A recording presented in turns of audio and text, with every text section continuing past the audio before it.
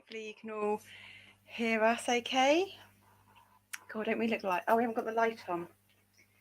Bear with us.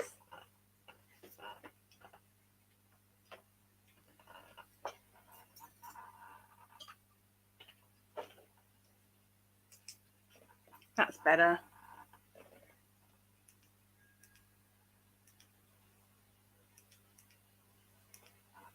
Not sure which is the best one. So,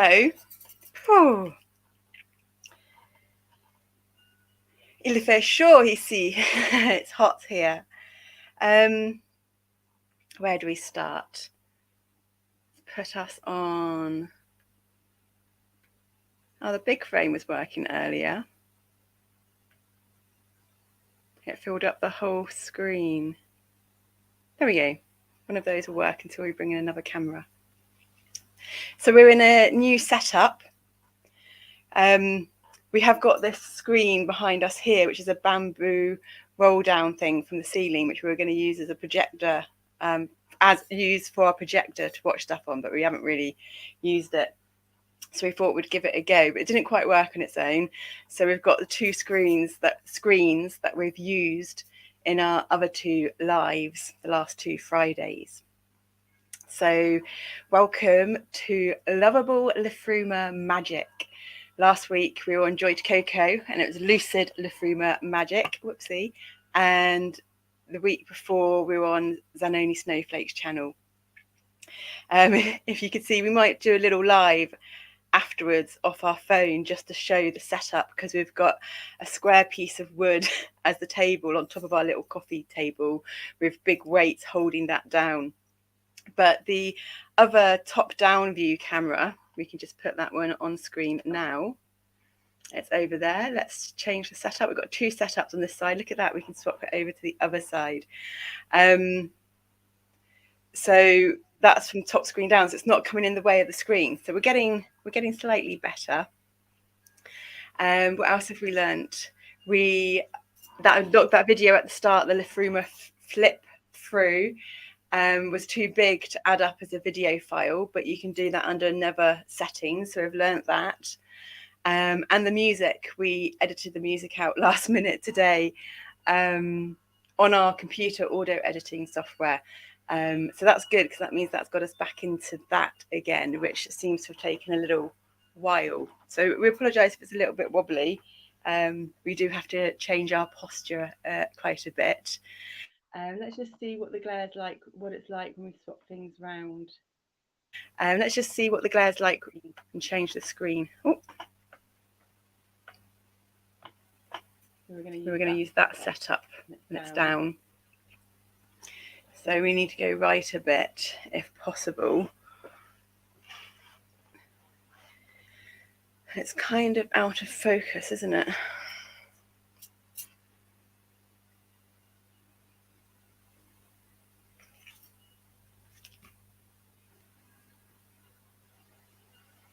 So the focus isn't quite as good, but I think in a way we might prefer that, because one of the things what's been happening this week is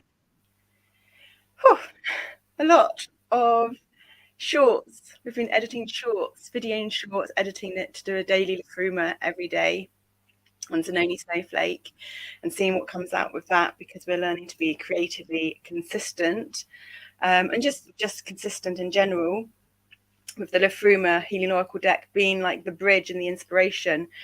And what we're really proud of, which we wanted to show on here, but we couldn't figure that out. We could have downloaded them all, but they're already all on our phone. So what we've been doing is going to do an email, attach a file in our phone in the email, and then save it as draft, and then go onto our computer, open the draft email and get it that way. There is one of us that's done this before, but there's been lots of just different stuff going on. So we've got our colour banners as well, just so I remember.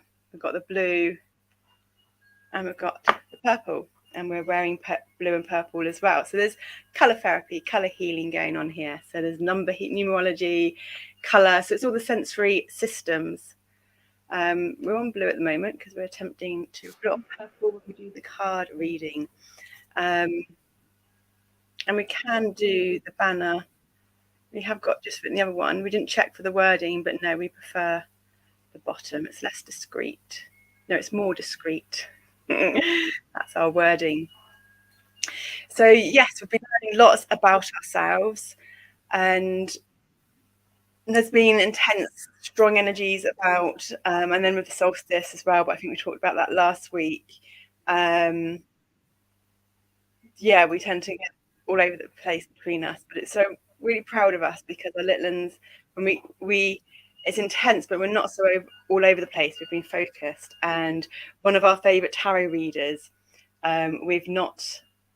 The little ones haven't been watching because they've been engrossed in doing these daily oracles. We've been like, it's literally been all day, even till like 7 or 8 in the evening sometimes, doing what we've been doing since Monday, because we started the first one on Monday, and that's the cards we've got down here first. So we will probably just talk through it a bit in a minute, but first let's celebrate. We don't want to get it on the cards, so let's do this. And we've got 2 little side glass coffee table things, so we've got them on the side of the wooden thing. And we've got a microphone in a new place over here in the corner, and you could see it. So we've got a black top and wrapped it around the white and black stand. And then over here you could see the glare just behind where our hand is. You can see the glare on the black laptop stand. So we've just got a pair of black knickers covering that one up. So yeah, this is going to go pop. We've left it out in the heat a little bit, and we've made loads of elderflower cordial. So we now are kind of about 6 litres. So now we're kind of bottling that and putting that up in here. And then we have soda water with it as well. So let's see. It's a better pop, and you've got a bit of gassy steam coming off there. And you got the fizz. So here's to us and all you guys that are managing to surf the cosmic waves, as it was written in the Daily Oracle today, number 14. Let's put that back up there. So today's was the last one of a set of 3. It was number 14. I think we pronounced it wrong. It's Peord.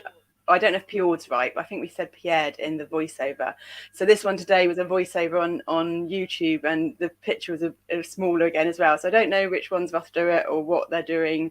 And that's Pear Tree Cosmic Surge. But the amount of information of that 14 that came out for 14 and what 14 meant to us was like, whoa, we didn't know all that. So that was quite fascinating. So it really is a journey getting to know us all. So cheers.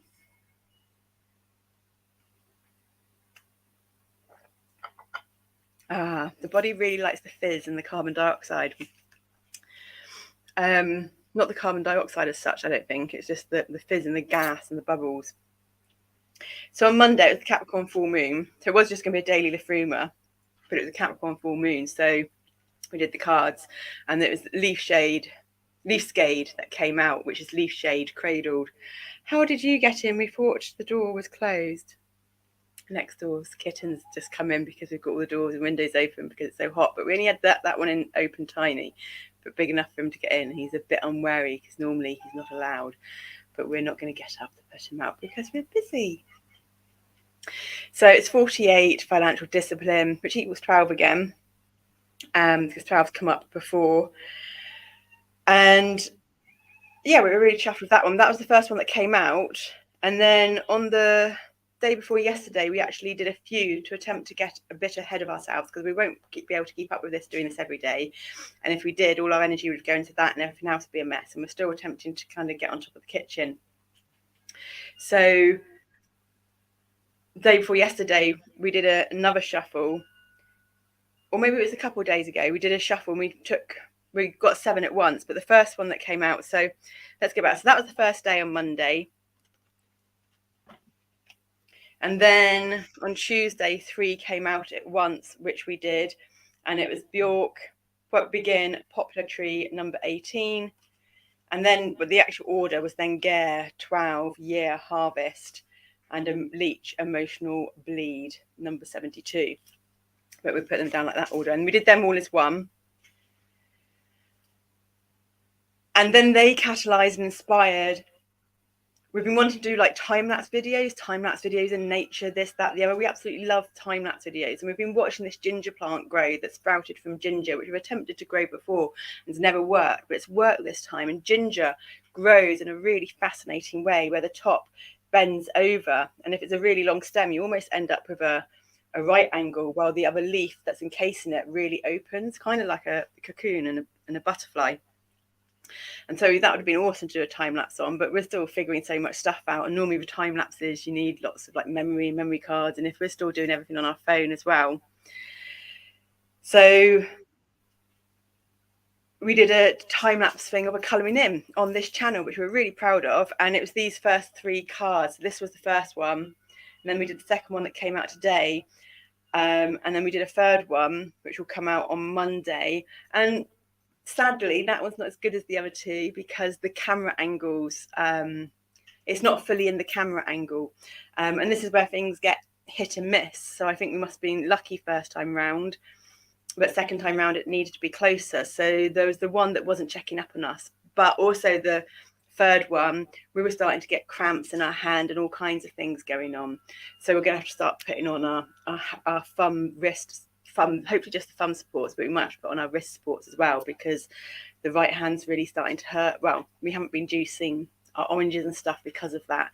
So it's really interesting to connect with our body on lots of different ways as well and find the motivation and drive to continue, because this is really giving us a feeling of empowerment, seeing the rewards.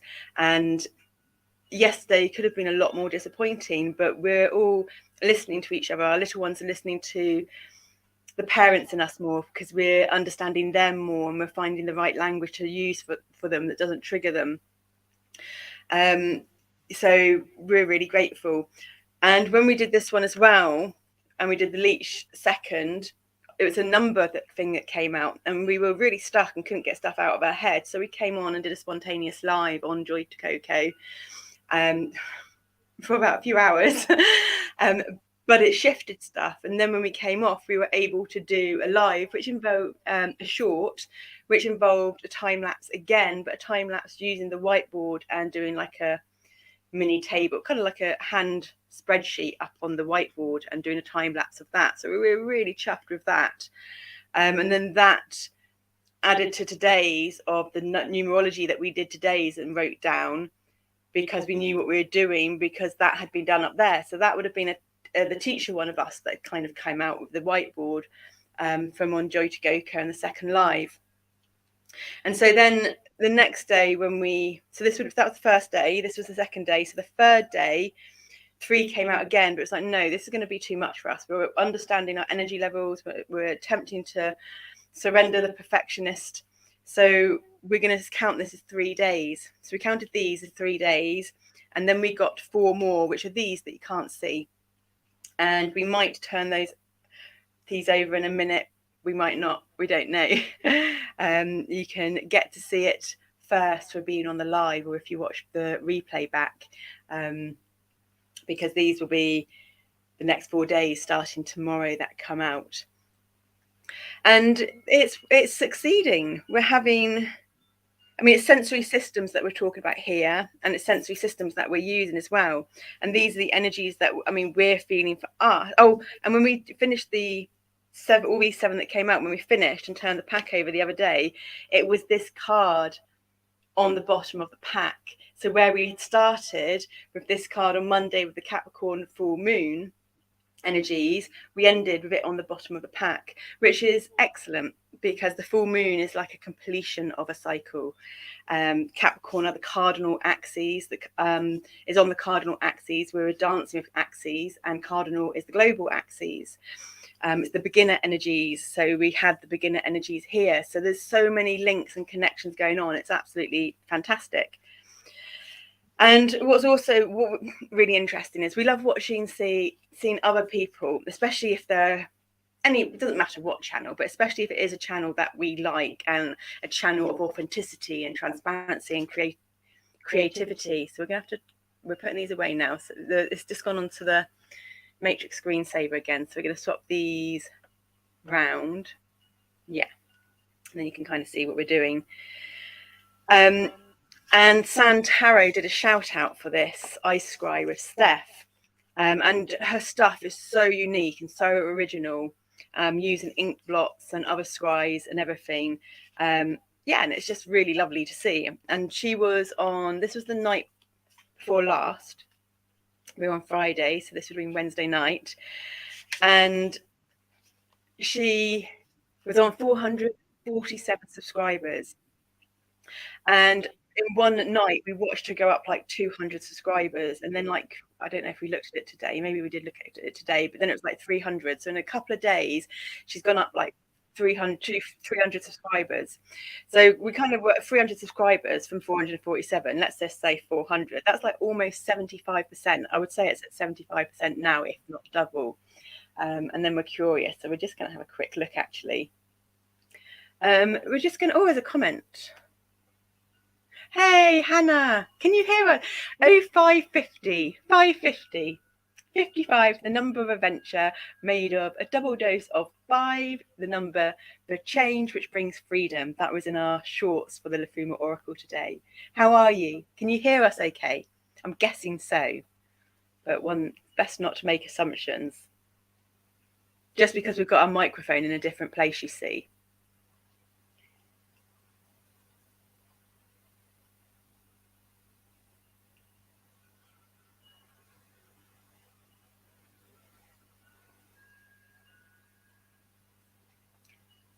It's delayed reactions on the comments.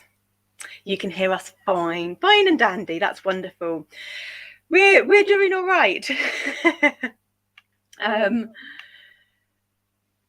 Full on the energies. There's a huge energetic rush at the moment, and it's full on. But we've been through these energies before, and compared to how we are when we've been through these energies before, we're doing so much better with it. Still just navigating the balance between everywhere. The garden's a mess, but that's why we wanted to get on top of these things. The kitchen's still a mess. I think we're going to have to fill up the bath and do a washing up session in the bath. We did remember to put the hot water on last night. So yeah, things are good on the whole. We're here. We've done like 3 or 4 lives in a row, and we're learning and getting better and better each time. So yeah, 791 subscribers she's on now. So she's 9 subscribers away from 800. So if she was on 447, that would be 894. So 94 and 9 is 103. So she needs 103 more subscribers, which I bet you should get in the next couple of days, before she's gone up 100% in subscribers. And it's really wonderful to see. And that's from a shout out from Saturn Tarot. So, and at the same time, it's this 75% that we're talking about. Ours, the Snowflake channel went up 75%. We were on 14 subscribers and we went up to 25 subscribers in that same amount of time, which is around 75%. So it's a different scale, obviously, but we're proud because it shows it's rewarding, putting effort in and getting a reward back. But this connects on. So much has been going through the head between different ones of us, so that comes up to these lives. It's like, I wonder what's going to flow out in the moment, in our flow-mo state, we've been calling it. And it's for us, it's been stemming around addiction, and I think we talked about this before in one of our other lives a little bit, but it's more about the root cause and getting to the root cause. So what is it that's creating that kind of addictive habit or pattern? And it also links into doing these lives, because before, when we first started doing our daily poetry reading or nightly, because it started off doing a nightly and a daily together, and then it went on to, I suppose, a daily. I don't know what was the third one called. And we did that for like 2 years. And to start with, we had to do live because we didn't understand technology. We couldn't do it any other way. But it also kind of, there's something in doing the live that gave us the energy to actually be able to do it. So that's where it's a whole different system energetically going on to what we call the World Wide Web portal, a man-made portal into those quantum realms, the unseen energetics. Because it's all stored in the Akashic libraries, but you don't need the World Wide Web to get to the Akashic libraries. We can, which is one word way of calling it. It's just another word could be just like the quantum realms, the space. It holds everything, all information and data. And we were saying, I suppose, a lot we're noticing when we watch them back what we say. So it's helping us become more impeccable with our word. So we can access the information in these unseen realms, which is just all around us. Now, depending which dimension, which reality, so we're learning about what all these words mean to us from watching other people, listen to other people and what they call it. And then from what we think of as judging, but it's not judging. It's kind of, it feels like judging, but we're not judging. We're finding our way. And it's kind of like, it's almost constructive criticism. It's like, well, why do they say that? We feel this. And then there's this whole dialogue between us kind of goes on for a while. And then it eases. And then there'll be clarity that comes. But it can be quite a long gap, and we're not necessarily, it's not like we're kind of consciously aware of keeping on track of this. This is just like what we've noticed happening. And the link between the two is the addiction. So we have addictive tendencies, but we never really thought we had addictive tendencies because we'd always be able to stop. So we wouldn't be like, when you see someone that's an alcoholic, when you see someone, some crack cocaine, but that's a bit extreme. When you see someone that's maybe addicted to food or addicted to people pleasing or addicted to, we used to smoke a lot, so addicted to marijuana, but we never smoked cigarettes. We couldn't handle the nicotine. We would use tobacco, but straights would make us feel sick. And when we did make a joint, it'd be kind of minuscule amount of tobacco. But we could always stop that for a period of time to prove we weren't addicted to it. But what we're realizing now is we must have been switching between personalities, or some, to kind of be able to handle that, because then there's the bulimic one of us, there's the anorexic one of us. I think there's the one of us which we're just realizing now because we attempt to put on the clothes that are in the picture on this, and it's like, that's not going to fit us. We're like 5 stone, 5 stone heavier, if not more. But whichever ones of us wanted to do it, needed to put it on. And it didn't. Almost did, but it didn't. And sometimes we look in the mirror and that body dysmorphia, that looking in the mirror and seeing ourselves as really fat, isn't there. And so, like, is that just another form of denial of body dysmorphia, like the anorexic and the bulimic ones? Or is that a sign of acceptance? Or is it both?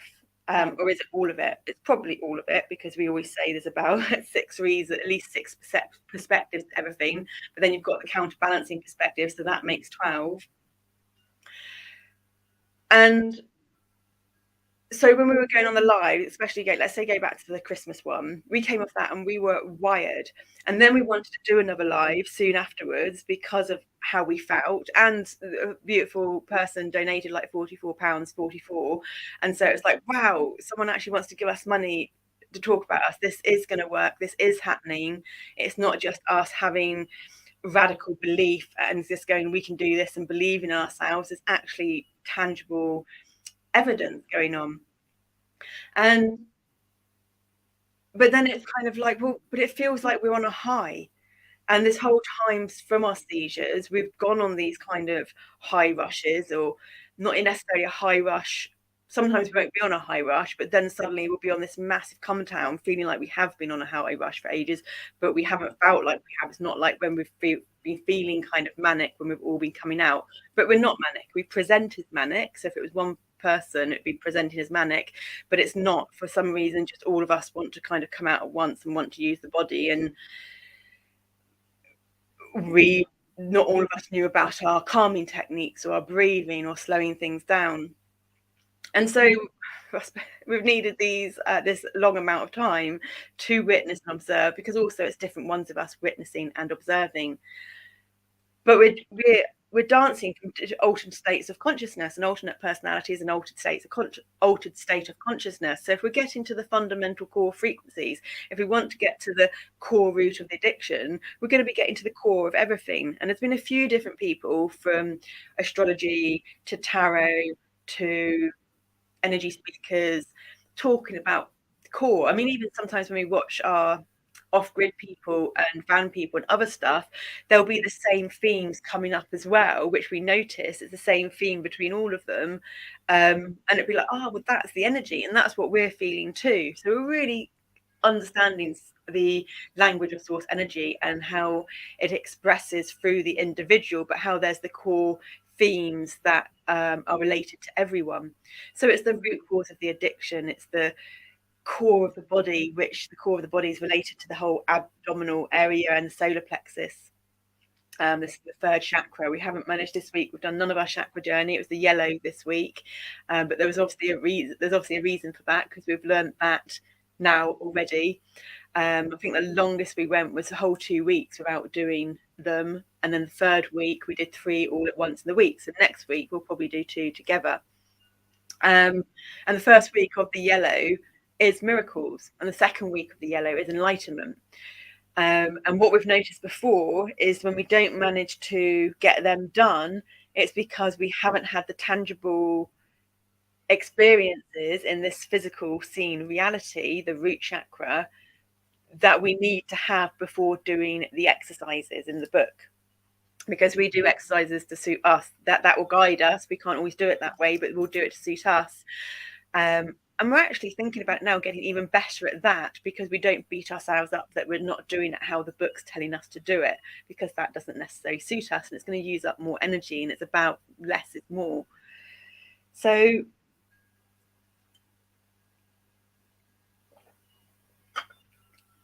this is getting around to addiction, and it's getting around to the root cause. But subscribers, followers, our abandonment issues, our rejection issues, why we're wanting to do things. So it's a constant questioning going on, which again, we program ourselves to go on behind the scenes. So it wasn't it was just too much for our conscious mind. And I don't know really where we're going with this, or what we're attempting to say. We started off with I Scry, and we said about our subscribers and it going up. Oh, that's it. When Steph and I Scry with Steph was saying about the subscribers going out, she worded stuff really beautiful. She said her eyes were wide with child's wonder. And you get a lot of people talking about the child, accessing the inner child. And I think a lot of people feel how we outwardly present and express, but they feel it inside.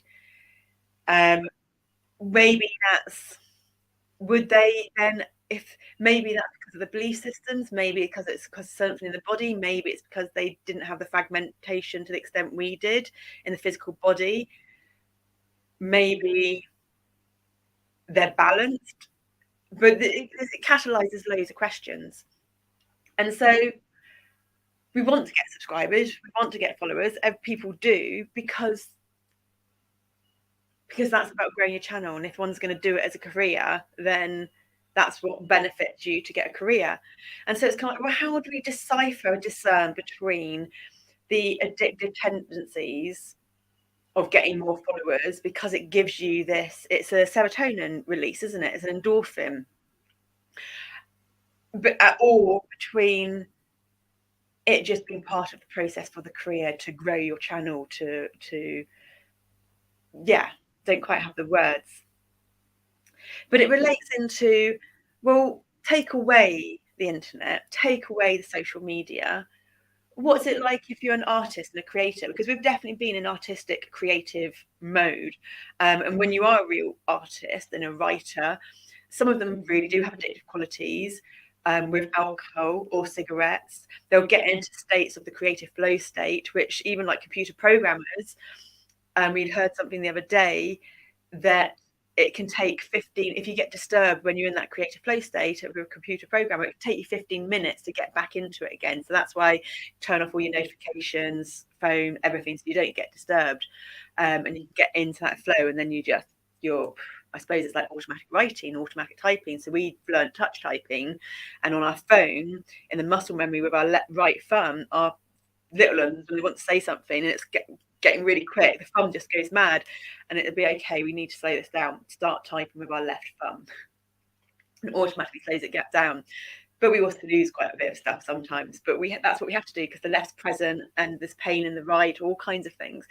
And when we had the seizures, we were writing backwards with our left hand. So it's all to do with reorganizing, restructuring, rewiring the patterning, the habitual patterning in the body. So if there's been too much forward momentum in a certain area in the body, and depending whether that's like part of the physical body or it's the chemical body.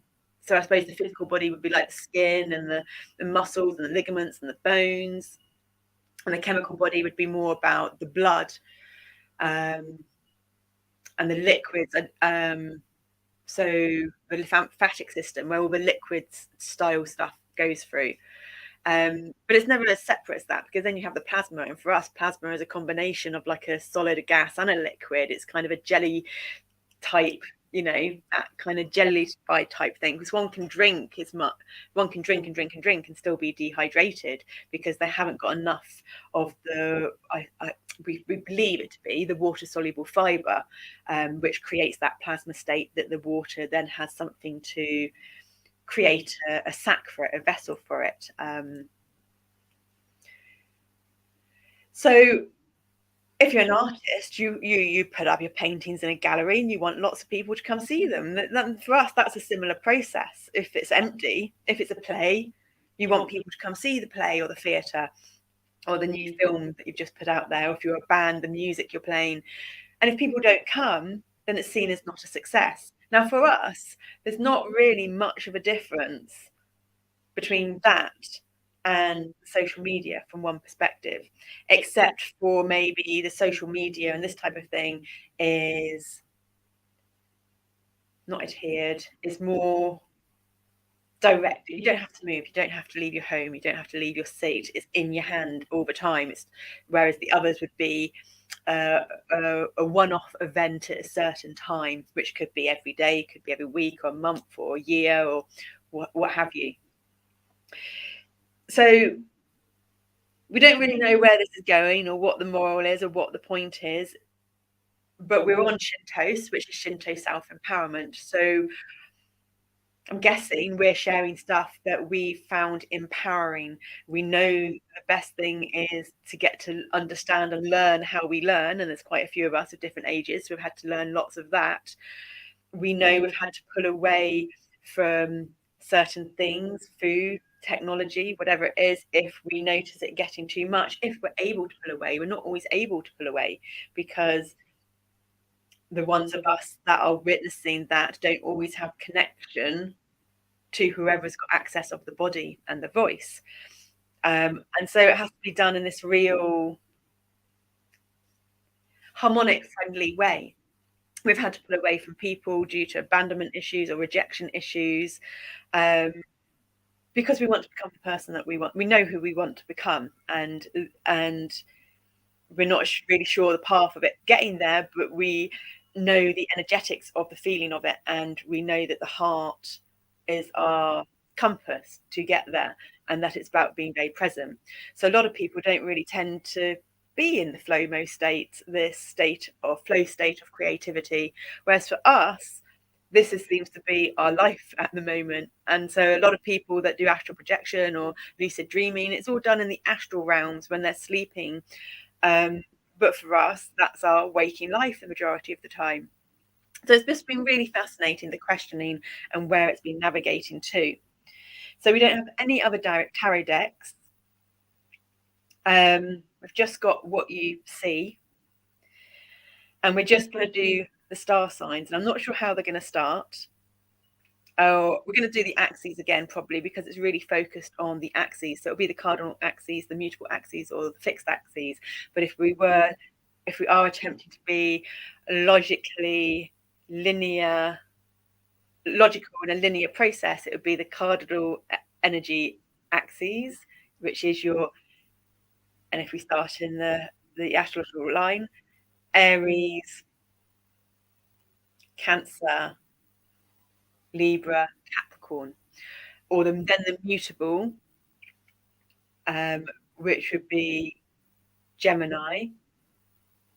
Little Momo, yeah, that's what we just said, isn't it? And Gemini doesn't come next. So it would be the cardinal, then it would be the fixed energies, which is your Taurus, Leo, Scorpio, Aquarius, and then your mutable, which is Gemini. We've never done it in this order before. Virgo, Sagittarius, Pisces. So we need to go to the toilet. So we're going to do a little break, and we'll put the flip through of the oracles on again in our little break, and we'll just visit the bathroom and come back. It's about 4.5 minutes, so it's not long. So we're just going to put that on, and then we'll be back.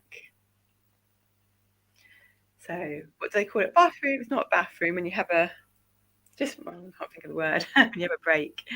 Okay. See you shortly.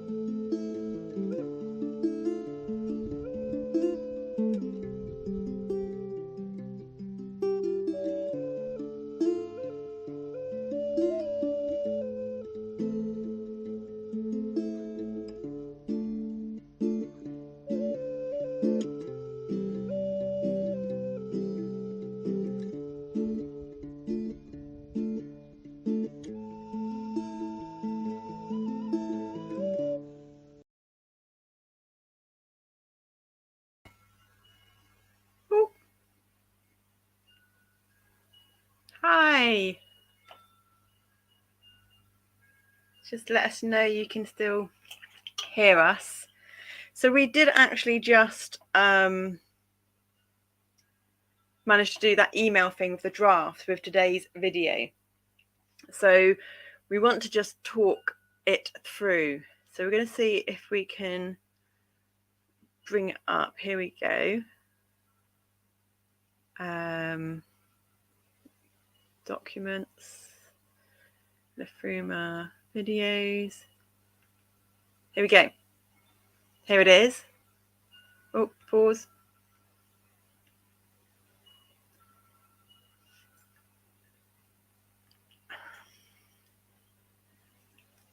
So we're going to pause it. And hi. You can still hear us, can't you, Hannah?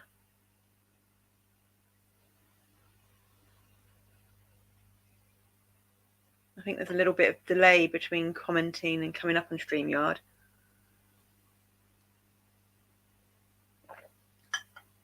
Cool. So this is today's card. We'll flip back in a minute. You can't see it quite yet, but it'll come up in a minute. And we're just going to talk through this because we were shocked at how much information came up for today. So it was the numerology again today, and it was number 14. Oops.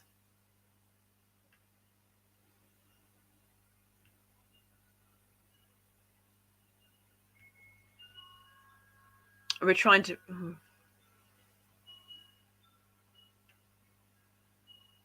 We were trying to get...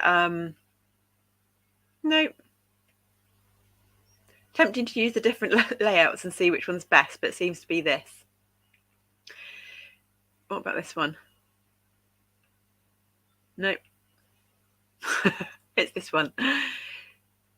So it was a number speak again today, and even with this one actually, and with our tuning fork healings. So we've got the list down below. There's 7 of them, and then there's 3 tuning fork healings that are going to come out, and another colouring in one. The colouring, I think we said that already though at the start. So we did an audio to this, and the tuning fork healings we filmed it, but it didn't record the forks. So we then did an audio of the forks to put on with what we filmed, but that didn't work either because we use the adapter that we plug into this laptop to get these headphones and the microphone. But when we plugged that adapter into the phone, it didn't work. So we're not sure why, but probably we're thinking now this adapter goes straight into the laptop, whereas with the Samsung phone you've got another adapter that goes into the phone to make the... Yeah, we don't know. It doesn't make sense to us why it didn't work, but it didn't work. So we did a really beautiful audio to this card yesterday, but it didn't work. So it was like, okay, maybe that's message just meant for us. We'll do it tomorrow and see what happens. And we didn't have words this morning, and so what happened was it was the right thumb and lots of typing, and it was just like, wow, that's heaps of stuff. But what's really fascinating is, well, and also then it's kind of like we're humans and we like to make reason and purpose for stuff. Like it didn't work yesterday. We can put meaning and reason to that, or we can just say it didn't work for whatever reason. All of this is teaching us how to manage disappointment, and it's teaching us persistence and determination to keeping on going, even when it feels like we've failed. But we know when we fail that that's just a lesson. But it's also, these failures are lessons because it's teaching us what doesn't work and we're understanding it. Like, for instance, we've got the Ethernet cable plugged in now, but we don't know if it's the internet's running off the Ethernet or off the Wi-Fi. But what we learned from the first 2 videos we did, the first video we did when we went live, it was such a, oh, we don't know what we're doing, and we couldn't figure it out. Although we're using the same setup that we did then, we just didn't know to plug the microphones in to stop the feedback. So we ended up purchasing a month, which we got a refund in the end, so that was really good. But we used the premium package that we'd paid for. And that picture quality, when we watched it back on YouTube, was really poor, even though it was the premium one paid for. And the guy said you need to use the Ethernet cable. So the last week when we went live, we hadn't got the adapter for the Ethernet cable. but the video quality was much better when you watched it back on YouTube. You didn't have the poor video quality. So it's really interesting that the package was poor video quality and you needed to use the Ethernet cable to stabilize it, than over the free one, which we don't know, you don't. So hopefully we'll see on this one when we watch it back. And afterwards we'll figure out, I suppose, between now and next week, how to understand whether the computer's connected to the internet via Wi-Fi or the Ethernet cable, or maybe both. So we're going to talk through this morning with this because we feel, for some reason, we don't know why, because we feel it's important. We're in a different energetics, and we're using the Liffruma as a bridge between each of our channels. Each of our channels focuses on a different energetics. We've talked about addiction and root causes and the comparisons of things. And this is Loveable Liffruma. So this is about us feeling lovable, about you feeling lovable, in all your states, in all your energetics, in all your altered states of consciousness, in all your feelings. But not necessarily lovable by someone else, lovable from yourself, for all aspects of yourself and all emotions. And I feel we're doing a lot better at that. But one of us questions, it's kind of like, well, we feel, but we're safe in our little bubble. So we may be okay at getting much better at all those aspects of us and being aware of it and accepting and talking ourselves through it. But are we with someone else? And we don't really know, and we're not going to really know until we get presented with those experiences. And so the different sensory systems are coming out, the different energetics and the different channels are coming out. They're being more aligned and more integrated. We're getting to the root cause, we're getting to the core. Even this morning, one of us restarted in the mirror doing a little bit of the starting of Trikonasana, triangle pose, going into it from a bit of warrior pose to get the bent knee and everything. And we've been waking up, it's not so bad now, but we can feel it on our shoulder. We've been waking up with a lot, or we've just been having a lot of physical pain and a lot of pain around here because of the displaced fused collarbone and all the muscles trying to stretch out and ligaments and everything going on. And we're still in the lounge on the floor, but I'm hoping we'll get back to the bedroom soon as well. So we're noticing the benefits that this journey is taking us on. And we're also really proud because we feel we're being a lot more coherent and it's a lot better quality than it was before. And this is all, it's the left-hand side. The left is the feminine, but it's the present as well. And it's the communication. So I suppose we're doing this now for communication. And it's also, thank you, my lovelies. And it's number 14. And number 14 is the number of moderation. And 41, if we swap the numbers around, is self-discipline. And we need self-discipline to gain moderation in our habitual behaviours. We got there. Thank you, my lovelies. We need self-discipline to gain moderation in our habitual behaviours, because it's the habitual behaviour that happens again and again and again and again that gets addictive, that gets detrimental, that gets comfortable. So it's not about whether something is harmful or not, or whether we should do something or not. A should's an external belief system. We don't like that wording. Our body doesn't like that wording. It's about, are we getting balance? And that will go again into number 14 and the language and the words that come out from it, of whether we have got balance, whether we have got the energy for the self-discipline to have moderation, whether we've got the compassion and the patience that when we haven't got self-discipline and we do get cravings, that we have it. That's another one. And our cravings aren't having such a hold on us. So Hannah, we are actually, to answer your question, and we're getting emotional now, we're actually doing really well. Because again, I think the narrative of that live on our last Joy to Go code that wasn't connected to this, it's the spontaneous one. Pull blank. That's gone. But yeah, we are doing well. The cravings don't have such a hold on us, and when we do have them, then okay, we do it. But the thing is, we're reaching our target of a balance of 78% whole foods and considered belief system considered healthy, and 22% whatever. We're getting more of the balance in our kind of food intake, because we're also thinking about if it's all in the belief systems, if you believe that if you believe eating chocolate is going to make you fat, then it's going to make you fat. And we're thinking of the Dying to Be Me by Anita Moorjani, who died from stage 4 cancer, eating away all of her organs, but then she came back because there was a whole thing that went on in her NDE, her near-death experience. And within 2 weeks, her internal health was pristine.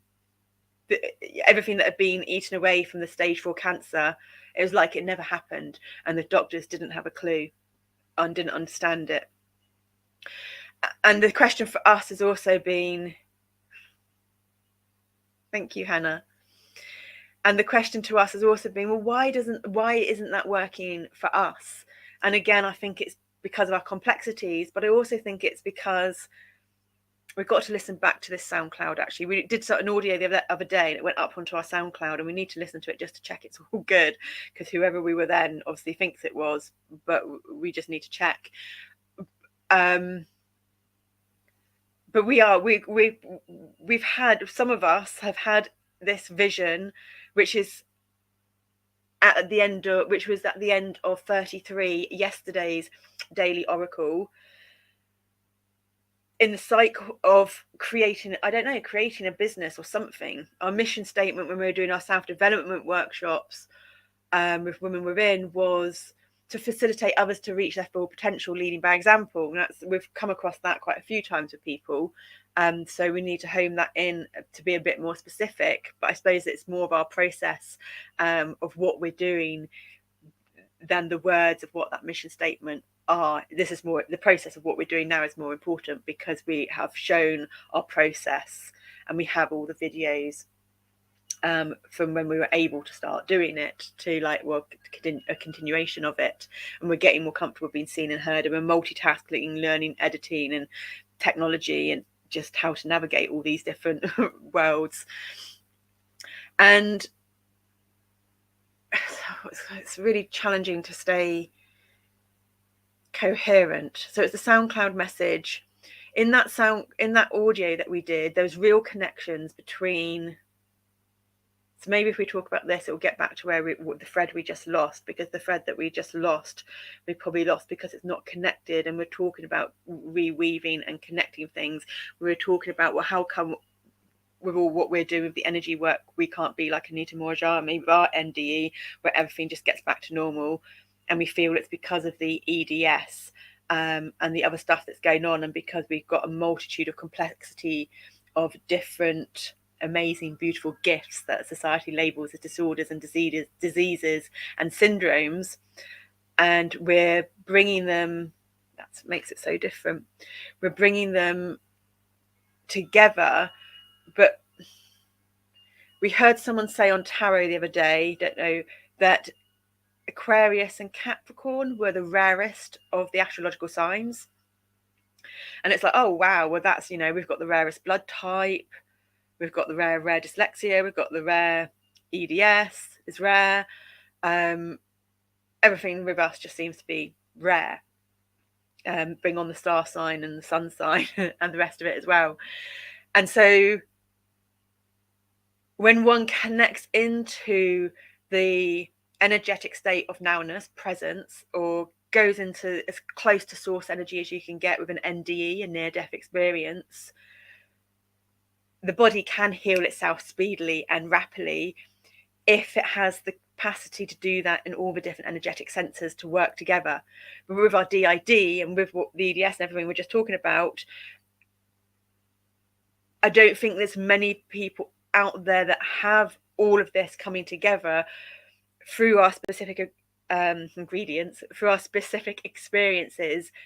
So source energy, God, consciousness is figuring it out in collaboration with our individual expressions of consciousness through alternate personalities, through our bacteria, through everything. And all of this is the content for the courses and the material and everything that we're gonna create to be able to put out there for people, because we're the anomaly of the anomaly. We're the outcast of the outcast on the statistic graph, where you have all the everything here in the middle. We're out here, but that means we're going to incorporate so much more. And so what came out in this audio was your youth and your elders are the closest to source energy. So why is it then your elders find it, and as you get older, you find it so much harder to change and to adapt, to be mutable, than children who are mutable and still going? And it's because children have got the fresh new life force energy in them. The body's got all those natural reserves and energy storage banks in the body of that life force energy to grow. And when you become an elder, you have to have the want and make the conscious choice to fuel your body with the food and the liquids and the contents and the exercise and the movement and the breathing, with what it needs, so that you don't get that consistent habitual behavior in the mind, in the body, which causes the rigidity, whether it's rigidity in the body, tension, stress, knots, or in the mind of narrow-mindedness, etc. And so it's like, well, so what is it with us? Because we feel we've got that now. And it's like, well, we talk about how organs didn't grow up. So there's a lot of us that didn't grow up. We've got that stunted generational consciousness in us between the personalities and our little ones that we're growing up. So they have the reserve of those energy banks, and it's about slowly tapping into it. And the only reason we've been able to slowly tap into it is because of our ayahuasca journey, which would normally make you sick within the first 15 minutes, half an hour, maybe an hour, because that's what it does. And there's a diet to go on for a couple of weeks before you do it, an MAOI inhibitors or something, no salt, no pepper, just like basic chicken and veg, I think was what we kind of had, and certain veg. But we weren't naturally sick until 8 hours in, by which time our journey with the shaman was over. It was only a 4-hour journey, and it's all meant to happen within the first hour. And it's important from the perspective of it being important for the diet beforehand, is if you're going to eat shit food that's got toxins in and that's processed, you're just going to spend the ayahuasca journey purging the toxins from the food body. So there's no point in doing that. We can do that ourselves, so that when we go into this mother plant medicine healing journey, that the body is being detoxed over those couple of weeks from our conscious want to respect the plant medicine and to respect the journey. It's not about getting high in an altered state of consciousness. It's about a healing journey of connection to the deepest core self, to the expansive unseen energies, to God, through plant medicine, the mother of plant medicine. And we had an experience that we've not been able to find anyone else talk about, because we're in our body. And it's that collaboration between mother plant medicine, ayahuasca, consciousness, and ours, and consciousness, that we are starting to be able to, although the flow of words coming out isn't quite there, we're starting to be able to really put it all together and understand it. And we feel in the body. So we feel that we feel like we've been an old person already. We feel like we've got the energetics of the old person that's dying and the body disintegrating, but we're turning that corner now. But we also feel like we've got the energetics of the younger person, and it coming together, and it's so confusing. But this is what we feel. We know how our sensory perceptions lie to us. Well, we know from what we've learned that all humans lie to themselves and have belief systems to make them feel okay in that moment. We're the biggest liar is us to ourselves. And we've learned that from our tangible experiences firsthand, which is what we seem to need because of our little one's perspectives. And that's where we're dancing mostly, from looking in the mirror and missing limbs and our head being on back to front. We know that's not the case. Look, we can see our limb here. It's just not in the mirror when we're doing our breath work and this is going on.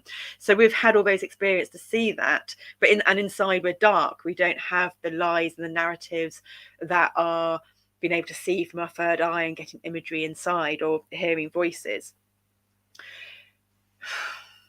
So we've already been talking for 1 hour and 8 minutes already. That's just ridiculous. So yeah, there's lots been going on. There's lots happening. We're going to read this and then we're going to get on with the reading. That isn't tarot. So hopefully it won't be like an over 4 hour one. It'll be more like 2.5 if we're lucky. So let's just play this and pause it.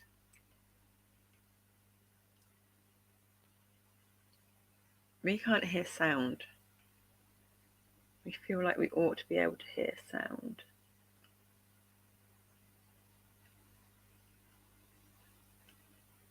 Oh no, there isn't any sound because the sound comes from YouTube of the music, because that's the sound you're wanting to hear, isn't it? Yeah. Okay, no, so there won't be any sound because that's uploaded on YouTube when you upload the short. Okay, thank you though, well spotted. So these are the 3 cards that came out, and it's the bottom one of there, which I think we do in slow-mo in a minute. There you go. So you can see it right at the bottom, the beginning with P. We just got to change our leg position again. We've got our knee braces on, and so we're getting dead legs. We couldn't stand up before. It's changing the whole blood flow in our leg because it's compressing in on different areas. We might even just put it up on here. You can't see that, but and that's our right leg that's getting dead. And so if we're cutting off certain areas of the outer body because we're compressing it in and the blood flow's changing, it's our 3 toes in the middle that have this separate connection. It's our internal that has this separate connection to the external. So the big toe and the baby toe seem to have a disconnection from the 3 middle toes, and now we're getting the pins and needles. So whatever's happening with the energy, it's attempting to go down the central channel because it can't go down the outer channel because we've got it's compressed in. But it's not been able to do that very easily. So I mean, we've got our leg up now, so we're going to get bad cramps. I don't know, there's something in that when we watch it back, but there'll be connections when we watch it back. So yeah, today's card was the 3rd of 3 in the row, so the previous 2 days. You can look at all the links below because you might end up getting connections from it like we're having, because that's how energy dances. This is the card.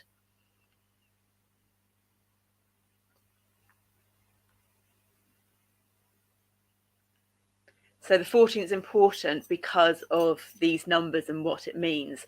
And what we also noticed was, so this is number speak. The numbers are speaking to us again, but differently this time. It's our little ones doing it on here rather than the teacher doing it on the whiteboard.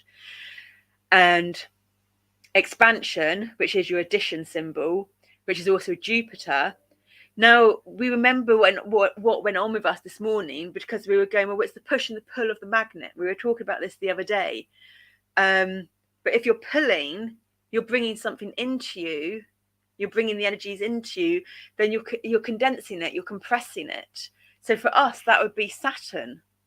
But whichever ones of us was doing it this morning, there was a whole thought process that went with this, because I remember it because it took us ages to do this morning. And they came out with pull. And the only thing I can connect to is that us that are talking now, we go into more of our past energetics. We go more into our masking, presenting to our best. We don't always manage it, and we haven't always managed it on the videos, but we don't know where we're going with that. But it's more of a, I don't know, it's different. And here we're not able to use the words and have the conversations and be how we are when we haven't got all this going on. But that's because we're in a higher state of anxiety. We're being seen and heard. We're putting ourselves out there. It's really different. So this is why it's also really great training and practice for the experience. So in the energetic world, everything tends to be backwards, which would make sense then. Jupiter would be a pull rather than a push.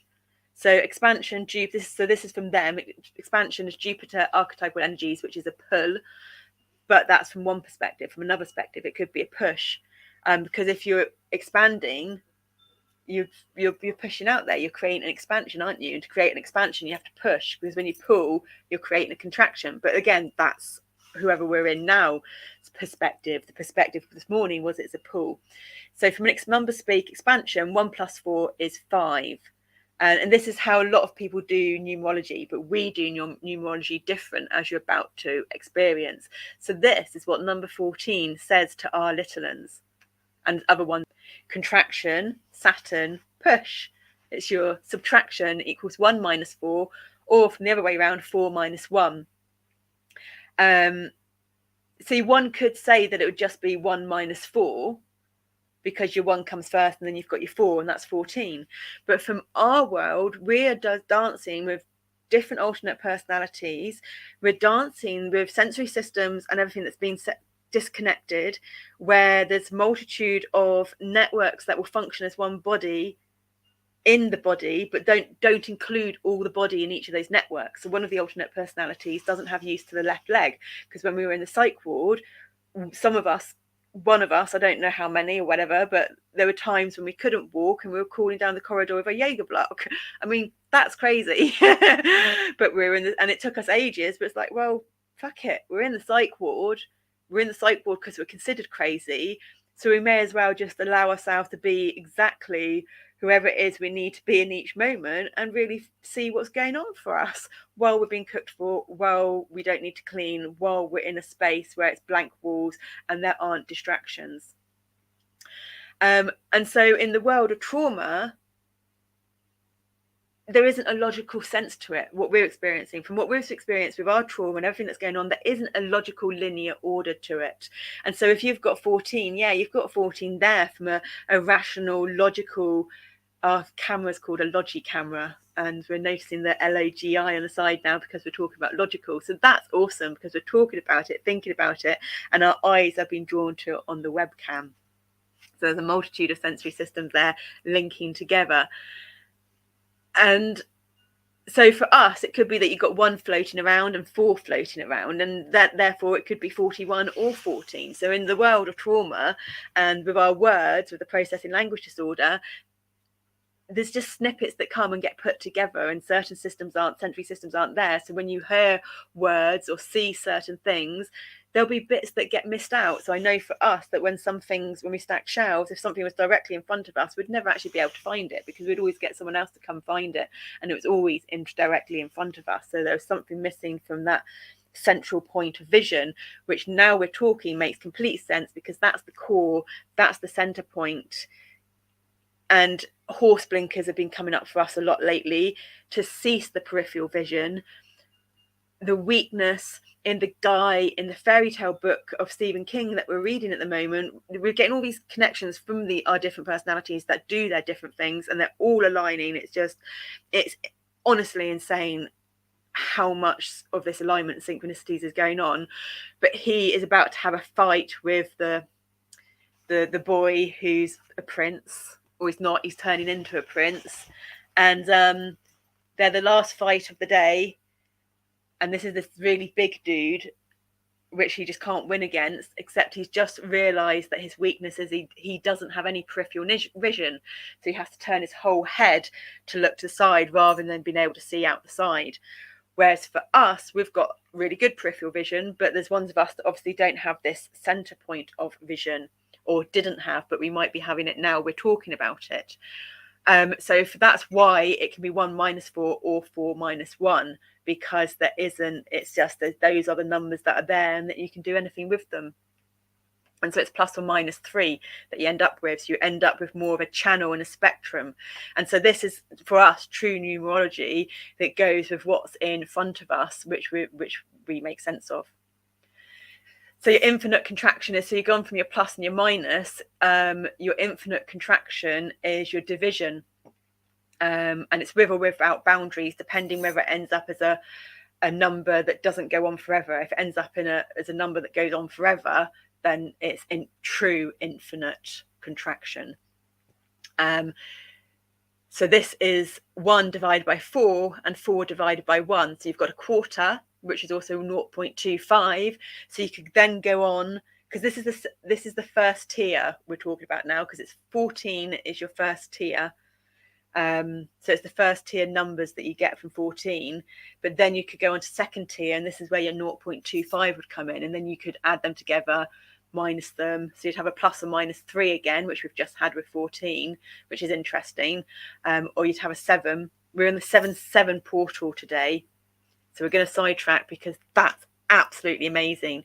The 7-7, when you have 3 numbers, be it 111, 222, 333, 444, all the way up to 9. If you've got 3 numbers in a row from 1 to 9, they will always come out with a 3, a 6, or a 9, which is the Texter code. And the Texter code for us is one of the keys to, one of the secrets to the order within the chaos in the unseen, chaotic, random realms, where all of this would completely make sense. Actually, all of this is really logical. So having your 1 floating about and your 4 floating about would be the order and the logic within the chaos.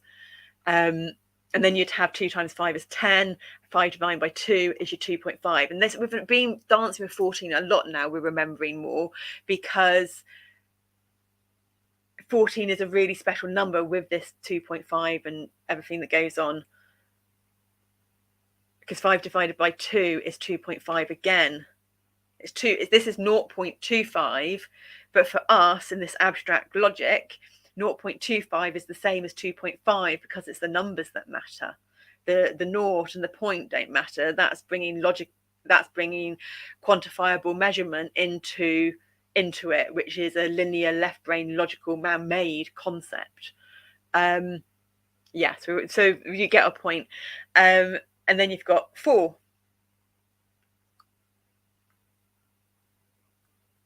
So we're needing to speak this out loud in this process because it's this type of process that's helping us connect. And if it's helping us connect, that's the energetics that's going on for us, which means that will be the energetics going on for the viewer. And to what extent that those energetics and that coherence and connection goes on for the viewer depends on their conscious awareness and want to how far they want to take it, I suppose. Infinite expansion with boundaries is your multiplication. So this isn't so it would be with or without boundaries again, but it's with boundaries because it's just one number. It's not a number that goes on for ages, and that doesn't really often happen with your multiplication.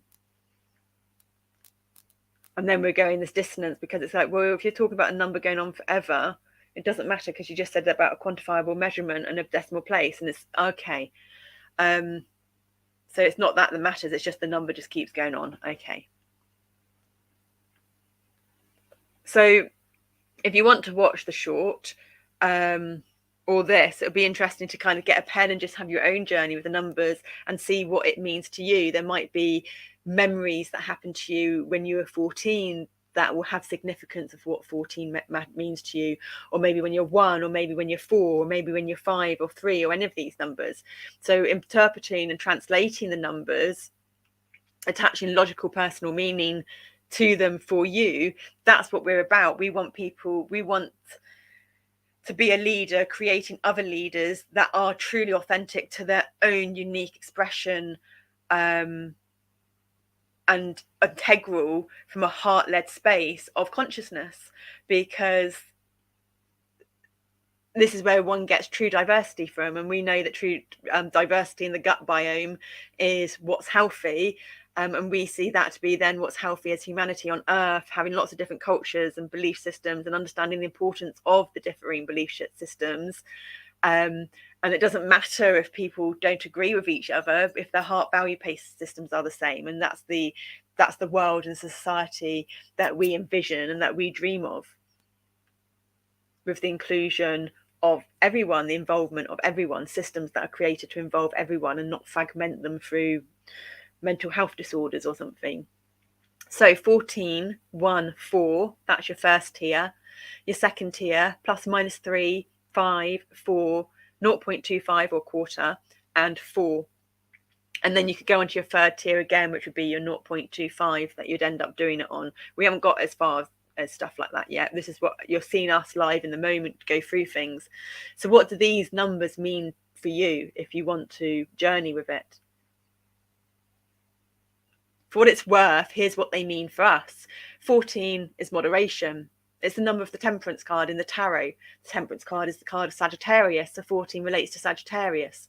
27 degrees Sagittarius is the galactic center, so 14 could be, and it relates to Sagittarius. 14 degrees Sagittarius is only 13 degrees away from the galactic center, so it's close to the galactic center.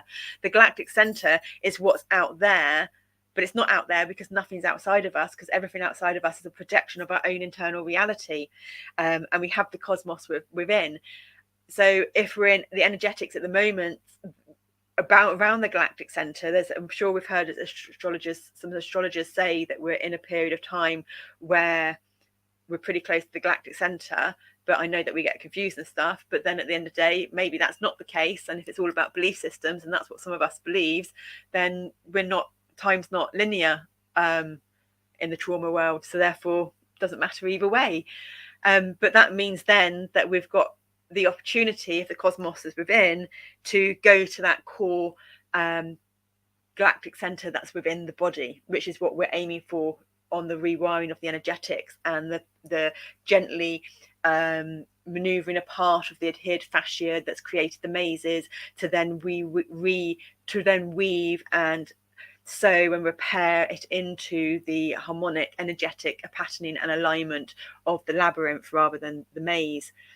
14 equals 41, self-discipline. And then this had us fascinating, this one did. I mean, the first three, very much aware of them. One is new beginnings.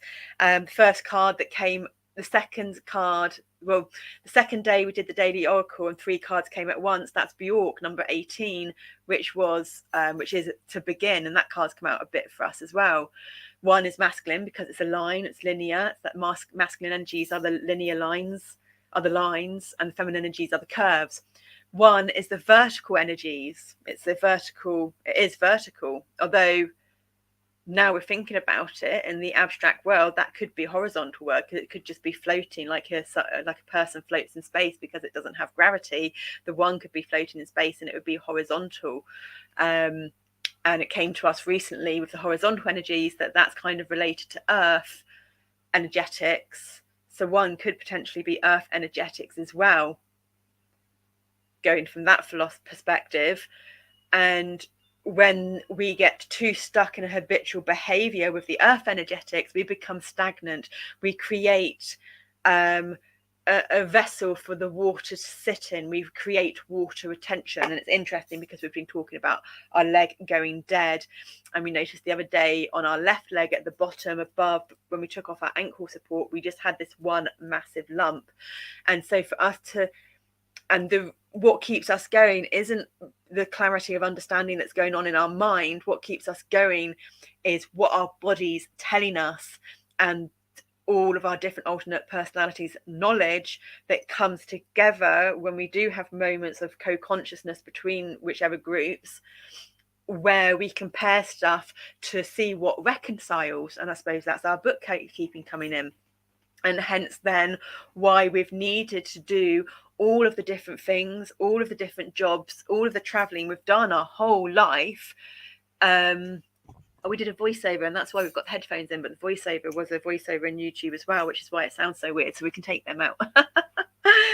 So that's cool. We're remembering, we're getting there. And one of the poems for the cards was Remember. Maybe it was this card. We put them back. It's such a shame we put them back. It's Do You Remember?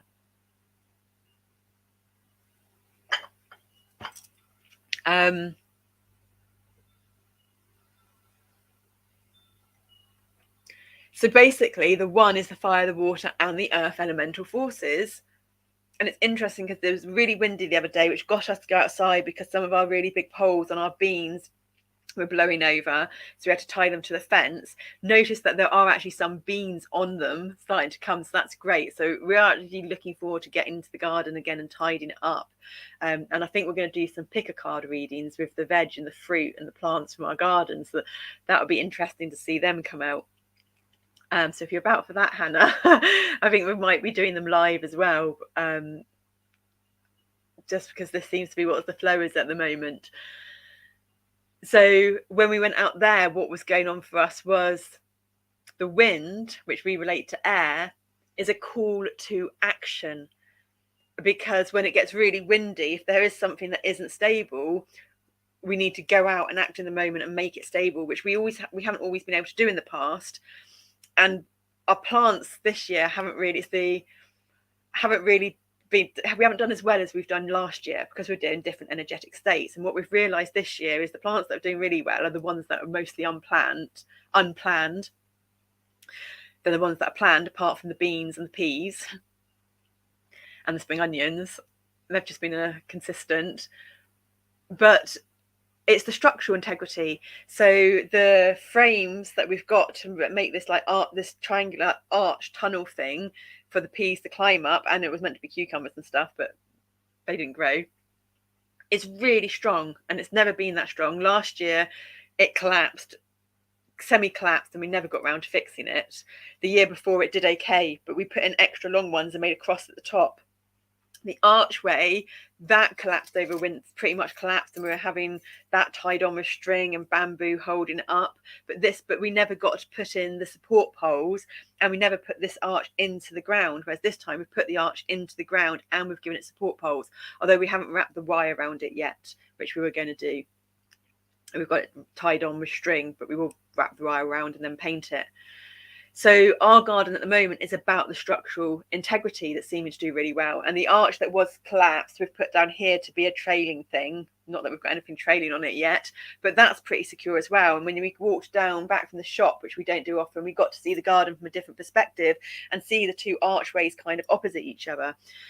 And so for us, this is how we understand what's inside our body as well, for the parts of our body we don't feel. And that's from our environment around us that we've created, because we attract to us the energies that we need to learn from or heal from. And so if we're attracting certain things to us that we get our fruit and veg delivery, and there's a lot of fruit and veg that's bad in it, then the frequencies that they relate to could relate to in the body, that either there's a badness going on in the body in that area, or we're not meant to eat that, or it's not so simple and linear to explain it why, but there's lessons to be learned from the environment around us, our immediate environment. And that's why we've created the environment that we have to learn these things, if that makes sense. So yeah, actually that's fire. So originally it was the vertical energetics, and the vertical energetics in the body is your fire energies move up and your water energies move down. But we said before about 14 being the temperance in the tarot, and the temperance in the tarot is all about the alchemization. It's all about the balancing, the alchemization between different molecular structures and the balancing of them. And for us, it's important with the vagus nerve, the active and the being, the doing and the being, the rest and digest, to get them all to function and dance in their individual optimum resonant frequency, but also together. And so water and fire, when you get the right balance of water and fire, that we won't get the water retention in our body. The fire will heat up the water to create a steam, create a lightness, rather than a stagnant heaviness in the body, which I'm feeling now, I suppose, is relating to we say suppose a lot in this, because I suppose there's still big ambiguity, is relating to the plasma, the fourth elemental state of water, the fourth elemental state of water, which is plasma. So you've got your solid, your ice, your liquid, your water, your gas, your steam, and then there's plasma. But what we just discussed is a horizontal channel in this as well, which brings in your earth energies. 4 is the number of perseverance, foundation, structure, stability, emperor. Aries, because it's the number of Aries, it's the number of the Emperor is number 4 in the tarot, which is the card of Aries. So 4 equals systems and structures, because 4 is the global axes, because cardinal energies is the global axes, which is Aries, Libra, Cancer, Capricorn. 4 is the starting point from a 5 physical senses tangible experience, which is your global axes. Because your global axis is the globe, it's the outside world, it's the collection of everyone's individual projections. So if we want to live in a harmonic global nation projection, we all need to play our part by creating our own internal harmonic reality to project outwards, and so forth. And that's, we experience the world around us from the outside in through our 5 physical senses, which is your Saturn energies again. And yeah, that's just where we weren't aware how much 4 spoke to us until in our flow most state of nowness, awareness, writing this and creating this short. Keeping it simple for these, plus or minus 3 is the start of the seen and unseen Tesla code. Tangible experiences, feminine, Empress, Venus, Libra, Taurus, fertility. 5 equals change, the only constant, because the only constant of the atom is the vibrating atom, which means it's always moving. So change is a movement word. So change is the only constant, and that brings freedom. Hierophant, it's the number of the Hierophant in the tarot. Hierophant is the card of Taurus. So we've got double Taurus energies there. We've got the feminine Empress Taurus energies from Venus, and we've got 5. You've got the 3 and the 5 there. Divine masculine. So for us, the feminine, the masculine, and we've had this, wow. So we've got 4 with the Emperor, we've got 3 with the Empress, which we see as the masculine and the feminine, the tangible energetics of masculine and feminine, which we all hold within us. Those energies, the Mars and the Venus. But the divine feminine, your divine masculine, we see as the High Priestess and the Hierophant. So here we've got the feminine, the masculine, and the divine masculine. This is really, and we've had 2.5. So there is on the second tier the divine feminine as well. So there's an integration of the internal subjective with the external objective of all the energetics, the masculine and the feminine. And we've just talked about fire and water as well. So all of this is just a reflection we see of how it's all coming together for us. And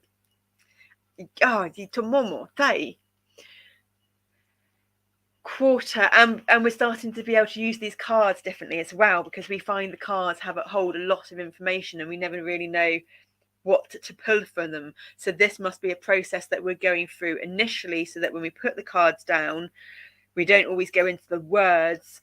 We will see what stands out to us in the moment. But then also for us, it's not about leaving it in the order that goes. If you were to look at the colours, you could organise the colours and the cards into the colours. You could organise the cards into the patterning, which I think, getting a feeling that might be what we're going to do when we put the cards down. Although we'll probably forget which card represents which astro sign, but that's okay, because I think we will eventually be watching these back, and that's then when the ones of us that we perceive to judge aren't judging. They're the ones that are doing constructive feedback or the constructive criticism. It's constructive criticism because that's more of a judgment. They are the ones that do the constructive criticism because that's the habitual pattern and the common pattern within the collective, because that's how we work as a society. You go to a restaurant and you critique the food or you critique the art, and so therefore you have to be really courageous to put your authentic expressions of creativity out there, knowing that the world's going to critique them. We don't agree with all of that, as you can see. It stirs up emotion and passion.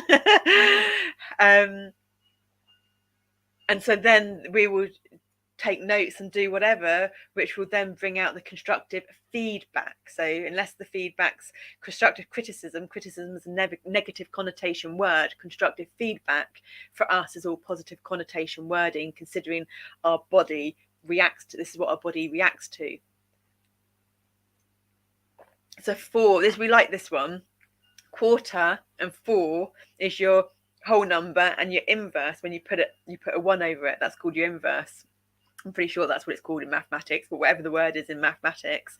And so what came out of that was an upside down mirror, and we're attempting to get new emails, so that our email logins for YouTube is just an email login for YouTube, and then get another email which you can use as an email where people contact, and so that you have 2 emails for each channel. So we're going to have a lot of emails, but at least then it'll be organized, and then we'll have our own emails, which I think we'll end up having to have a few, like a shopping one that we put into sites online, a general one, and a personal one or something, because we just can't cope. Our emails at the moment ends up getting too overwhelming, and at least then we'll know where to look in what email for what thing. And so in these new emails we've got, which we haven't quite got into use yet because we've got to change the branding on YouTube, and it's all a lot of learning, but some of us have gone in and obviously learn and notice and become aware of what it is. So then all the behind the scenes processing goes on. So next time it happens, it works. Just like this. We wanted to do this at Christmas with StreamYard.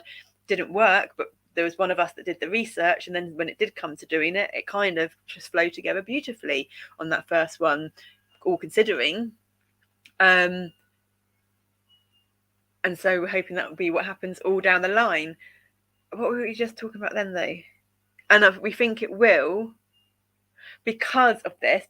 So the picture we uploaded it's for our ShintoSEYE channel. We're gobbing again. And on our ShintoSEYE channel, it's a picture of us at Burning Man Festival in the red tutu that we made, and our red yellow makeup, and because the theme of that channel is red and yellow, which is your root chakra and your solar plexus. And that's why this is blue and violet. So it's the communication, the throat chakra blue of the cosmic energies. And this card is the cosmic surge. So this is all, so it's making sense. Ready to bring the energies down into the red and yellow when we go onto that channel next Friday. On today, the 7/7 portal, all 3 numbers always adding up to the 3, a 6, a 9, one of the keys to the secrets of the multiverse, the multiversal laws. 777 being 21, so the golden ratio of 21 over 34 being hugely important, and 21 equaling 3, and 3 was the card yesterday was 33, the number of communication. We were talking about that with here.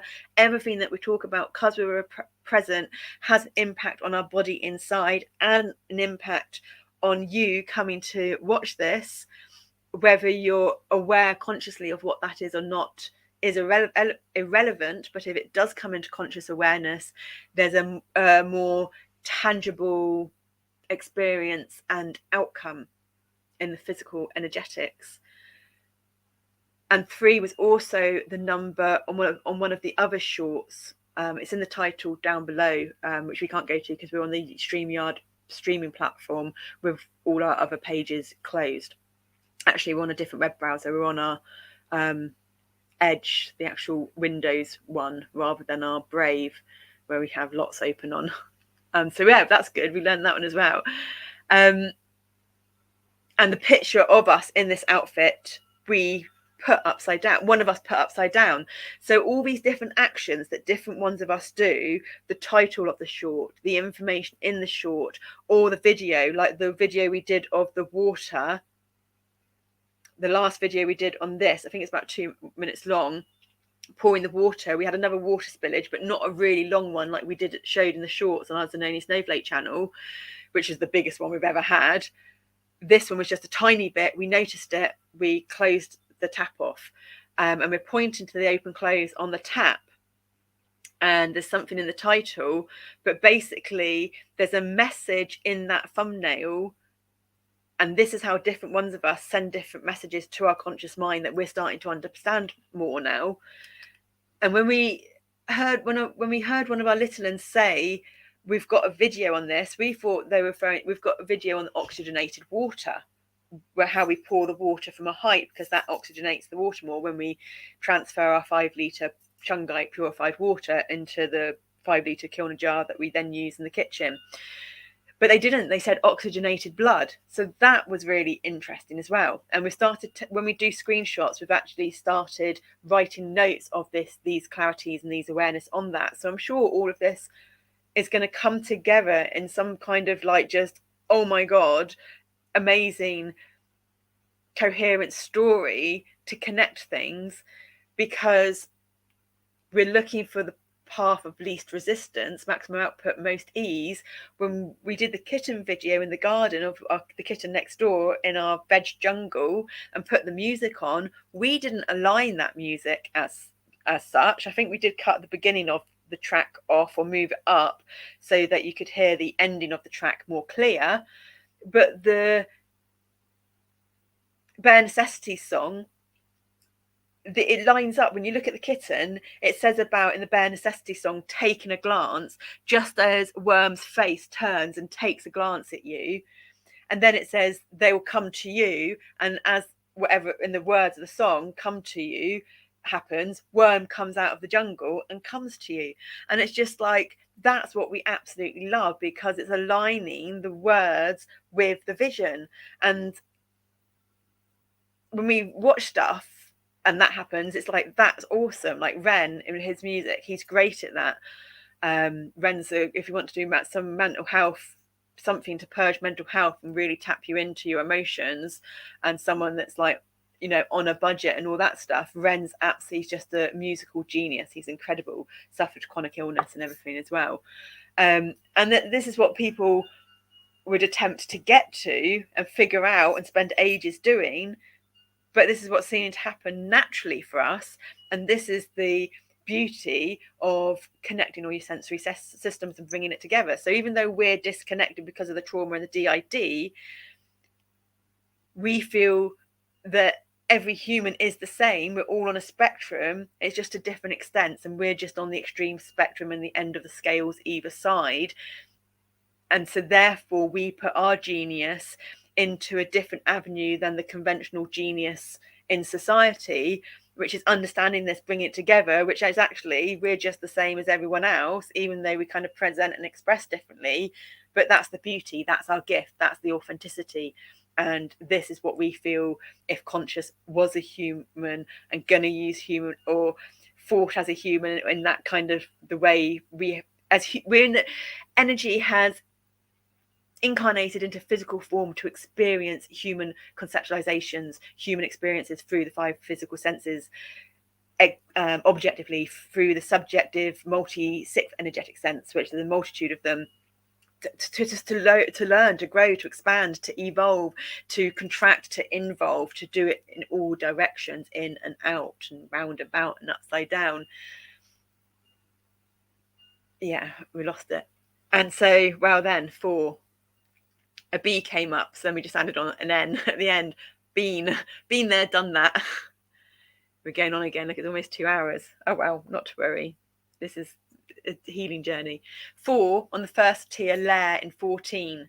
4 on the second tier in 4 divided by 1 equals 4. 4 again on the second tier in the 1 times 4 equals 4. So actually there's 3 4s there. We didn't pick up on that this morning because there's different ones of us making those connections in the moment. 444 is a 12, 777 is a 21. I have to move my leg again because it's gone dead.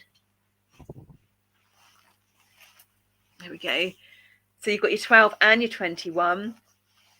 The mirror, the reverse, the mirror of each other, which is another 3, 3. So 2 4s or 2 by 4s and the spiral vortex of number speak can continue round, down, in and out of the tiers, layers, dimensions, realms, realities, because they're all the same things. And that's how the body works with the connective tissue, the fascia, on different layers going in and round and out. This is what we feel, and we're feeling more and more because this is what some of us have held in our 4 imagery, and we've got a whole thing going on down here now and here. And a little bit here, something to do with moving that dead leg and the connections we were talking about earlier. I think we're really struggling with the position. I'm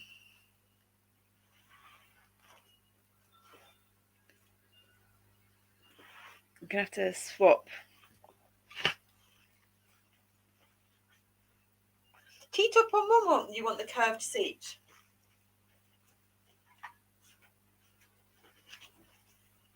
We're going on to a round stool instead of the line stool.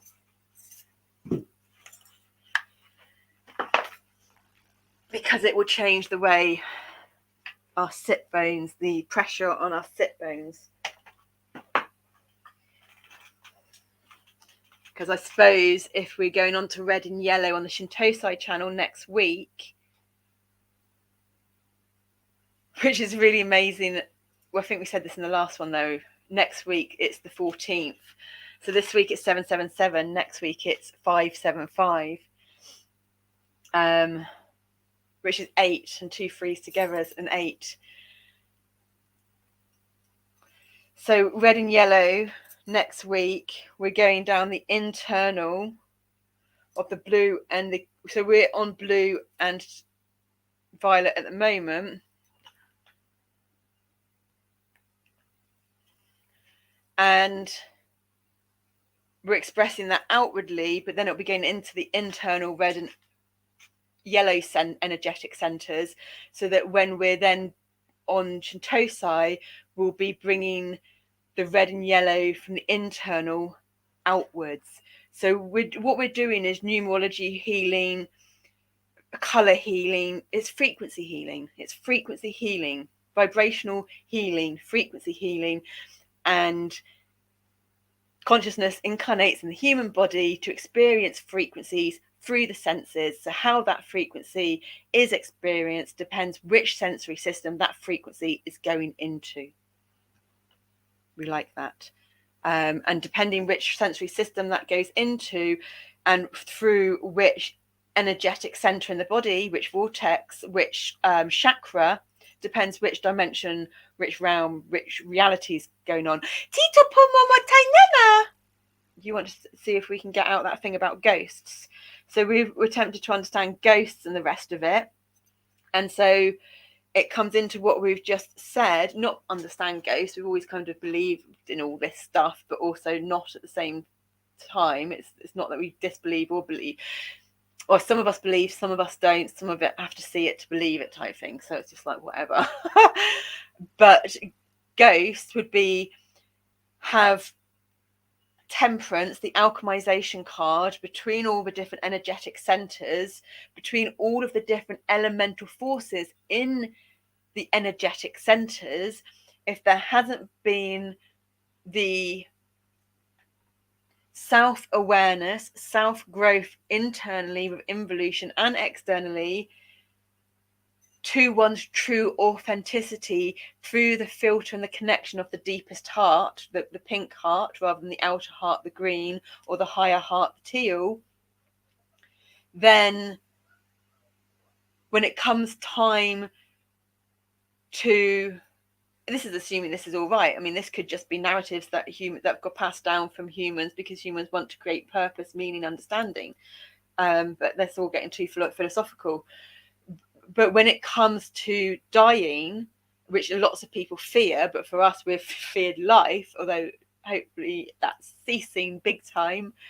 When it comes to dying, and I think this is what where the rainbow bridge comes from, we heard someone say the other day, is that transition between being the individual expression of consciousness in the physical body with identity from the individual different egos. Suddenly there is no body, but that consciousness, which is the witnessing eyes that we talk about, that we can only really understand because when we were in the psych ward and we were being physically restrained and trying to communicate, but we couldn't use our voice and we couldn't use our body, but it was us inside. So who was it using the body?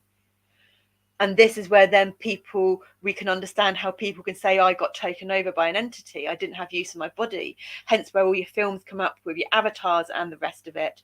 But we couldn't go down those tracks because we had done all the learning and the education, the self-development that we had done. So we had to find a path that we could reconcile with all of the different learnings and knowledge that we already had, to be able to embody that knowledge through experience, compare, to then reconcile between the comparisons.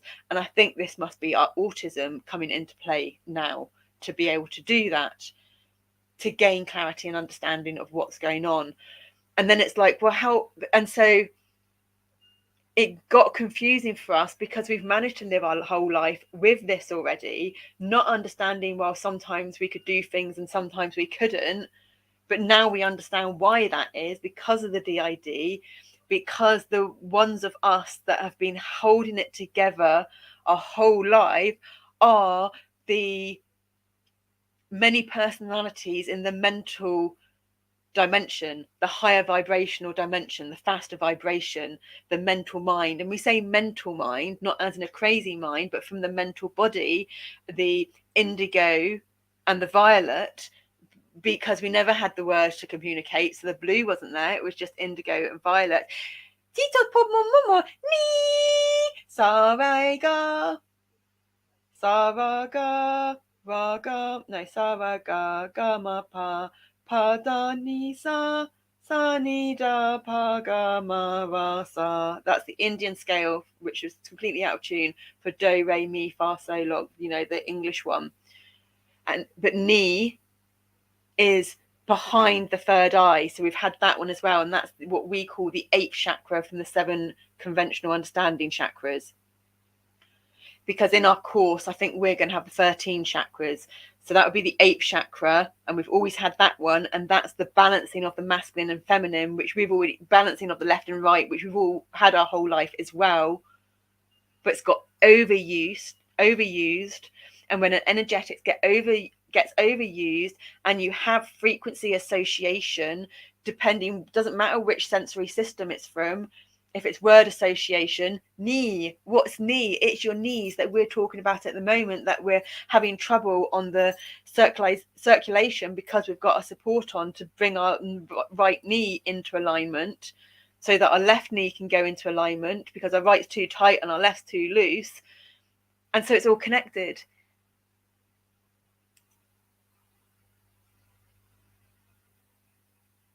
We're doing that. So we're going to swap. Once you go like that, and then swap, because you do the thingy.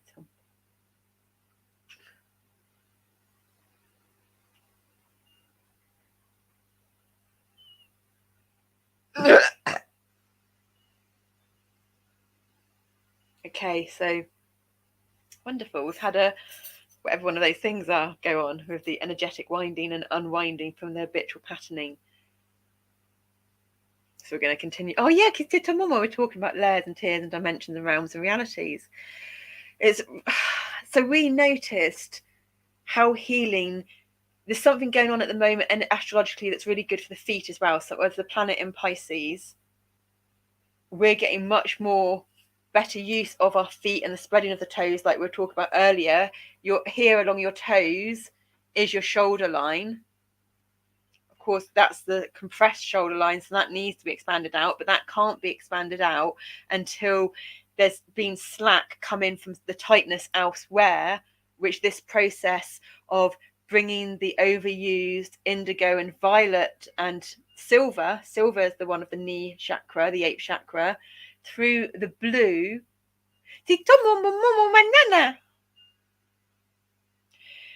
Because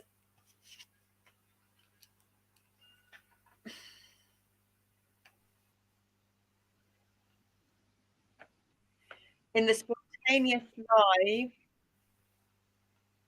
we were doing on whenever it was we went live and joined Coco, I think it was Tuesday, we did this pattern on here relating it to the body and the Sushumna and the hip bones and the shoulder bones, and then we were saying what was missing on that way round, but then realized it was just one on top of the other again from a different perspective.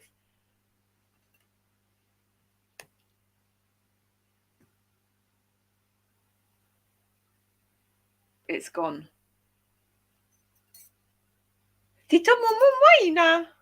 Okay. So when we did, firstly, on our channels, we did the Pisces thing through the feet, touching the outer feet because it was March sun season, through every astrological sign, through the energetics of each body with our over planning.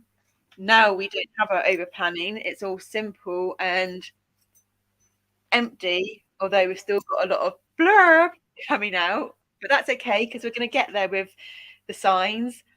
And we're then going to go on to our computer editing package, I hope, this week. And we can edit each of the signs out. And then we've got lots of 12 videos to upload over the next couple of weeks for this channel with the different signs.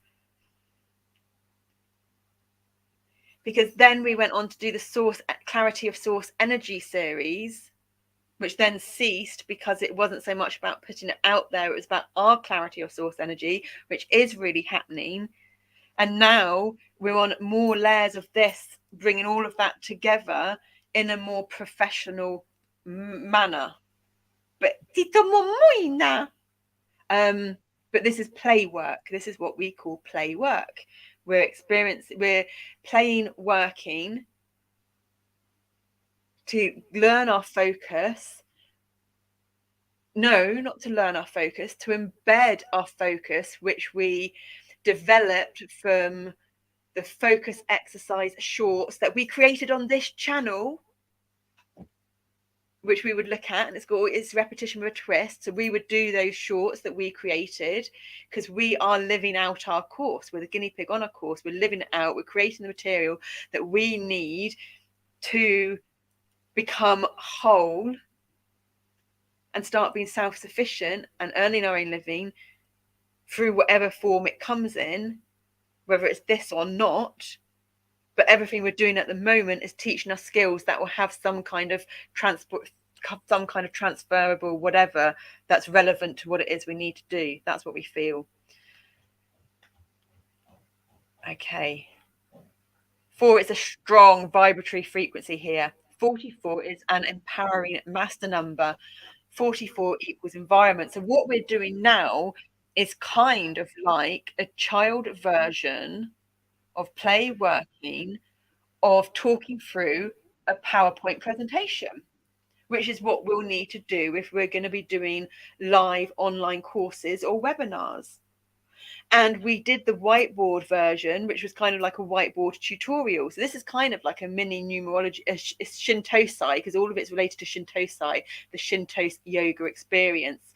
It's the yoga of sound, it's the yoga of body, the yoga of breath. Yoga is the yoking and union between, from a traditional perspective, of mind, body, and spirit.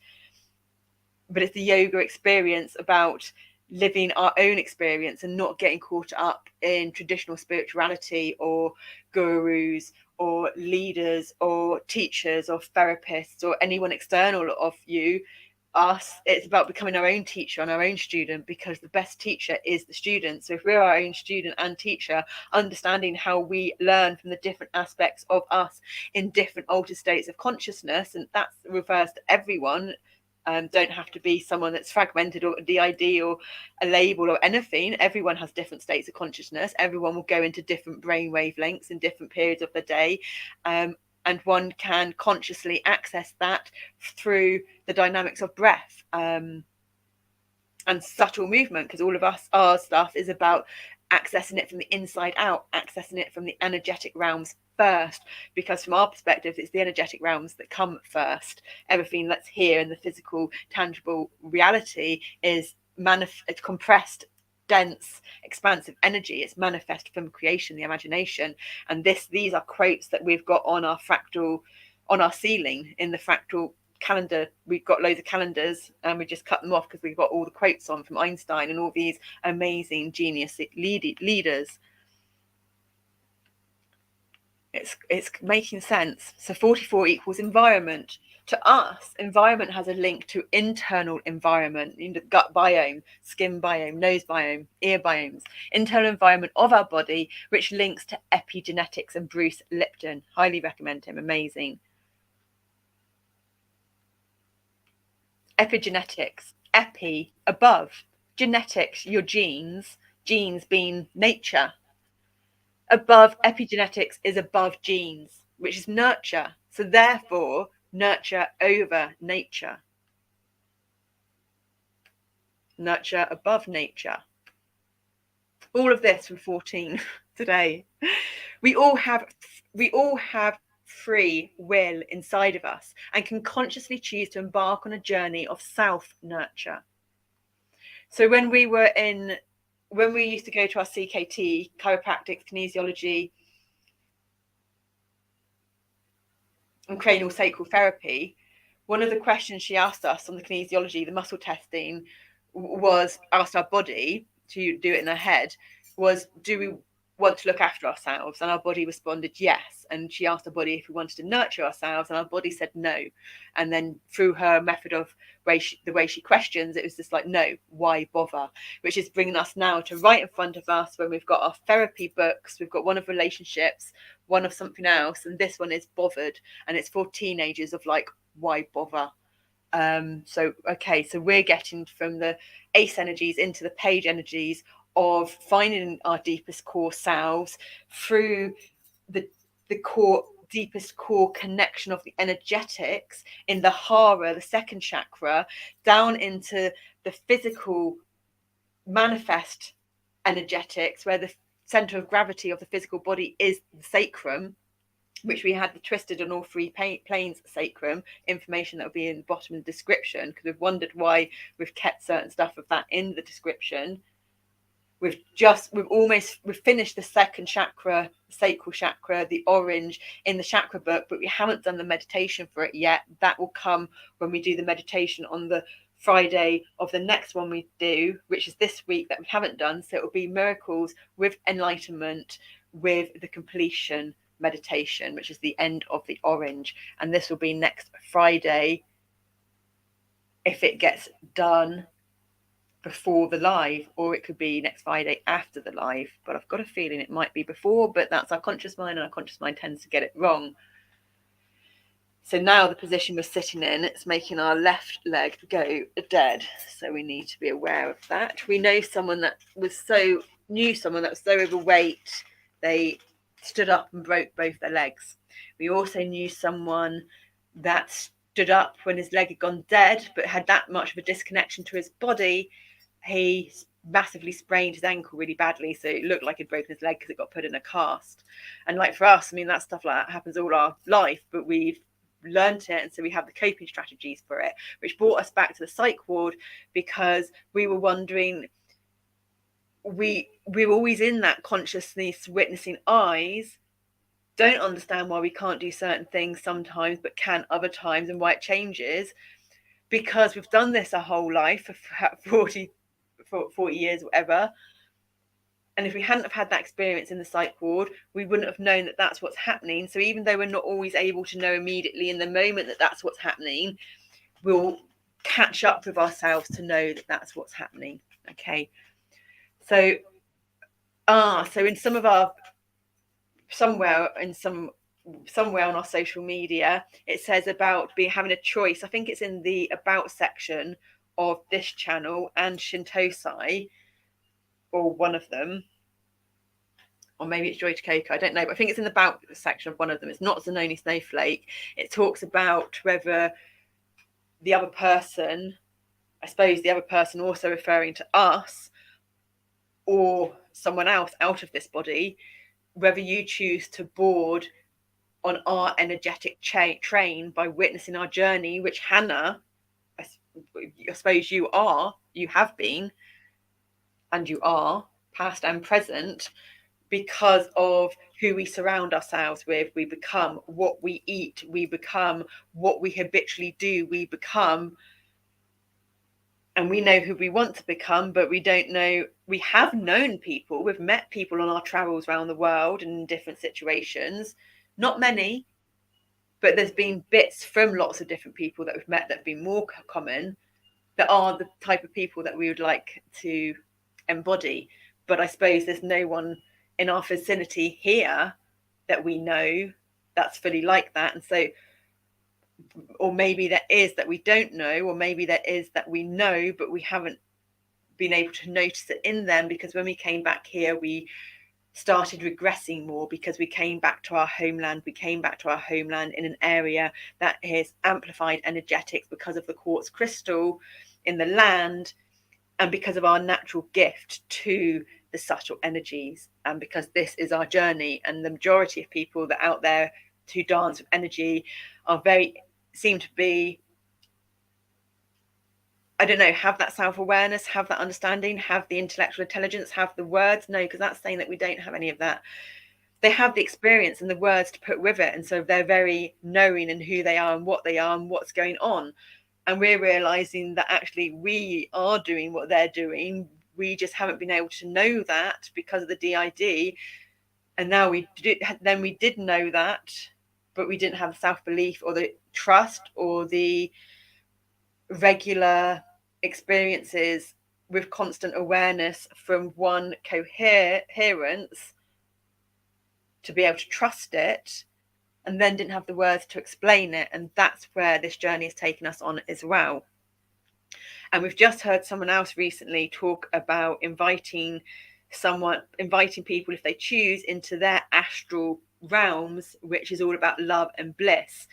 And although they talk about it differently, it's exactly what we've been doing, but without formally wording and giving out the invitation to come into it. But I suppose also because we're not quite on, because of our vulnerability and experiences we've gone through and how reactive and triggersome we can be in our little uns, we've had to be very aware of how we do things, so that when we do start making money off it and putting it out there, really consciously and aware with the impeccable wording from a perspective of a career,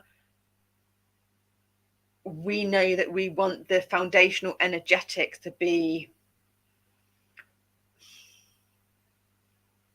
really deep, really rooted, really authentically connected to the deepest heart, with such integrity, through us being so thorough in our exploration of us and the energies and everything, because we have been hurt by others' denials and ignorance, because as humans we tell ourselves the biggest lie, and then we do things and put it out there, and we've noticed it, and that's why we've got hurt from our little uns.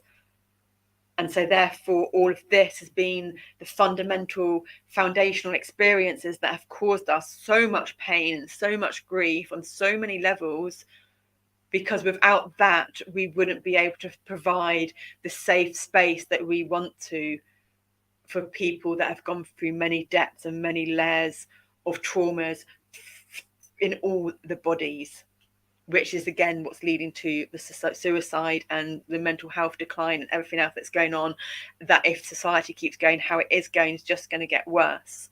Okay, that makes sense. And proud of us for being able to word that as well. And so yeah, we are doing a similar thing, but we're not putting it out there like this other person that we heard say, because of those reasonings. Not saying that theirs isn't a safe space or anything, but unless you've really been through layer upon layer upon layer through these things, then you just don't have that experience to describe something. And so many people we hear say certain things, and what they're saying is really unhealthy and detrimental to someone that's been in the situations that we've been in. And most people don't have the inner strength that we've got to be able to navigate through the emotions and the triggers and the stress that it causes, and not get caught into the suicidal ideation and the rest of it.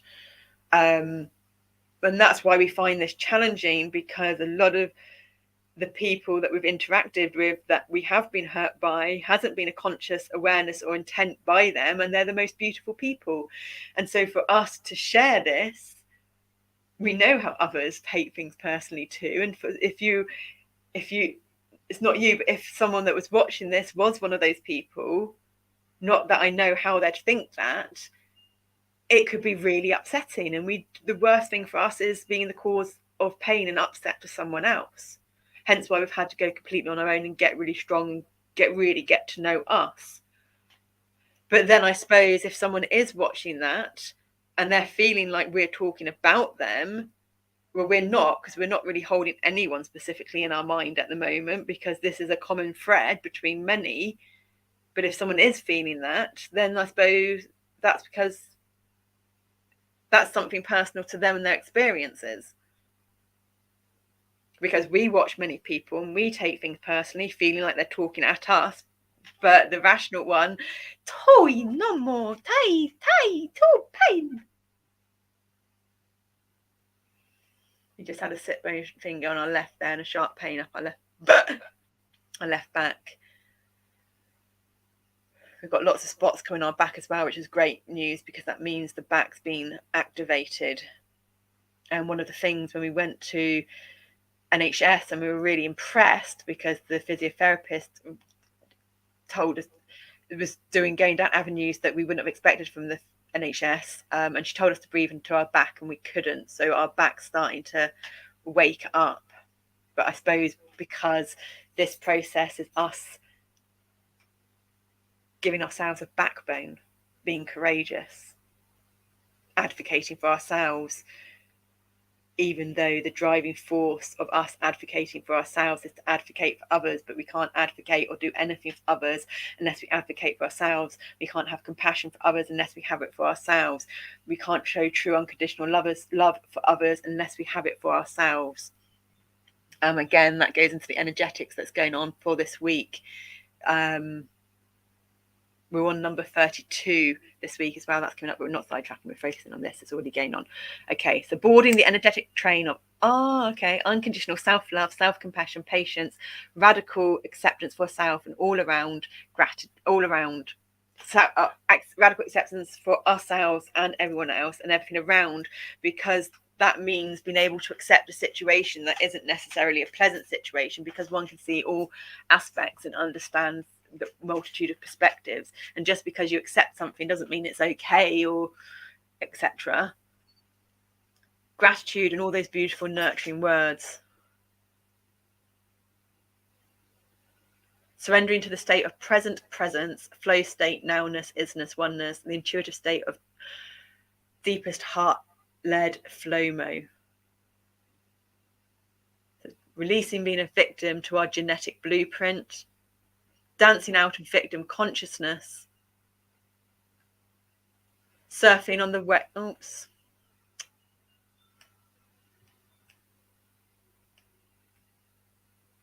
surfing on the waves created by cosmic surges, which was the title of the card. It was Peord. It wasn't the title, it was Peord or something, but that was cosmic surge.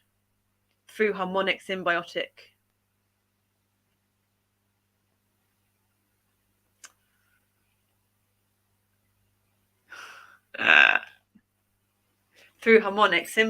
core connected balance.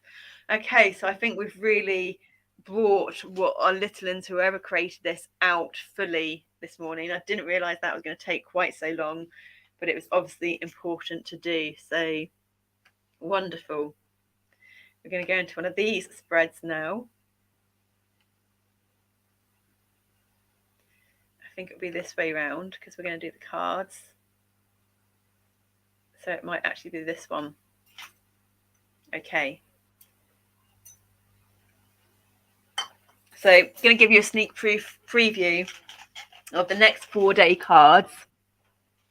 Oh, if our hair is a mess at all on the shaving, it's because our shaver battery died just before coming on. I thought we were going to have to end up coming on with half our head shaved. So tomorrow's, we said about the 32, tomorrow is 23, the mirror of 32, legacy, original birthright. And then we've got 6, Sen, or Ken, I think it might be, torch, divine spark. We love that card. 44, seeing as we've been talking about 44, Condal, cosmic doubt, ulcer. We're releasing victim consciousness, we're releasing cosmic doubt. We're trusting our channels are going to grow because of our connection and our understanding with the energies, because our little ones, I don't know, the little ones know what they're on about, and we don't want to be someone that asks people to subscribe to us. We don't want to be someone that asks for people to like us, like the comment, like the video, even if that gets it out there, because of the scientist in us understanding the quantum realms and the quantum energies. and trusting in organic growth and organic flow. And the more connected we are to our heart and our deepest heart and nature, means that people would do it off their own backs if they want to. And if they don't, then they're not ready for these energetics fully yet. And if they do, then we'll end up getting a community that isn't based on subliminal messaging through marketing, through pleasing other people, because we will like everything that we go to, whether we like it or not, just to show our support. And one of us is saying to keep on track of what we've watched. God, if this, I don't know if any of this is true, so that we can go back and look at all our liked videos to see what we haven't watched. There's lots of stuff that we like that we don't necessarily watch. There's just been something in it, in the title or the clip, then the screenshots. Because when what is it we're trying to get? We're going to try to get to the vulnerable ones of us, the ones of us that feel rejected and feel abandoned and want to be seen and heard by people, that want to be loved by other people because they never got that unconditional love from a family environment when they were growing up. And we don't want, and they're the ones that are the root cause of addictive behaviors, of habitual unserving patterning, of cravings. But when our body's in healthy alignment, like, why are some people fat that don't eat much at all and other people aren't fat and they just eat piles of junk? It's to do with the posture and the alignment of the body. And so if we get our body into its optimum resonant posture and alignment, then we won't crave the shit food to fill the voids, to eat for comfort. And therefore our whole energetic makeup will become the person we want to become, and then we'll attract healthy people to us as well. We won't attract people to us that are dancing on similar trauma patterns or trauma bonding or the opposite pattern to connect. It's very complex, the energetic realm. And so the cosmic doubt is being released. That's not the cosmic doubt. The cosmic doubt is being released because 44, we've changed our internal environment through conscious awareness on the second limb of yoga, the niyamas, internal moral conduct. Because when we change it from the inside out, the cravings change, everything else changes, and eventually that organized harmonic functioning pattern inside then starts coming out again. And it can be tough, and we're going through that at the moment. And that's now why we need to say this, and that's why we need to hear it, because we're surfing the cosmic waves of energy. We are experiencing those energies that before it would make us feel like we were on a high, but isn't so much today, because we haven't eaten any solid food as such, but we have had a red grapefruit, we've had 3 oranges squeezed into an orange juice, we've eaten a whole orange, because we're talking about the importance of eating the whole food, because you've got the white pist around the grapefruit and around the oranges. So we've made sure we've got that, because that changes and balances the chemical reaction in the body, so it doesn't affect the insulin levels so much, because we were bordering on diabetic with the way our dietary was going. And I'm really feeling like we might have noticed that. And so that's kept us grounding. And the first time we learned about that is when we did mushrooms and we were about to eat a clementine, and someone took it off us and manipulated it into this squidgy ball. The skin just didn't break. I really remember it. And we were gutted, but it's like, you can't eat that, it'll stop your high. So that was where we first experienced that. And that's why we're so on it with our citrus fruit now, which also links into the tarot. And then the next one is Gutting Resolve, Gia 10, which is number 57, which is teaching and learning. So we can put them back into here now, and we can do the cards. And God, that's 2 hours, 22 minutes almost. So we obviously, but I suppose it makes sense that we have to blurb so much, because we don't have any other human contact, and we don't have anyone to speak about stuff like this out loud. And if we did have the human contact and something like this, someone like this to speak out loud, we would only be mirroring their energetics and the potential of the diversity of their energetics. Whereas this, yes, we've got you watching Hannah, and our energies are, and your energies are really comfortable in the energetic realms.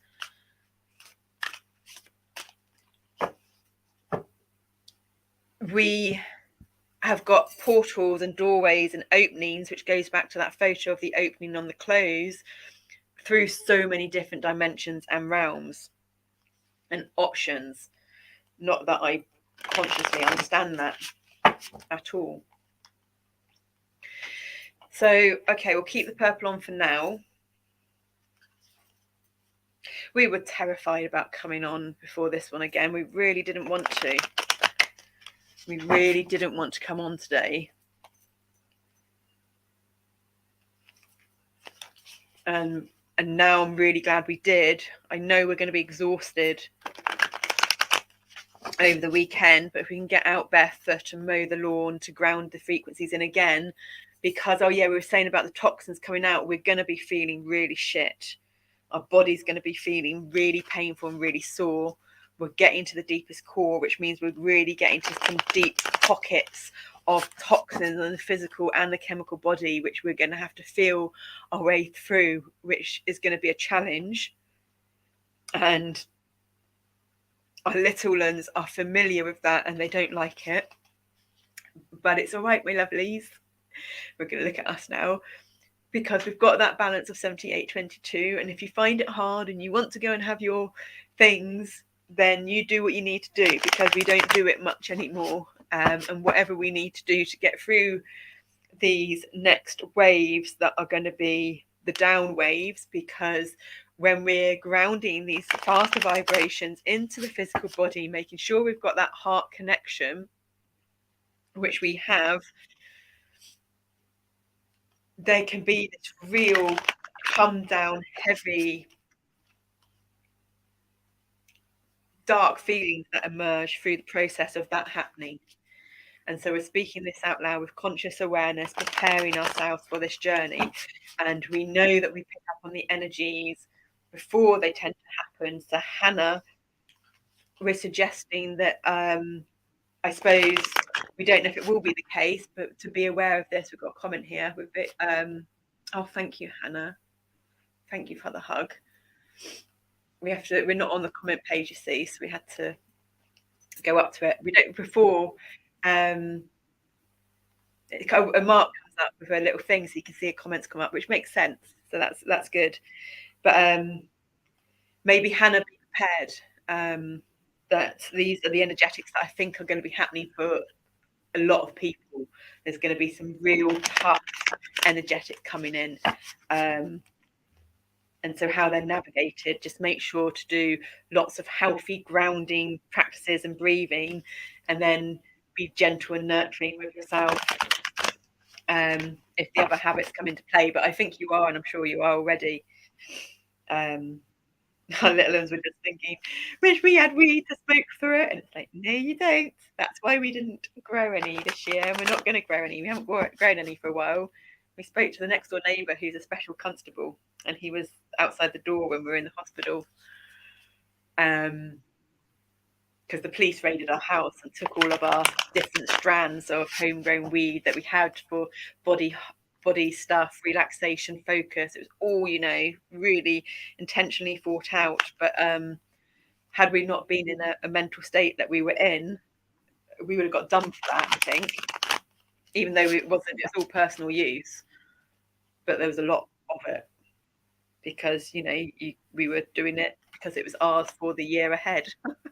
So we were lucky. So there's another bonus to the psych ward and our mental state deteriorating. But then they wouldn't have come and raided the house if we weren't outside naked in the public. So it depends which way you look at it, doesn't it? But we did want to get clear off it, because we wouldn't have been able to have this rational thought process that we're having, which at the end of the day isn't really that rational. We're playing detective on ourselves. And it wouldn't be a fair scientific playing detective on ourselves and putting the pieces together if we were intoxicated on marijuana, even though it wouldn't really intoxicate us, it would focus us. But I think we were getting to a turning point where it wasn't serving us to how it was serving us previous, because we were changing, because we were growing up, because we needed to grow up, because we had manifested and done all our rituals and knew who we wanted to be. But to be that person, certain chemical reactions had to change in the body, certain experiences had to change. And if that happened, it would have a different effect. And because we believe we can't get to where we want to be and who we want to be if we didn't consciously, which we have, and we still continue to, but not to the extremities of it, dance through the extreme physical pain, which is nowhere near extreme, because we don't eat the cheese and the processed meat and the sweets and the chocolate and stuff like we used to. And we only did that so severely before the psych ward because we'd given up and we couldn't see or understand a way out or through it. And we'd been doing this for, when was the psych ward? 40th. We'd been doing it for 22 years. And if you've been doing this for 22 years and you're still getting nowhere, then you're going to give up, aren't you, really? Yeah, so fantastic. We're still here. Okay, so mutable energies first.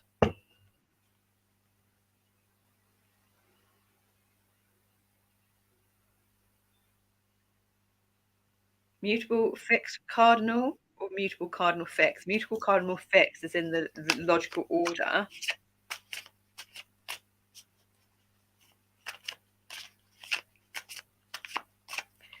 Mutable first. Okay, well, let's just do mutable and then we'll see what's going on after mutable. So what we're going to start with, you've got, you can start from the youngest at Gemini, and we can then do Gemini's opposite, Sagittarius, or we can go forward from Gemini to Virgo, or we can go backwards to Pisces.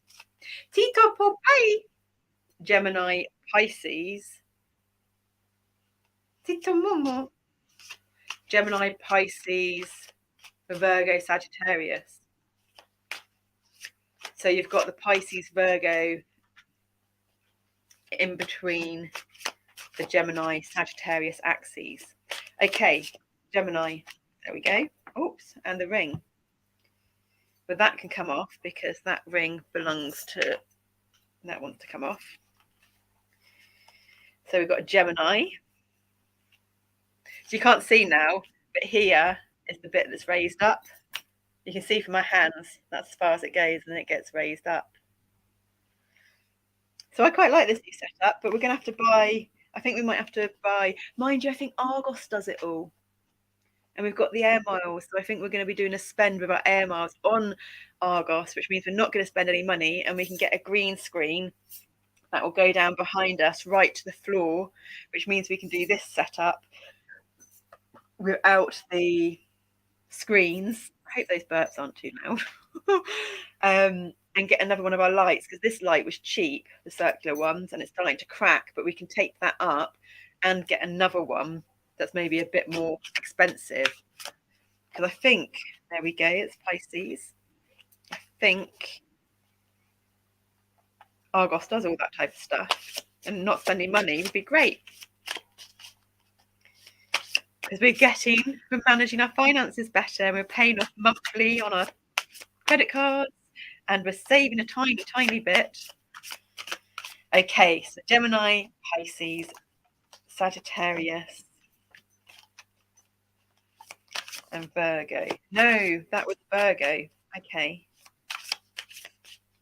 But we said Sagittarius, so do we do that?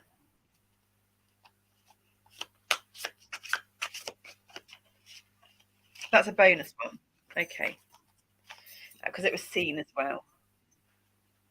Helm of Ore, Wheel of Shield. It's 36, the Tesla code. Aigishtammer. And it's kind of like the snowflake tattoo on the back of our neck. Similar. So Virgo, Sagittarius, please. And if you don't come out, we'll choose.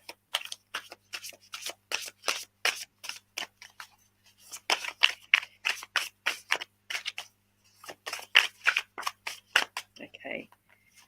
Virgo, Sagittarius. So that's the first line, and we're going to come back to the other ones. So there we go. So this is the mutable energies we're doing first, the changing. We're talking about changing habitual patterns into serving patterns. Gemini is the third house, the sibling energies, younger energies, short distance travels, it's the twins, it's the duality reality. I want to look at that. For that symbol, it's actually the same symbol mirrored, and it's 20, number 2, the duality reality we were just talking about. So automatically that's just so fitting for the Gemini energies. It's man, myself, humankind. We're talking about we can't truly give to others unless we've given it to ourselves first, whether that's self-compassion, unconditional self-love, self-understanding, knowing our own stuff so we can discern between our stuff and others. So for Gemini, the colours indigo, blues and indigos, greens and yellows with a bit of orange. So the third eye, bit of the heart, sacral chakra, and the solar plexus. And I'd say there's teals and blues in there. There's even a bit of red. So you've got a bit of everything, but it's the blues that are most dominant. It's the indigo and the blue that's most dominant.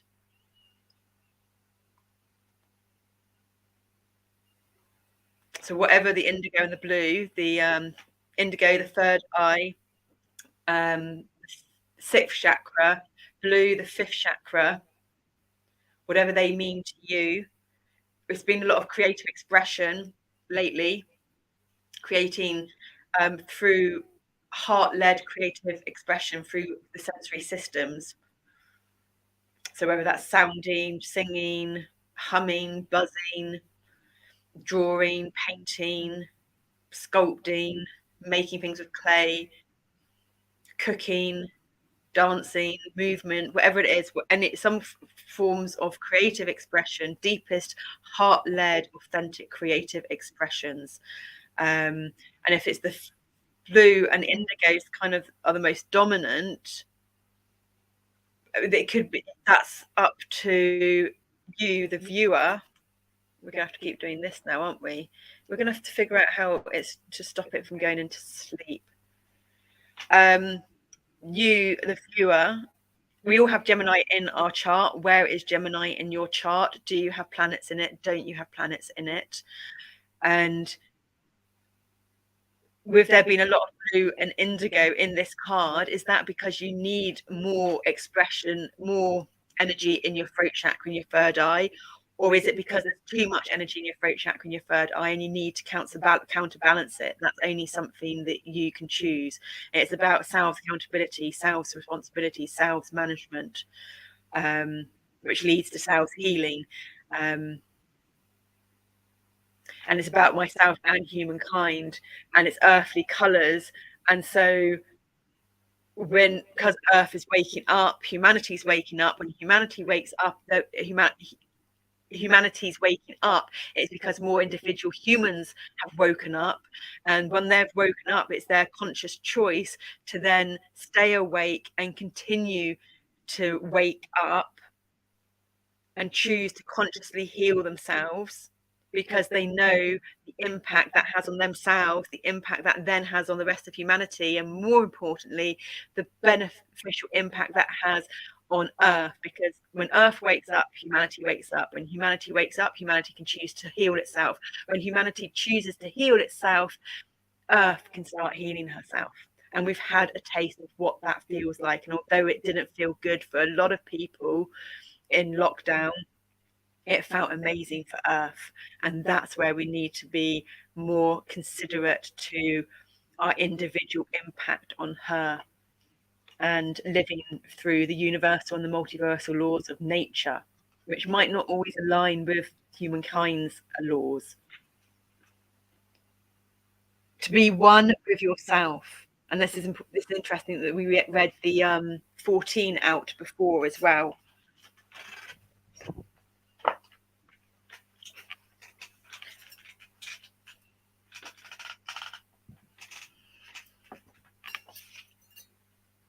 See that card? Let's get a light where we can see it and you can kind of see it too. To be one with yourself. To be one with the space around you as well. To be one, all and everything. To be the symbol of a symbiotic shared expression of self and others. To be a part of a greater whole. Solo, yet integral to the shared tribal soul. To be your own starling in the global murmuration, cloaking and flocking with feathered inspiration. Oh, we love it. That's so fitting to what we were saying earlier as well. So we think that says it all, Gemini. What words stood out to you there, Gemini? And are you able, do you know who your individual expressions of true depth and heartfelt depth and authenticity and creativity are, so that you can contribute to the global murmuration through your feathered inspiration? And we were talking about the your gut biome, your skin biome. You may wish to start, if you haven't already, start choosing to embark on more fuel intake that is going to create symbiotic, harmonious relationships in your bacterial bodies. So that was Gemini. What are we doing? This is Pisces.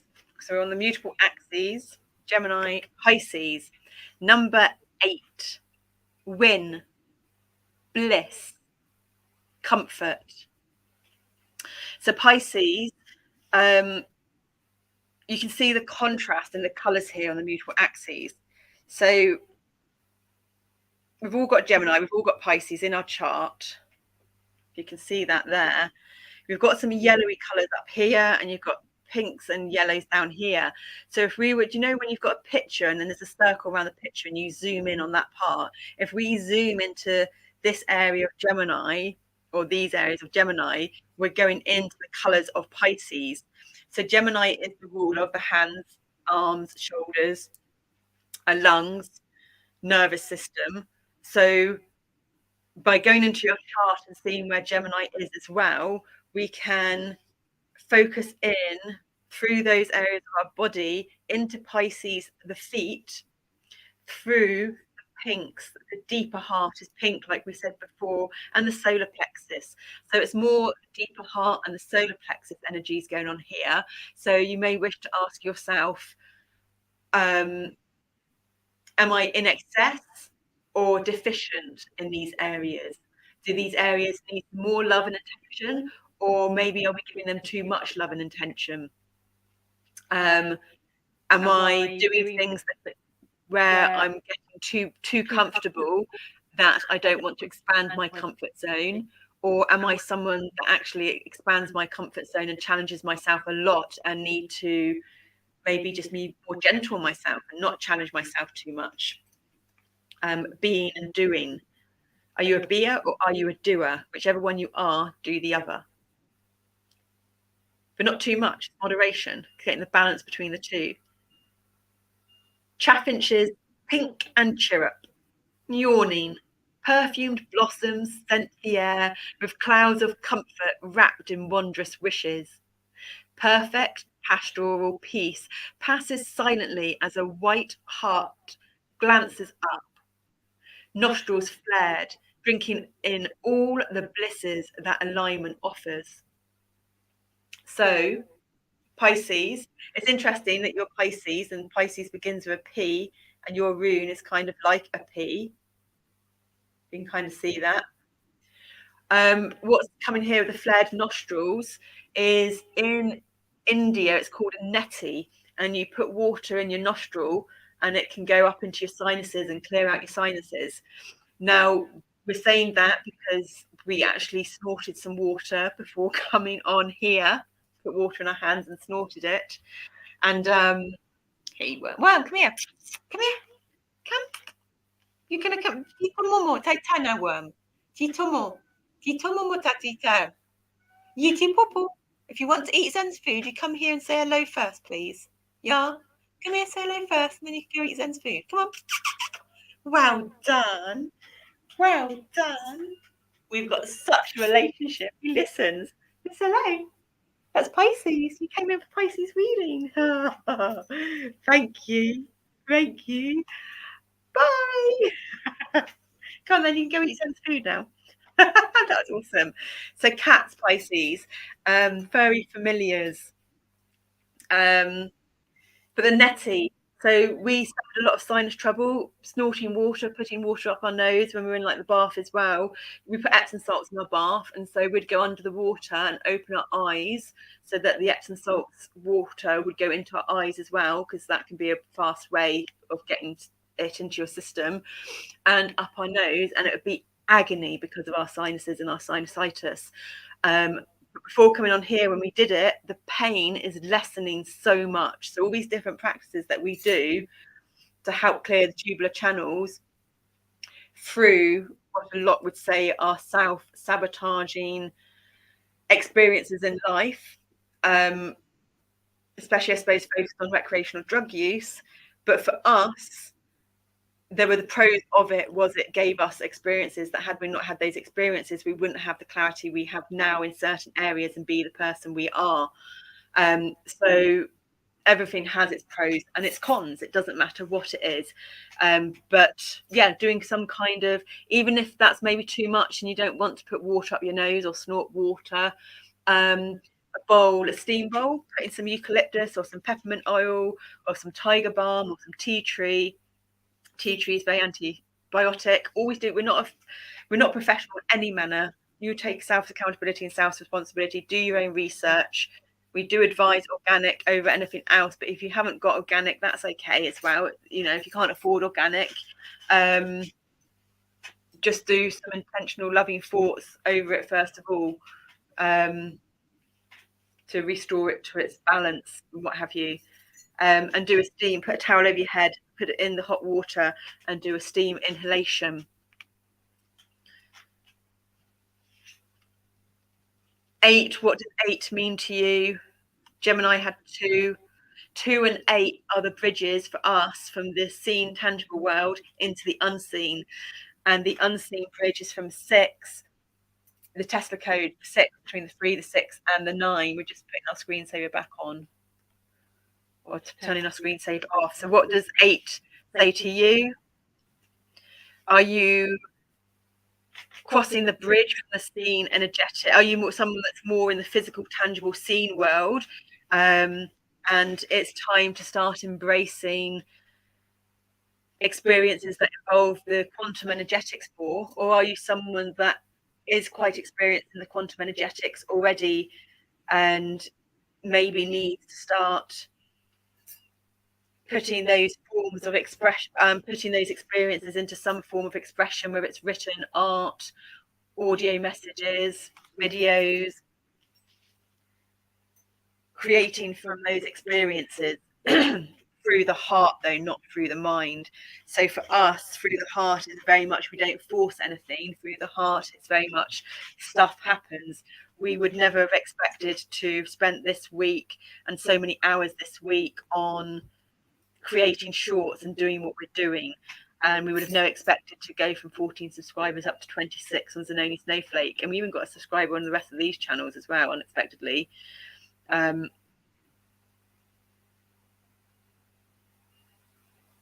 think that might have been you, maybe, Hannah, though. I don't know.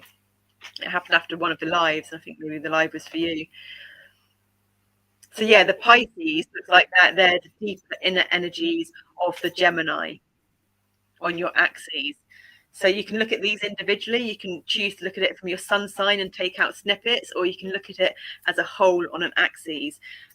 We would say not to do more than an axis at once. And if you are focusing on one axis, to experience that and then go into the others. But it's not really our place to tell you to do anything. If you want to focus on a bit of information from each card, from each astro sign, and put it all together, then you know yourself best. It can just be, if you're someone that hasn't experienced much stuff like this, it can be a bit much all at once. And changing too much all at once can be too big a change for current belief systems. And things like this in the energetic world, less is more. More comes from doing less. So if we end up doing too much, it can short fuse our circuits. And we all know what it's like when a fuse box shorts. It's not very pleasant. 8 is the number of manifestation as well. 37 is the number of time out. So Virgo energies. Have you been having too much time out, or do you need to take some time out? There's always the polarity. And these are the questions to ask yourself, because only you know the answers to. It's sun steed, and it's solstice rarefied. Solstice rarefied. So we've just come from the solstice energies as well, which are a peak energy. The colours are very vibrant and active. We're getting a feeling that it might be more, you need to take a bit of time out and start understanding how to balance your doing and your being. And Virgo, this has actually got your pinks and it's got all the colours of the previous 2 cards, but it's more balanced, and it's got more yellows. So it looks like you've gone from your Gemini energies in to your Pisces energies, because you've zoomed into one of these areas, into these colours. And then when we zoom in, it's just like they say, if you're stuck in your crisis in the moment, attempt to take a step back and look at the big picture. And the big picture, is it something that's going to kill you? Is it going to kill someone you love? Is it going to cause complete havoc? You know, how much in that, though it feels like the world and everything in the moment, if you zoom out, is it really everything? How much of it, what would be the worst case scenario? So are you aware of worst case scenarios? Are you too focused on worst case scenarios? For us, the ideal thing is to plan and be aware and prepared for worst case scenarios, but to hope and expect for best case scenarios. And so therefore there's no denial, and we're getting the happy balance between it all. But these colour card is like it's balancing these two. So this is Pisces energies are going in deep. Gemini energies are kind of out on the surface. And your Virgo energies are what are going to balance the two. So you may wish to look, we'll see what colours the Sagittarius are, but you may wish to look where are your planets in Virgo. It's Virgo, is it? Where are your planets in Virgo? So it's the energetics of the planets in Virgos, the houses they hold, that could have the answers to give you the information of the push and the pull between your Gemini energies and the Pisces energies. We don't really know where we're going with this. This flow is kind of completely different to what we're used to in the other 2. We're a bit uncomfortable with it because of that. But that's the point of being in the flow state, is there isn't irrational thinking. It's just about coming out in the moment. Having clearing on our throat chakra. There's a comment. Oh, Flowless subscribed. I reckon that's where our little ones have got FLOMO from as well, because they know someone. They used to know a daughter of someone called Flora, which was called Flow for short, and Flow State. So I reckon the Flola and the Flow State. Oh, bless her. Tell her thank you for her energy. I think they've contributed to this new hashtag FLOMO in the moment flow state. We'll leave that up for now. Look, we can do this. We wanted to do it. Are you ready, Hannah? Look. Hold on, we're going to get rid of the streamer thing.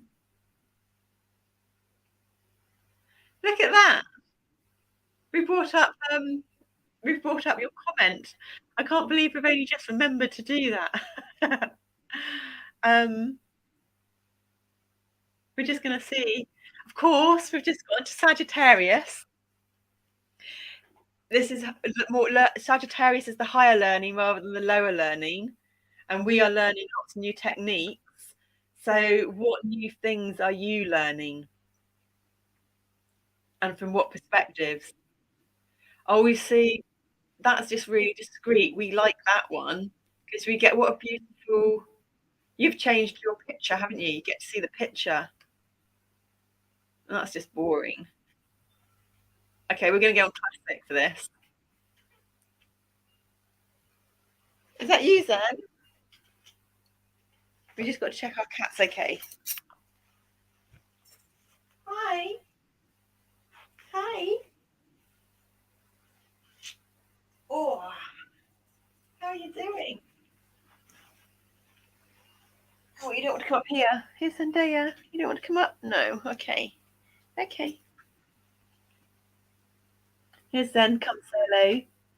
Hi. You're going to smell worm on your food bowl, I'm afraid, darling. So higher learning. So which card did Worm come in with? Did Worm come? I think Worm came in with Pisces. Worm is a male cat. So Pisces, younger masculine energetics may mean something to you.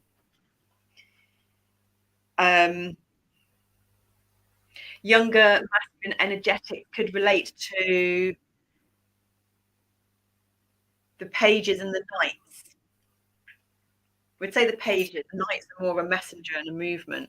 Mind you, knights can be young. It's the kings that, but mind you, kings and queens. Our pages kind of some, maybe knights, because pages are normally princesses. It can change depending on the tarot deck. But if you've got a queen and a king, then that would be feminine, and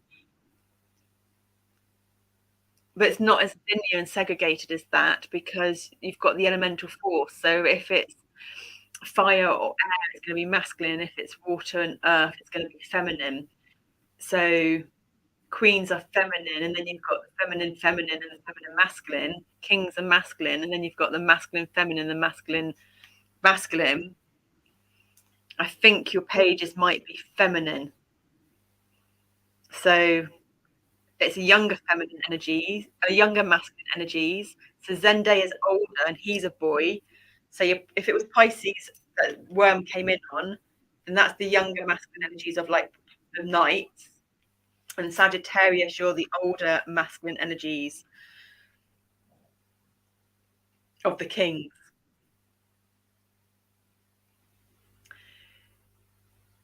Oh, this is interesting now. So the kings are actually mutable. So we have the mutable energies here for the kings. Sagittarius is your fire, so that's the King of Wands. So the King of Wands might mean something to you, or the dates around the King of Wands. Virgo in Earth, so that's King of Pentacles. So Virgo could be expecting material, the physical realm. Ideas might start materializing. Physical ailments rather than mental ailments, so physical health over mental health. Can go either way because we don't know what is going on for you. You may be completely healthy, some physical ailment may happen, or you may have physical ailments that are going to start easing and disappearing, and we can turn your comment off now, can't we? So yeah, look at this. Thank you for your hug. She's really enjoying our vids. Ding dong, mum, what do you say? Oh, I'm really enjoying doing this. Over the comments. I was so excited. I'm so glad we came on. See the nerves before, guys. Oh, that's awesome that she's really enjoying our vids. We're really, really grateful she's enjoying our vids. And there's ones of us that are really shocked. She's enjoying our vids. Why does she want to watch our vids? But that's awesome. Thank you for sharing that, Hannah. Appreciated. Yay, I'm so glad we remembered to do that. Because the last live we were on, we had a viewer, but they didn't comment, and I think we were really looking forward to putting the comment up on the screen. But we never expect comments. But it is nice just to have a little word sometimes, because I know for us we find it really hard to structure words and write sometimes. Then not all of us can write a comment, but we will put the effort into just doing like an emoji or something just to say hello, to say we're there, unless, like, I don't know, there's something going on. So yeah, King of Pentacles, King of Wands, King of Cups, and King of Swords. So your mutables are your king energies. And that also means the king energies have 2/3 of the sign that they're in, which is the mutable element. So let's say we're on Sagittarius, because that's what we're on. The sign that comes before Sagittarius is Scorpio. So the energies here are 2/3 Sagittarius and 1/3 Scorpio. So Sagittarius is fire. How are your fire water energies? Or have you got the right balance in your fire water energies going on? Virgo, yours would be the sign that comes before you is Leo. What's your 1/3 fire, Leo, 2/3 earth? What's your fire earth ratio going on? Are you too much in your earth energies? Are you too stagnant? Are you not moving much? Do you need to be more active and get more fire? Maybe a sauna, if that's the case. Maybe a sauna or a steam room might be good for you, or maybe a sauna for you and a steam room for Sagittarius. Mind you, that's fire and water. Oh, fire and water is steam. But you see where we're going with this. Pisces, King of Cups. Before you have Aquarius, so you're 2/3 Pisces and 1/3 Aquarius, 2/3 water, 1/3 air. Is there the right balance, the ratio going on there? Do you need to bring more air in and less water, less emotions? Do you need to feel less in your emotions and be more in your sword energy, your mental energy, your imagination? Do you also, we're just getting now, Pisces at the feet, and we were talking about ankles and legs. Do you need to spend some time with your legs up the wall? Laying down with your legs up the wall is one of the best poses you can do in yoga.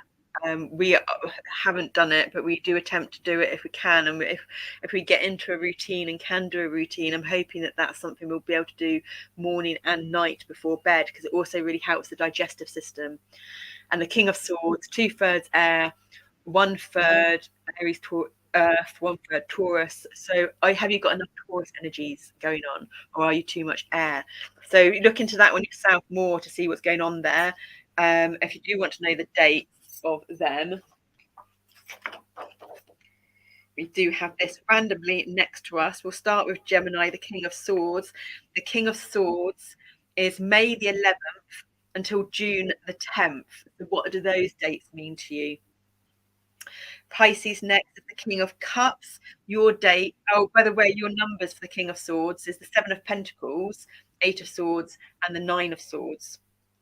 So those energies may mean something for you. And you've got those dates there. That's springtime. King of Cups, you're the 7 of Swords, 8 of Cups, 9 of Cups. What do those energies mean to you? And the dates are February the 9th to March the 10th. Virgo, you're the King of Pentacles. You're the so the you're all sevens basically. You're all 7, 8, and 9. So the kings, all the kings are mutable, and all the kings belong to the energies of 7, 8, and 9. So we're working on the energetics of the 7, 8, and 9 axes, and we do actually have the 8 here on Pisces. So 8 of Cups, Pisces. That's the walking away card in the tarot. You're walking away from the cups. Do you need to walk away from something? Are you walking away from something that maybe isn't a good idea to walk away from? How are those energetics playing out in your life? It's the 7, the 8s, and the 9s. We have the 7 here. For us, 3 is half of 8 as well. So how does that speak to you? And I've just noticed Virgo. Can't believe we've only just noticed this, and we're always on about the numbers. Virgo and Sagittarius. 37 and 73. So there's a strong correlation between your Virgo and your Sagittarius energies. What's going on there in your chart?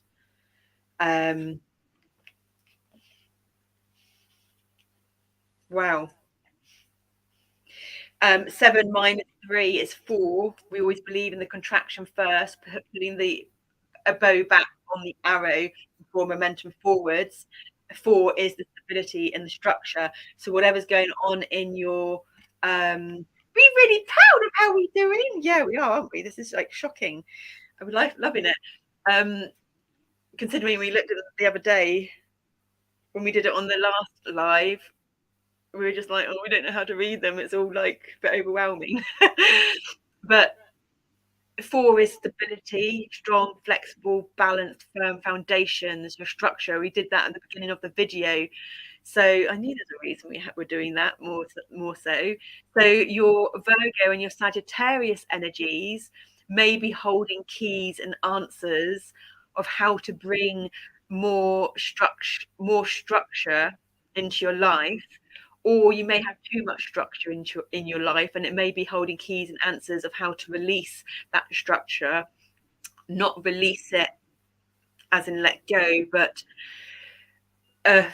think of a tree. A tree roots need to spread far and wide. We heard somewhere once that if you feed a tree nutrients when it's kind of pretty young and you've just planted it in the ground, it's not going to do its own work to spread its roots out far and wide to find the nutrients, and therefore its root base is going to be smaller, its root surface area is going to be smaller, so therefore when there's high winds the tree will get uprooted. So it's about the structure, the structural foundations needs to be flexible and balance with the strength. It's not just about strong. If it's just about strong, it can get too rigid, and if plastic's too rigid, it snaps. There needs to be flexibility in it. So are you too rigid or are you too flexible? This came up, flexibility came up with you before, I think, Canada, didn't it? That you flow was flexible and you were more rigid. So that's interesting.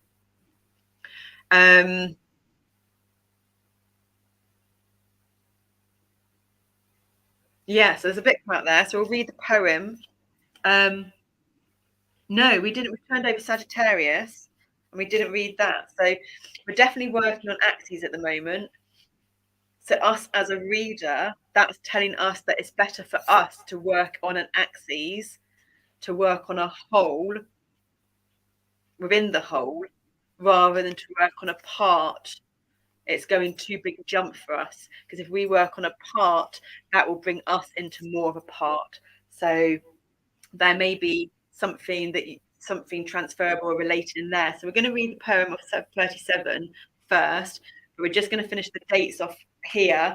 So Virgo, King of Pentacles, your dates are, you're the 7 of Wands, 8 of Pentacles, 9 of Pentacles. So if you've got any tarot packs, you may wish to and if you just got one, you may wish to go to those cards in the tarot packs. There may be something in the pictures of those cards that is saying something to you.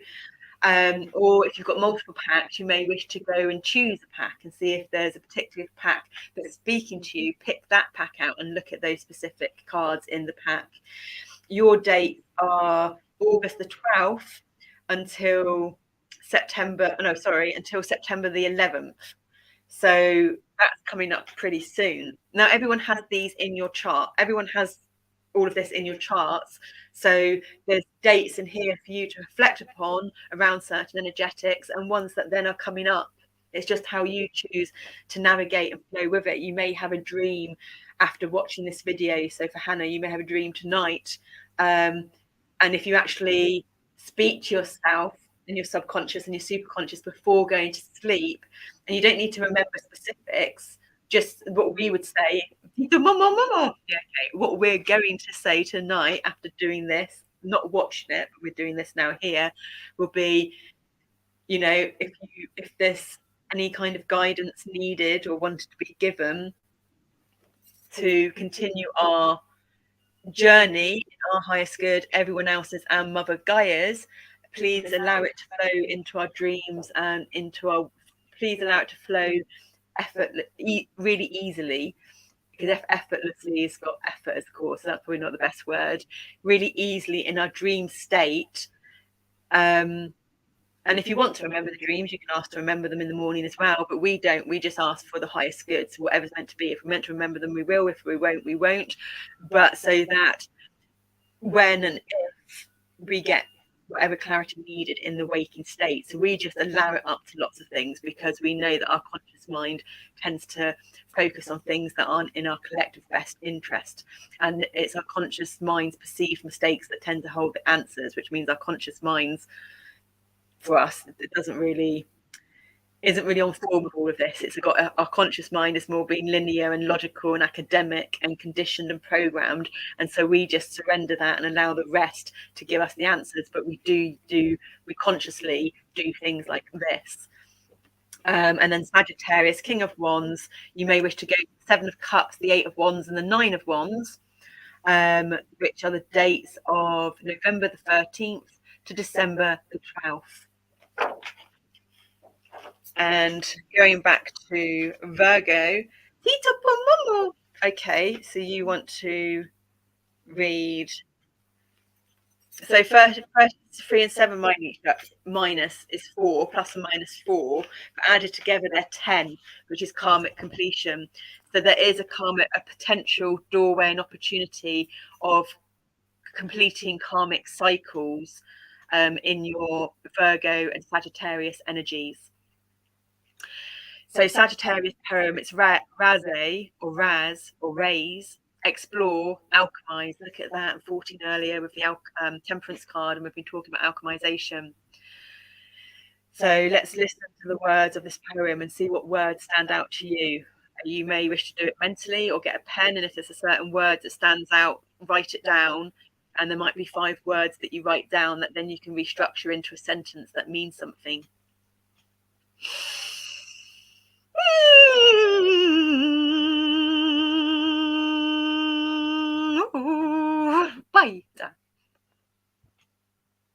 Alive and eager, desiring to dive and drink in the new.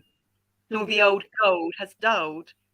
Inventiveness slips in like a sea fret, curling its damp, vapory tendrils towards the land where you stand.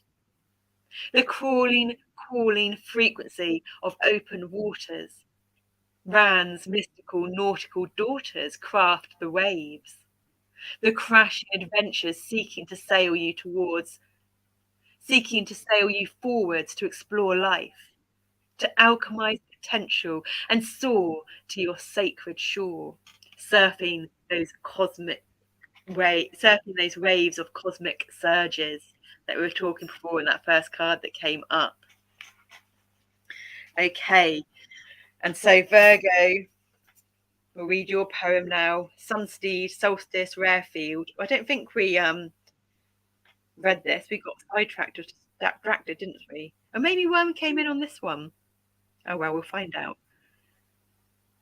The place, the space where the sun shines, the spot. But what if it stopped? Sister Sun, brother Mun, and Morda Eld dance together, and at Rarefield moments they hold hands and all become one. Light is eclipsed, shadows fall and crawl around. Seasons are set with solstices so we might mark our lives.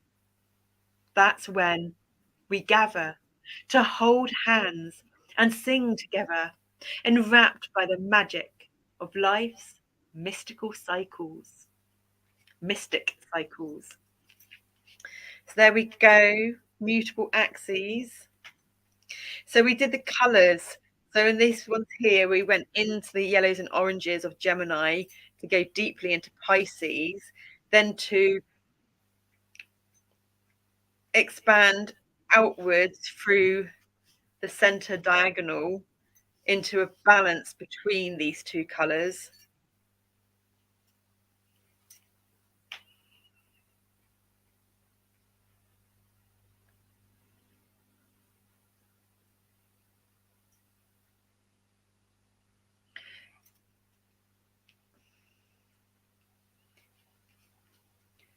So we've gone into this area here to get to a balance of these two colours to then experience.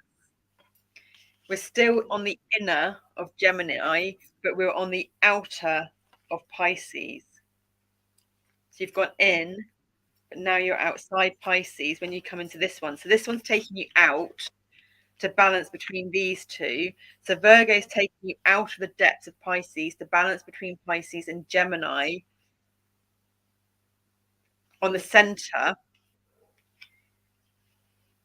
But Sagittarius, so these, if you can see here, these colors here, Virgo's colors are the center of Pisces. Sagittarius is more the outside of Pisces.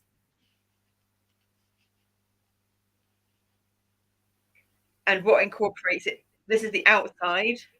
Pisces is the inside, and then these two are, if you get what I mean. We can't quite get that out what we mean, but we kind of know what we mean.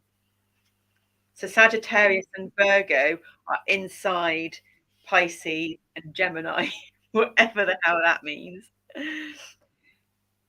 And with Sagittarius and Virgo, Virgo is on the inside of Pisces, Sagittarius is on the outside. So therefore, Sagittarius is closer to Gemini and Virgo is closer to Pisces.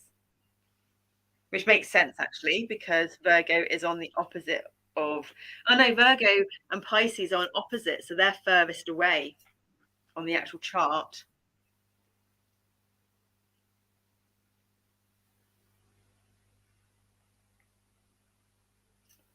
But we're actually wanting to do this, colour-wise and pattern-wise.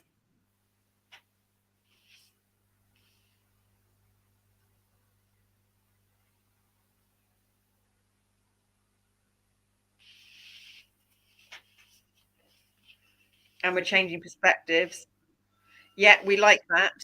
So I don't know if you can tell, but here you've got the curved line, and then here you've got a change. So when we put them together, the pinks, where you've got the change of the colour from the pink to the green, creates a separation, and that matches up with the line. So this here is coming into the pink of greens and going up to here when we look at it a patternology sort of way. So that's how our mind works and looks at the patterns.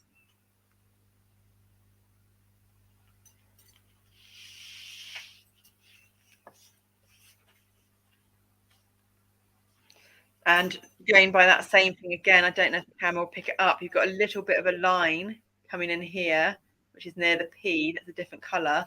And when you put the two cards together, that curvy line down here goes into that curve as well.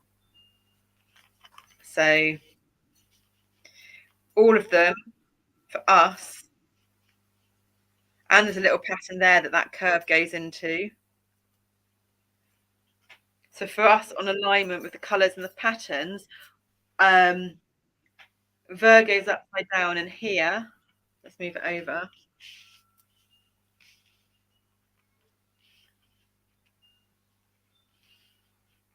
Virgo's upside down in here, with your energies going into this. Gemini's upside down, so Virgo, Gemini. Sagittarius is upside down, and you've got you come through this area here into this area, and then you step off into this little line here, the dark bit that goes onto this curvy wave through Sagittarius that ends up in that little pink bit there next to the P. So yeah, that's the type of thing that we end up looking at the patterns, but that's very new for us to say that out loud, and so it sounds a bit weird coming out of our mouth out loud. So now we're going to go on to, is it cardinal or fixed? Tito Popo Pinata. You want to go on to fixed because we've gone into the mutable energies to change up the energies to get used to the flexibility, to embrace the new interchangeable, flexible energies and new ways of experiencing, thinking and seeing. So now we're going into the fixed energies so that we can fix those new ways of experience and thinking and embed them into our being so we don't forget them and lose them, and they become more of a new automatic habitual pattern. And then when we're in the fixed energies, we're going to play that anchor video again, but rather like we played it last time on Joy to Coco, to anchor ourselves into our heart and keep ourselves tethered so we don't fly away with the fairies.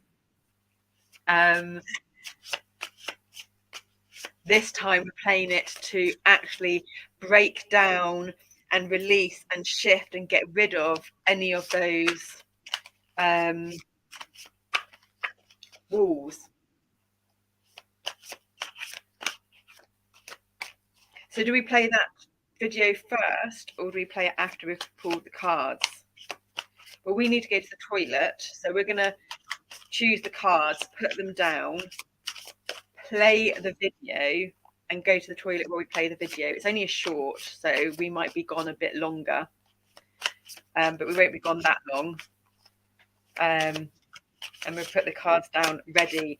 So if we're going to put the cards down ready, you don't want to pick them out, you want to pick them out off the top this time, don't you? Okay, so we'll do one more shuffle, pick them off the top, because we don't normally do that. Fixed energies, which is coming first? We've got Leo, Aquarius, Scorpio, and Taurus. Tito Pomo. You want to start with Taurus because Taurus is the younger energies again. Okay, and backwards. You want Taurus and backwards. So we're going to Taurus to Aquarius, Scorpio, Leo. So Taurus, Aquarius, Scorpio, Leo. So they'll be there when we get back. We'll just put on the other video and we'll go to the toilet. And then we'll be back. See you shortly. Bathroom break.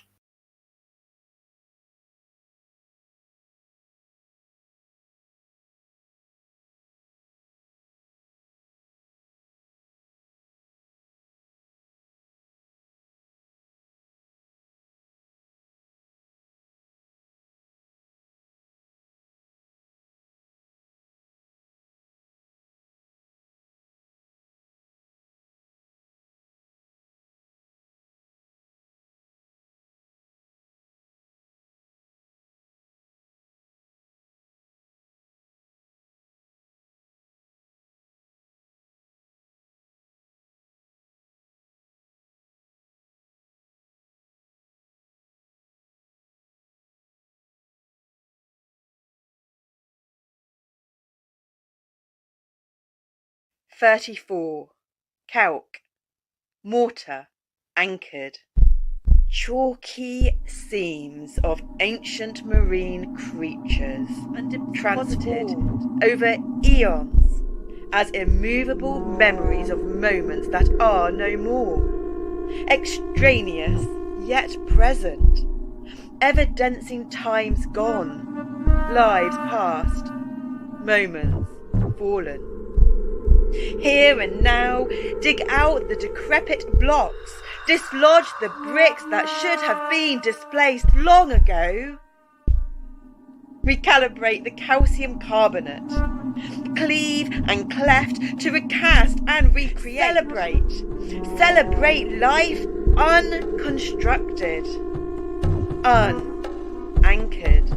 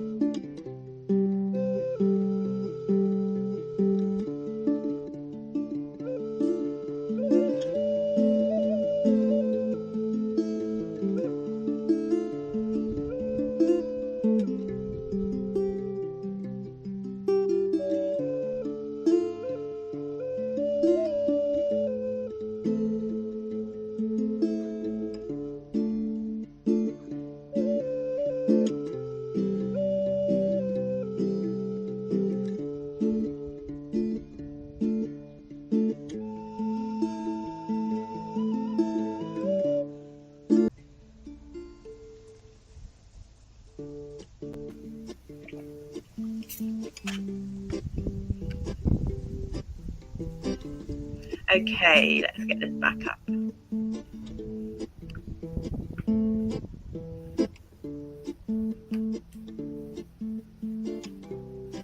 Fade the music out. There we go. So it was Taurus, Aquarius, Scorpio, Leo. So Taurus. 42. House 42 speaking to you. Candle, day star. So Taurus, open-eyed, candle flame gazing. Maybe a type of meditation that could benefit you in some way. If you're having trouble, like before, because we're talking about all the energies, having trouble finding your authentic expression of creativity or energy to express, then staring at a candle flame could help. Eagle might mean something. We're seeing an eagle's face, and an eagle is like an eye and a beak. We're seeing an eagle's face in here.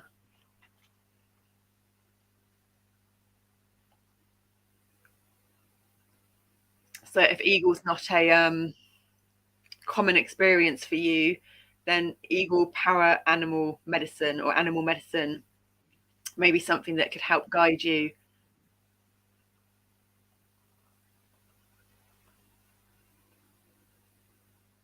There's mountains in the distance. We're seeing mountains and snow in the distance. We just actually had to go around and close all our skylights and our windows because it was getting cold.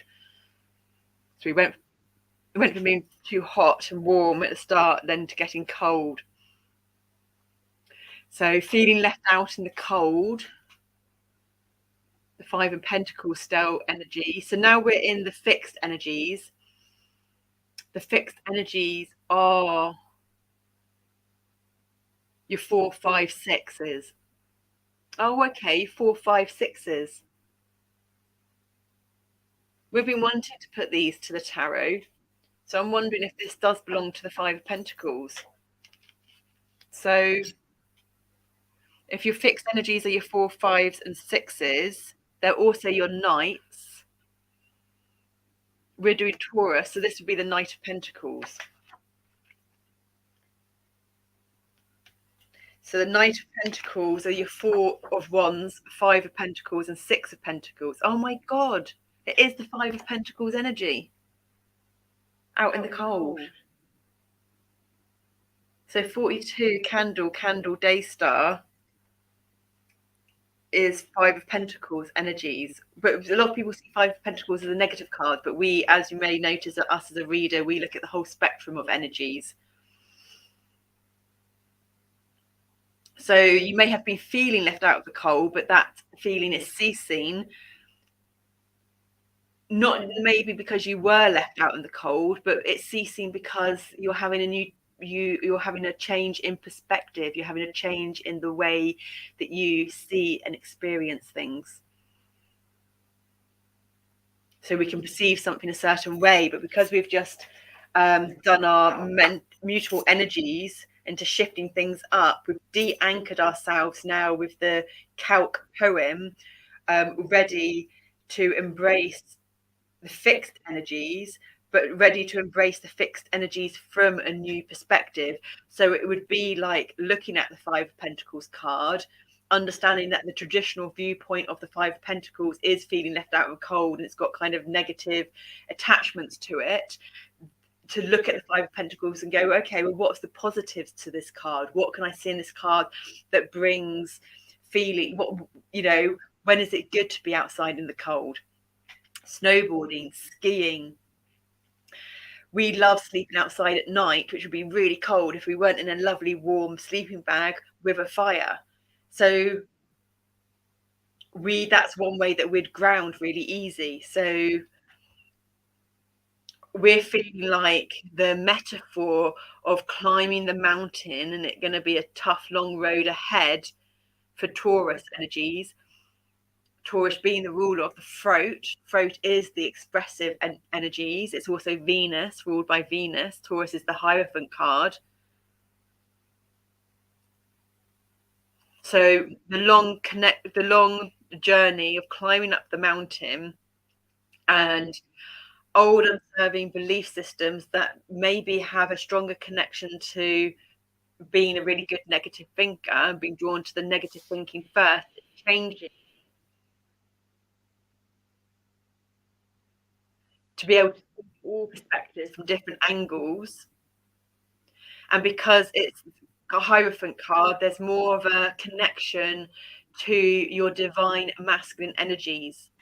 And it is the fixed energy. So the structure, the new firm, flexible, balanced, the new strong, flexible, balanced foundations and energetic foundations are being manifested into the physical to create those roots spreading far and wide to give your trunk, your literal trunk, your body, the trunk of the tree, the support it needs. So you don't need to ever feel left out in the cold again, because it's a albeit a subconscious one to start with. When that subconscious comes into the awareness, it's a conscious choice of perception once we learn the new tools of perception, and we're being guided to put on the blue again for the communication, the throat chakra. So yeah, so let's read the poem. So you are, I can't believe that, fourth ones, 5 of Pentacles, 6 of Pentacles, and the Knight of Pentacles. So Knight of Pentacles is a slow moving knight. The messages may come in slowly. Slow and steady wins the race to a true lifestyle change. But maybe that's the life. Maybe you've been doing slow and steady to win the race already, and maybe things are going to start speeding up again. Yeah.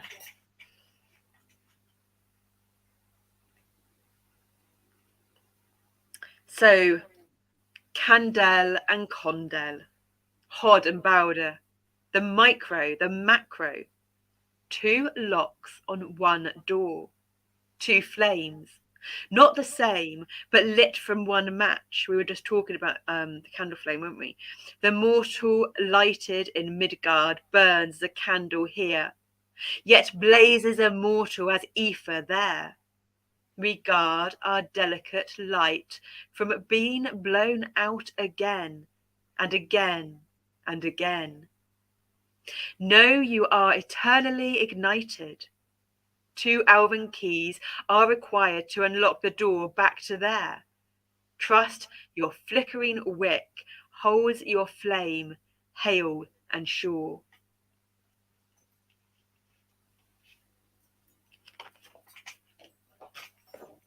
Okay, so Taurus, we are now going back to Aquarius. So this will be the Knight of Swords energies, which is your 7 of Pentacles, your 8 of Swords, your 9 of Swords, your 10 of Swords.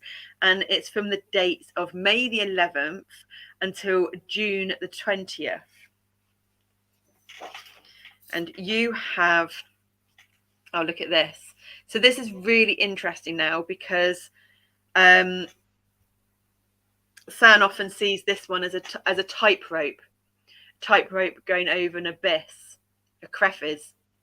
We see that underneath as lots of like kind of icy mountains. We've seen this in lots of ways. I mean, when we look at the camera now, we're seeing this as a funnel. We're seeing this going down as a funnel into the bottom. So it's got that kind of spreading of the roots below and spreading of the roots above, the cosmic connecting energies to the earthly energies. And rather than the mountains being in front of you far away, they're below you. So your flight, so it's the air energies. Aquarius is a fixed air energies. So bird's eye perspective, changing your perspective and your perception of something. Do you need to take a bird eye perspective of something? And just going back to Taurus, you've got 42. We're on the subtraction and the contraction at the moment. 4 minus 2, or the other way around, is plus or minus 2. So there may be a connection between your Gemini energies, which was 20, and your Taurus energies. And Gemini is so Taurus is the blind spot of Gemini. Gemini is where Taurus is heading to on the next journey around the astrological chart.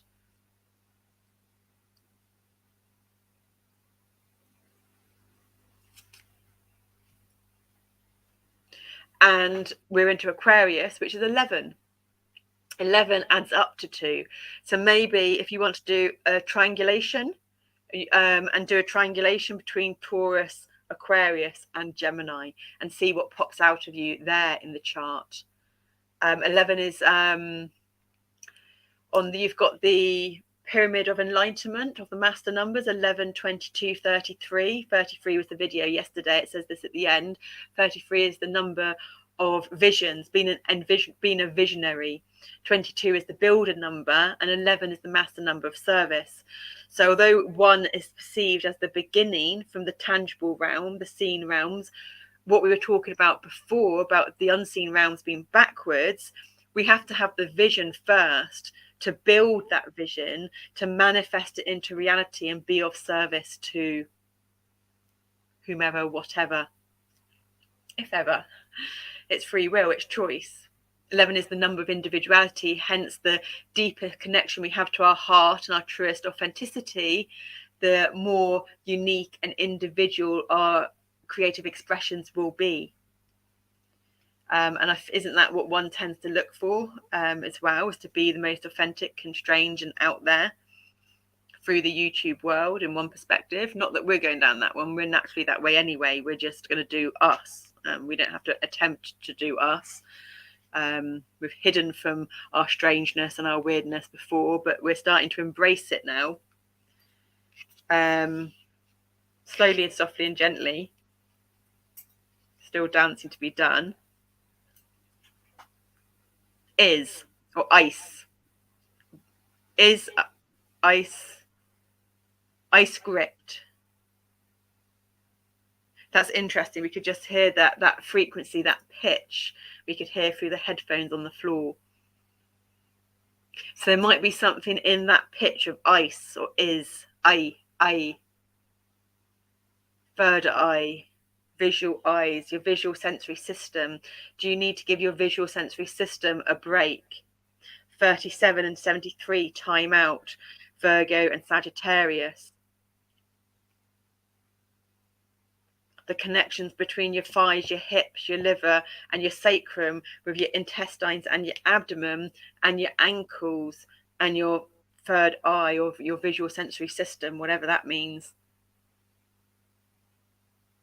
This could be the bridge. We've been talking about 8 being 8 and 2 being the bridge from the seen world into the unseen world. This could be the bridge from the unseen into the seen. The seen here being the words, and because the words are logical, the unseen being where there isn't anything.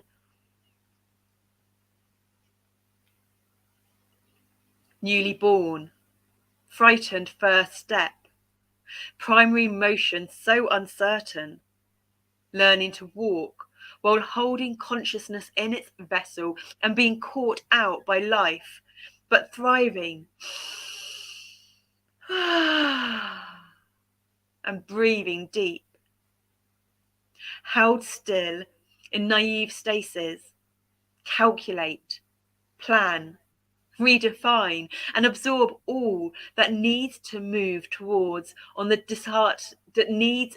that's needed to move forwards on the disheartening thin ice. Cold water therapy, we did that before as well in our shower, and it's taken us a while to get the cold water on the front. We aren't able to get it all over yet, but we will start our sounding first. So we'll breathe in deep and start our sounding out from our mouth, normally as wide as we can get our mouth, and put the cold water onto our chest.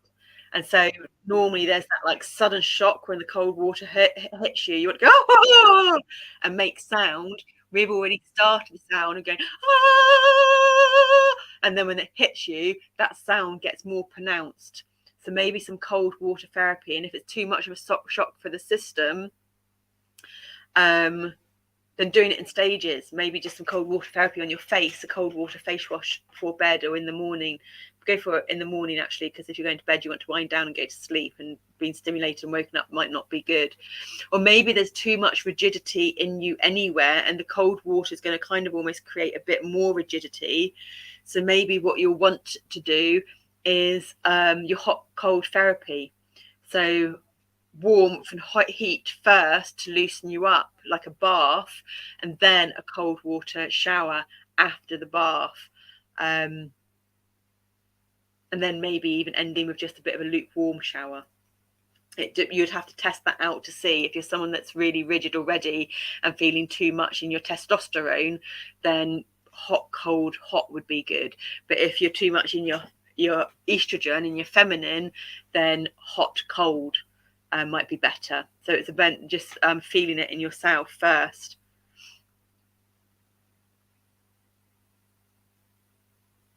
But taking avenues like that will free up and open up the imaginative body more, to help you move forward in those first steps that you're taking, holding the new awareness states of consciousness.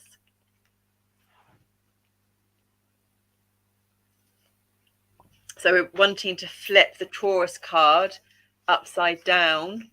Just doing our screensaver again. We're even wanting to do it sideways like this.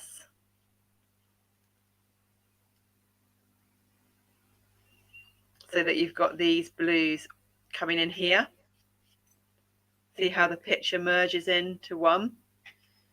So changing your perspective and your Taurus energies. So now we're on to Scorpio.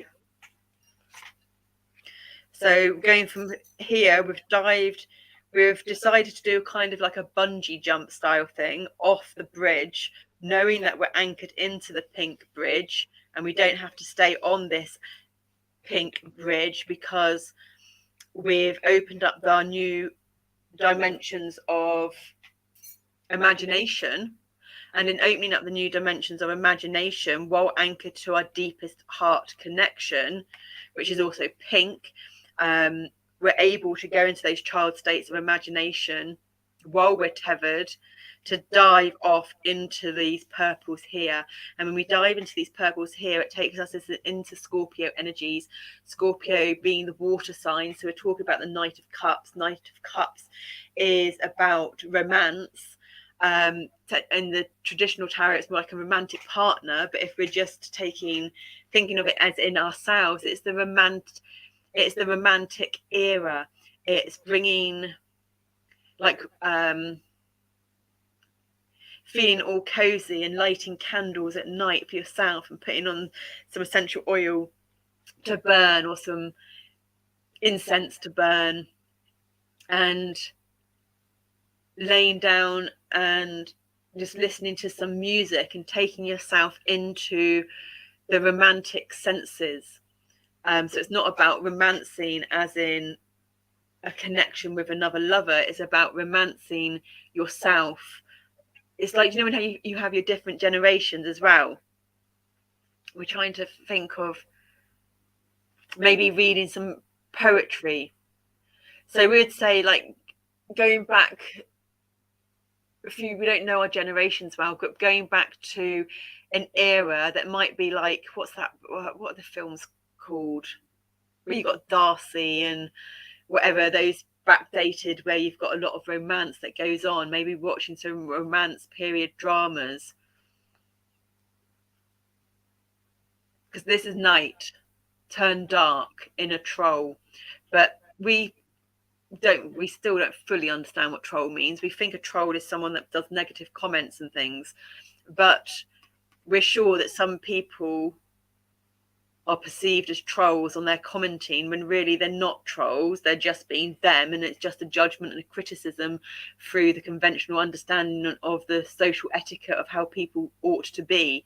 But people with autism and people like us and our little uns, they're not trolls, but I know that we've been perceived as trolls sometimes.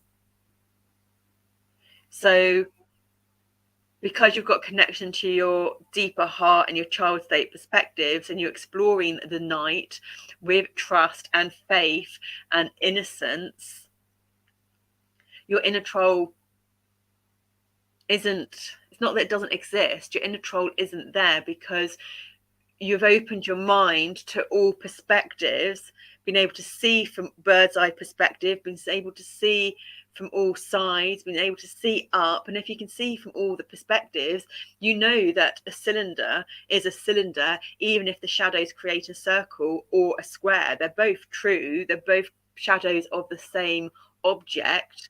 So because our perception and the way we perceive and experience it, and a whole new way of thinking in our mental body is changing, we're becoming, our emotional intelligence is growing, we're becoming more emotionally mature, then inner troll doesn't exist. Troll doesn't exist in a negative, from a negative perspective. When it's nighttime and when things are turned dark is when your glow in the dark stickers shine, when your glow in the dark nail varnish shines, when you can see the stars best, when you can see fireworks the best. There's so much magic and spark and catalytic imagery that we were talking about the third eye before, that can stimulate that imagination to see and experience colors and patterns and connections and links differently, not needing to have a conscious mind, rational interpretation for it, because we've surrendered our conscious mind's need to know and understand, because then that allows more of the authentic creative juices to flow when in intuitive flow state, presence, nowness, isness, flow mode. And it's number 38, and 38 adds up to 11. 8 minus 3 is 5. 5 again, you've got more Taurus energies and that divine masculine. So the feminine, divine feminine being the whole of the unseen and really overwhelming. We're going into the part of the unseen. So with your conscious awareness choice of setting the program for when you go to sleep at night, you can choose where to guide your night or your healing, if you want to choose from a conscious choice, or you can just choose to say, we trust you, consciousness, we trust you, God, we trust you, body, we trust the collaboration of, allow whatever needs to take place in everyone's highest good, including us and Mother Gaia, so that you can be or do whatever it is you want to be or do, not as in be something, but be as in being present, as in being able to be still if you're someone that does too much, or if you're someone that's kind of too still and not getting the energy, being able to do. So you see, I hope you see where we're trying to kind of focus your attention here, that you've got the choice to do what it is you want to do. We've also got the 3s coming up in 37 in your Virgo, and 73 in your Sagittarius, but you've got your 8 coming up in your Pisces. So there's a bit from Pisces and a bit from Sagittarius. 2 3s together make an 8. So you've got the Sagittarius 3 and the Virgo 3 coming together to make an 8, but then you've got them on your own to make the 3. Or you can have, so you can have your Virgo 3 and your Sagittarius 3 coming together to make an 8, and cutting your Pisces in half to make a 3. Or you can have half of each of the 3s in Sagittarius and Virgo, and your whole 8 in Pisces, whatever that means. Maybe you've got 4 planets in Sagittarius and you're going to choose 2 of them. That's going to help you with something. We don't know what that means. It'll be interesting to see what that means down the line. I'm sure stuff will come up. These are reminding us of jellyfish as well. So not thinking of jellyfish in a dangerous sort of way. I'm not going to go in the water because there's jellyfish.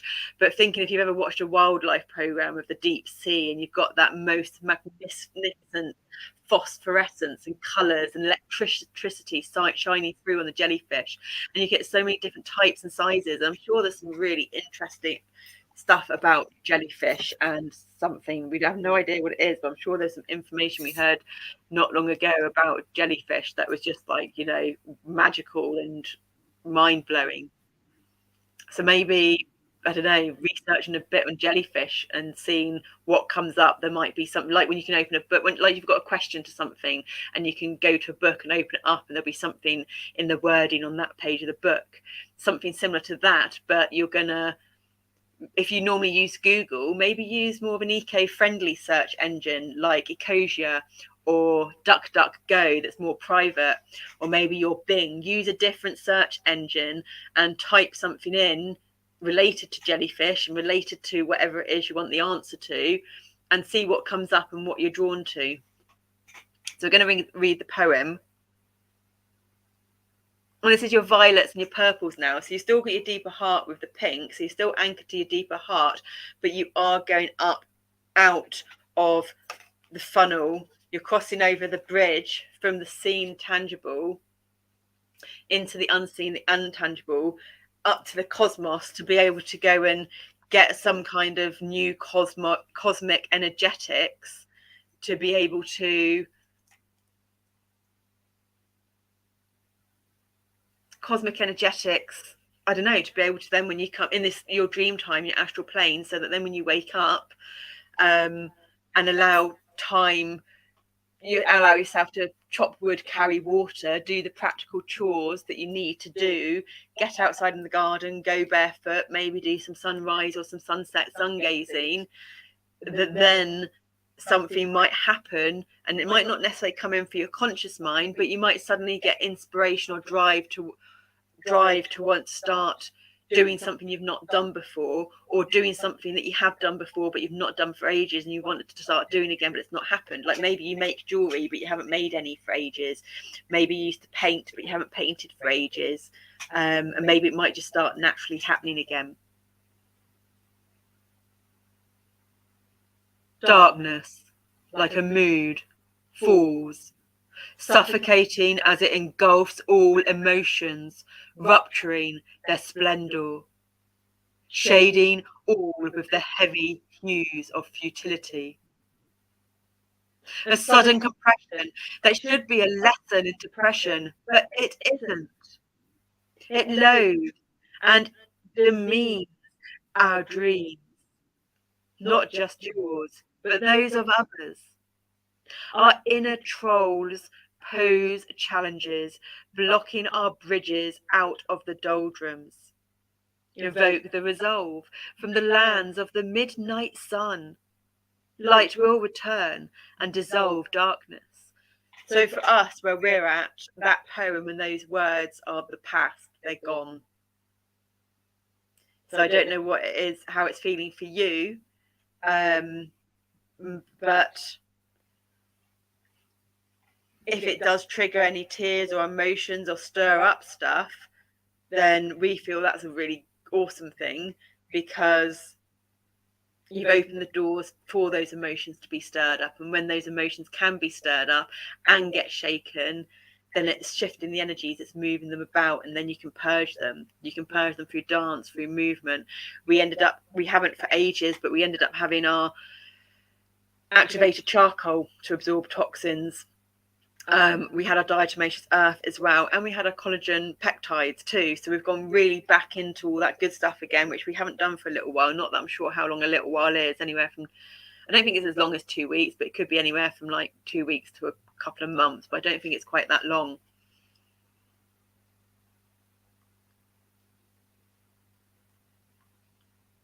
So yeah, I don't know if those words stand out for you, but to us, they don't. Resolve's already happened. This is something that's in the on the past timeline. But there's always layers and depths, because it's Scorpio, and Scorpio is the pelvis, and there's always deeper places that we know that we've found this journey hard, because the deeper we go to our heart and the more we do the meditation and get deeper, initially it was terrifying, because as soon as we did that, we'd go into these younger states again.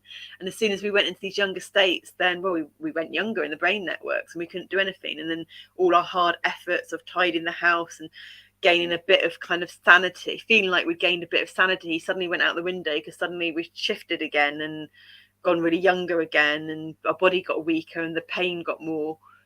So there's always more layers to go through. And what we said earlier is there's going to be a lot of cosmic surges and intense energies coming up, which is going to impact collectives intensely so. And so therefore the energy is going to be amplified, and then we can harness that energy and use it to go to deeper depths, which may take us initially into the old senses of perceptions of inner trolls and the negative thought patterns, which then can make it really tired, make us really tired in our psyche and our body, because it's like, oh, we're going there again. I thought we can't do any more of this. We're just repeating the same patterns. We're just repeating the same cycles. And to observe, just to observe and go, okay, we hear you, we feel you, not to fight it off, not to resist it, because that's what we've done. And then it will be, of course, we're going through the same cycles and the same patterns and the same habitual thinking, because we're going around the spiral vortex into the center. And to get into the center of that spiral vortex, the wide bit into the narrow bit, to really condense the energies and really purge and push out the last bits of toxins, we're going to repeat those patterns and cycles. But what we've noticed is that when that happens, we're not in that dark patterning, those dark cycles, the dark thinking for as long, and they pass through quicker. And when we're in them, we're able to be in them and accept them and not spiral out of control.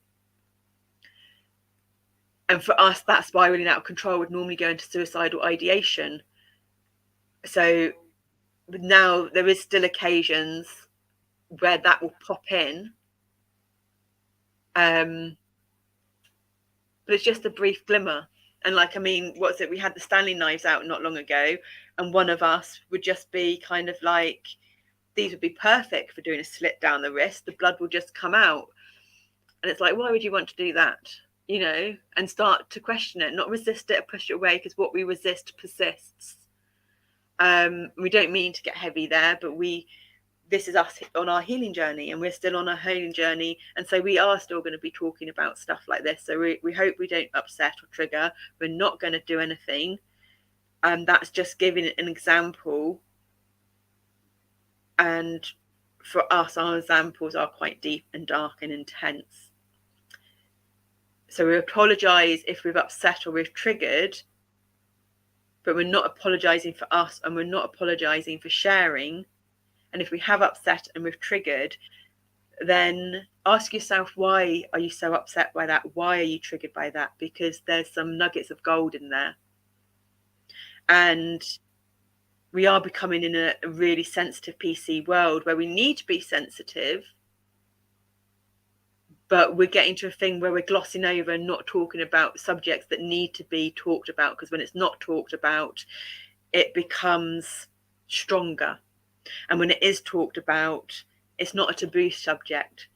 If we keep stuff from our children and don't talk about things, it becomes a taboo subject, and they're going to more likely explore it or want to do it. Whereas if we just talk openly, because we perceive stuff, we want to protect them. It's like, no, we're protecting ourselves and the parts we're in denial about and the parts we fear in ourselves. The children are innocent. They haven't made any judgments or belief systems. They just get domesticated and programmed from our own belief systems. So if we think we're wanting to protect them, we're actually lying to ourselves, and the person we really want to protect is ourselves, whether it's protecting ourselves from the content of what we want to talk about, or the feelings that are going to be brought up from talking about, or having a new way of talking and expressing. There's something else behind it. There's an ulterior behind the scenes, hidden, which is all Scorpio energies, hidden something in that. And so we've been going to this, haven't we, Scorpio? We're on the night, we're on the fixed energies, we're on the nights. Scorpio is water, it's Knight of Cups. Did we say the Knight of Cups? So it may be that you want to go to that, you may have different tarot decks. You know, we're talking about dark stuff now, and the dark bits that reside inside that still pop up to say hello, and we want to make friends with them. So you may want to get if you've got a tarot deck, you may want to get a tarot deck which has dark imagery or something, and a tarot deck that has your romantic light imagery, so they counterbalance each other. And there may be answers in the 6 of Cups, 5 of Cups, or 4 of Swords imagery. And the dates for these are October the 13th to November the 22nd. So maybe if you have a social media account, you may want to go to those dates on your social media account. And it may be that you want to go back to 2011 or something, because 3 and 8 add up to 11, and you had the 11 over here as well, and we're in the fixed energies. And you've got 2 minus 4, 4 minus 2 is 2. So you may want to go back to 2011 on the dates of that we just said, for October to November. And there may be something in a photo, or there may be something in a comment or word that comes up that can lift the veils to the denials which are causing these inner troll triggers. Wow, that was something that came out then, didn't it? And this has been turned over, and we've turned it upside down to start with. So we've gone into the Scorpio energies, the dark energies, the nighttime energies, but to go through the beauty of it, to get to the deeper depths of the inner troll triggers, to then be able to navigate and swim with them, because you made friends with them, so therefore they're not going to be your trolls anymore. What is it? Keep your enemies closer or something, and that external thing. But it's not about keeping your enemies closer because for ulterior motives, even though we were talking about ulterior motives. It's about keeping your enemies closer so you can get to know them better and make friends with them, because we're talking about the internal archetypal energies of self, because you've all got to share this one body. And it's about dancing in harmony, understanding all the different perspectives. Maybe they're an inner troll because they're better in their communication through the heart and the movement and body, and they're not very good with words, and the words they have aren't very good words, and they don't deliver them in the best way because they grew up in a dynamics where words were utilized in an abusive situation. But then you're coming into the fire now because you're burning off. You're going to burn off these energies so that they become lighter. So it goes more like steam, because we've got the ice. You're going to defrost the ice with the heat, with the warmth, so that the water can go from solid of ice into a liquid and then into an evaporation form, so that the heavy stagnant feelings, the water retention causing the heaviness in the body, can lighten and evaporate, so that we get a lighter sense of feeling, so that the musculoskeletal system in the body that isn't functioning properly, so that when we push our feet into the ground, we feel that push back up through the energetics is actually going to start working again. So again, legs up the walls, supported inversions, getting onto your couch and putting your head on the floor and your legs up the wall or up the end of the couch, because we're now going back into the Taurus energies, where we're going into the eagle's neck. Into the eagle's neck. Neck is the throat chakra, Taurus. It's the warm energies. So new ways of expressing through your throat chakra, which doesn't have to be through words, but if it is through words, it could start to be through songs, but it might be through primal sounding, just getting stuff out through the throat chakra. Panting like a dog at different rhythms. Exploring the breath, exploring your sounds. It's number 3 again. So we've got the 3 from the 38. We've got the 3 from the 38 in Scorpio, the 3 from Sagittarius, and the 3 from Virgo. So what's the triangulation going on between Sagittarius, Virgo, Scorpio, and Leo? So we've got a really fiery card for your Leo energies. Fear, fire, ether, life, because this is really going to bring that new life force energy into play, where the rest of your life is not going to be anything like your life previous.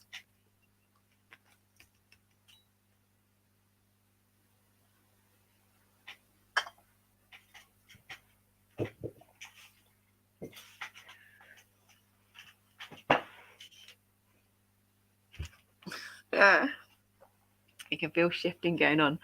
It's like, everything's feels. Let's see.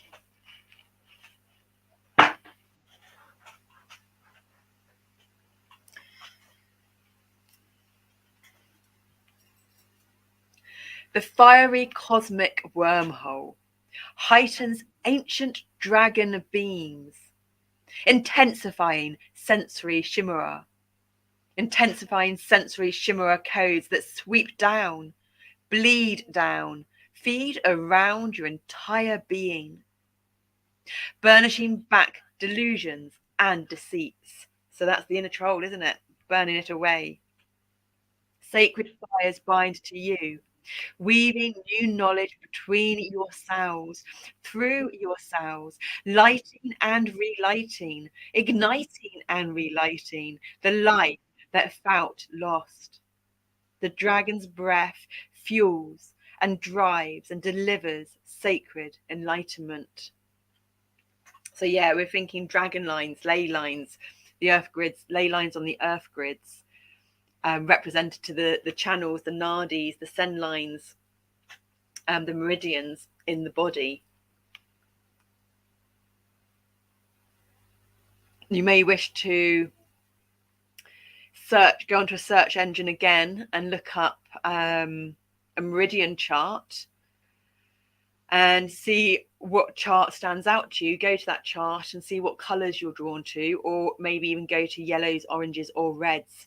And on that meridian chart, on the particular colours that you go to, there might be some acupressure points, and you may be drawn to because your body knows, your body's giving you messages and answers all the time, and so you'll get drawn to something, and then you might go, okay, let's go there, and then you'll copy it and push it on your body, and you'll create a release of congestion in that acupressure point that will create slack to go somewhere else. Like we were talking our body that we needed slack to lengthen here, that slack needs to come from somewhere else that's tightened. Yeah, so that might be something. And you've got the whirlwind vortex going into this light point here. That brings you out again in that eagle's neck into the nature.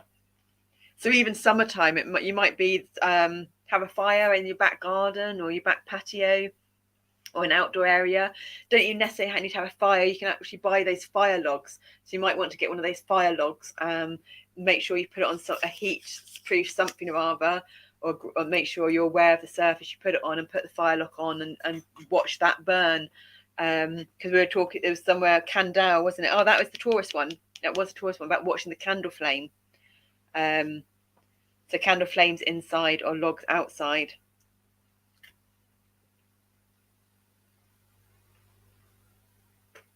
And even here, if you look up here, we're looking up here, you've got the lighter patches here. But if you were just to put all of this into black and white and take out the colour, you'd have your lighter patches here going into these lighter patches here. So these cards are merging together. But I almost would like to do this. We're having to look. See, we can't do this when we look at the cards, but we can do this when we look at the laptop screen. So that goes to show that there's a different filter or lens going on when we look at a screen to when we look at the cards directly. So when we look at the screen, we can see how this here, the mountains here are flowing into here,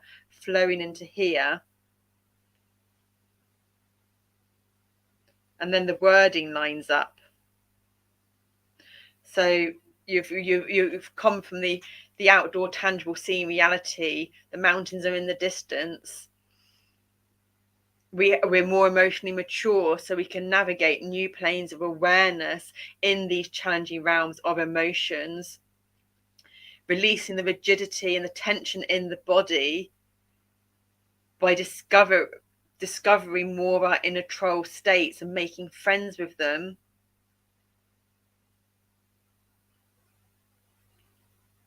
Burning them away through candle flame staring or fires or panting, whatever we said earlier, to go back into the realm of logic and reason through the words. Just looking at these two in the screen, they merge beautifully.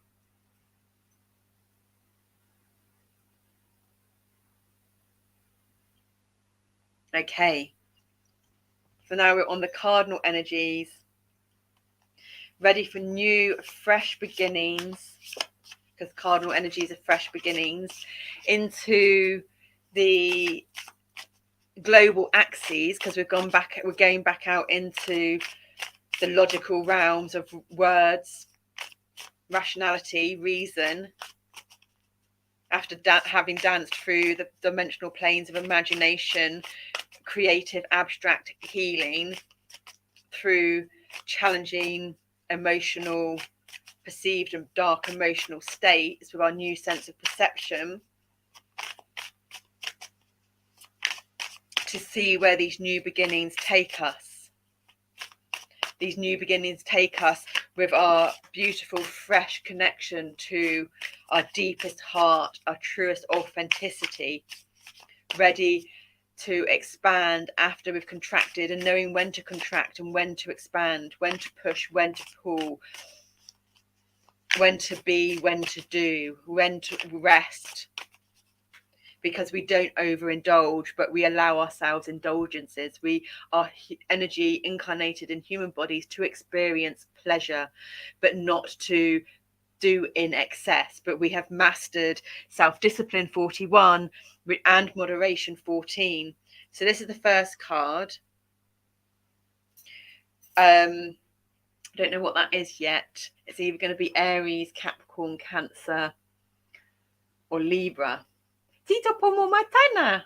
Libra's last. Yeah, the new relationship with self. Okay. Sorry, the screensaver again. The Matrix screensaver. So Libra's last. So then we've got Capricorn, Cancer.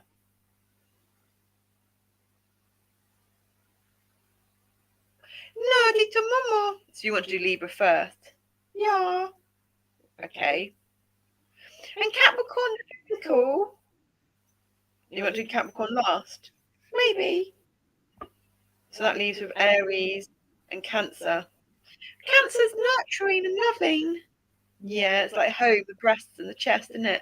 Yeah. But Cancer opposite Capricorn, far away, not next to it. So that means you want to put Cancer here. Yeah. So that would go Libra, the new relationship and sense with self.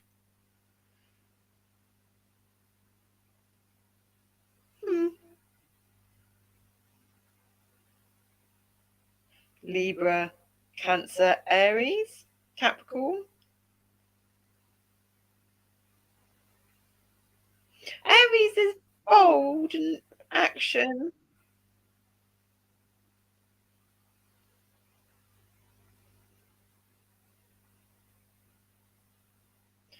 Cancer, Libra, Capricorn, Aries. Yeah. Okay, Cancer, Libra, Capricorn, Aries. I have no idea why on that one. Well, some of us do, but I couldn't grasp it in words, so I can't share it, I'm afraid. So Cancer, Libra, Capricorn, Aries. So why are we ending on Aries? Beginnings and new action, healthy action. Okay. These are heart Venus, and we're ending on our heart Venus. Okay. And these are more banana. One of us asked, it's not really fair to end on our heart Venus for the viewer. How does that relate to the viewer? And one of us, then you answered out loud, didn't you? What I don't know really what you said. Because we're the funnel that's funneling the energy through. So if we're ending on our heart and our deepest connection of our heart, which is Venus, which is the ruler of Taurus and Libra, that's Aries. And Aries is at the start of the astrological chart, which is connected into the youngest energies of the collective of people, not necessarily the people watching this, but the collective of humanity, because we're doing this for humanity and humankind, which was the first card out, which was Gemini. And as soon as we say all that, it just kind of goes. It makes sense as we're talking, but then it goes. But then that's like us all the time. That's not just because we're doing this channeling. That's just us, full stop. But we will get there to remembering. So we've got the Cancer, Libra, Capricorn, Aries.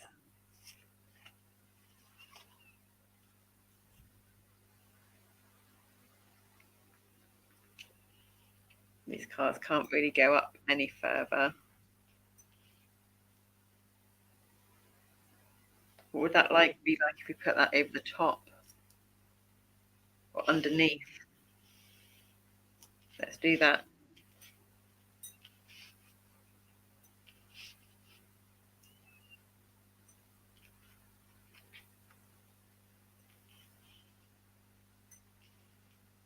And then you can keep all your patterning together.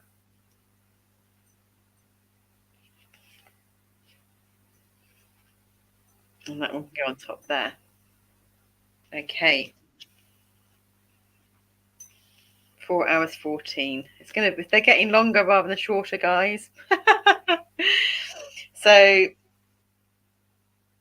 Cancer,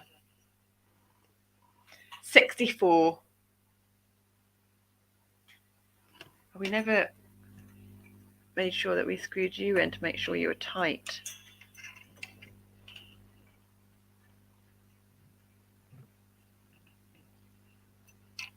I think it felt like you just moved then.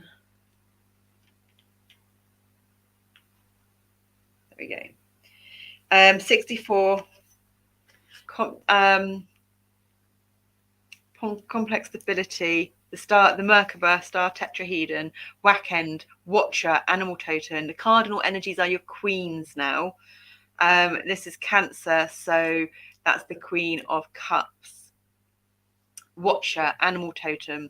The witnessing eyes, the watching, observing ones of us are supported through your animal totem. Maybe the eagle that was talked about before.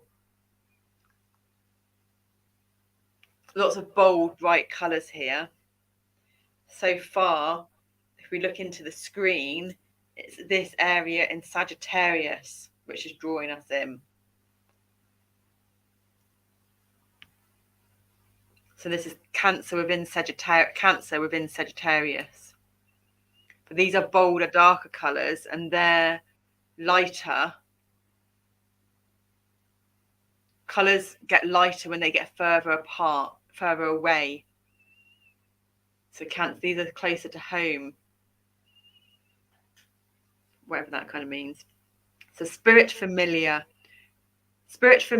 frequency that waits, watching for you to sight its presence. It does not walk with you, but gazes through the glare of beasts and bugs that eyeball you.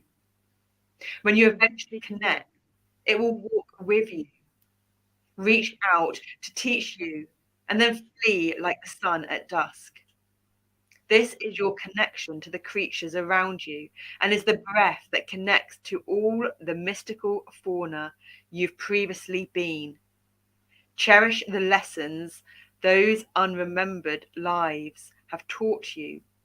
We are all creation's creatures. So this is bringing us back to mystic cycles. Although we can't remember which card that was in.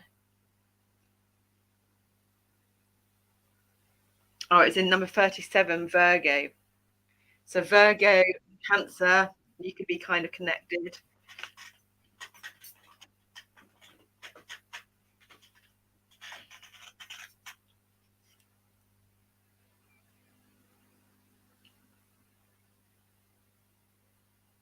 You may wish to go somewhere where there's a lot of insects, or wish to observe insects.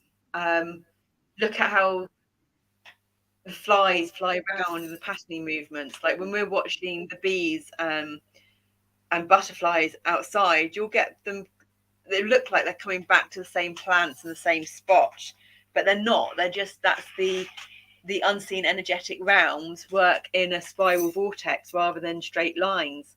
And so they're coming back, but they're not quite coming back to the same spot. So they're dealing with all. So when you watch the insects and how the insects move, on observing that patterning of the insects and how they fly and move and revisit, that's having, and we were talking about the third eye and the visual sense, that's having an impact on the energetics in your body. So we were talking right at the start of the video, we talked about the one being the vertical channels, the fire and water, but then if you put it on its side, it's the horizontal channels, which we kind of relate to the earth element. The only one that's missing is the air, the wind.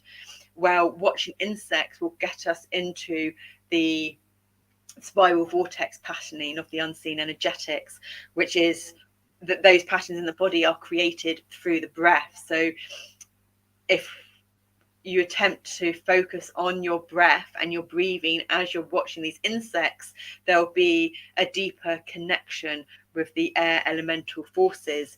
And we're going to Aries, ending on action. And we said that wind was air, wind was a call to action. So these are the subtle tools and practices we can do to bring ourselves into dynamic momentum, maximizing our output with most ease.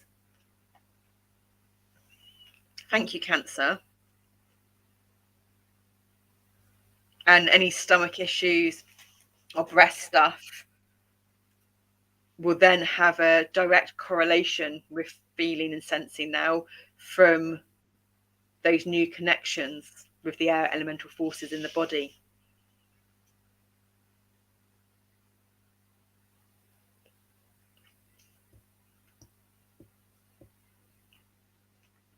Libra, yeah, because then it went Capricorn, Aries. Libra, waterfall, mystical healing. So there's lots of mysticism going on now. We swear this feels like it's happening quicker. I'm sure that's just our sense of perception of time. So there's lots of mysticalness going on here. We did have 64. We've gone down a decade to 54.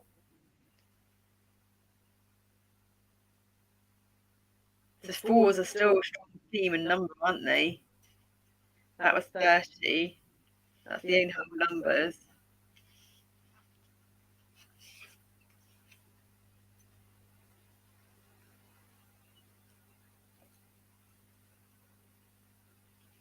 We've got lots of Fibonacci sequence numbers. Well, not in whole numbers, but like your Fibonacci sequence is your 1, 2, 3, 5, 8. So you've got your 3 and your 8 there. And when you miss a number, so 3 would go to 8 if you missed a number, back to 5, up to 13.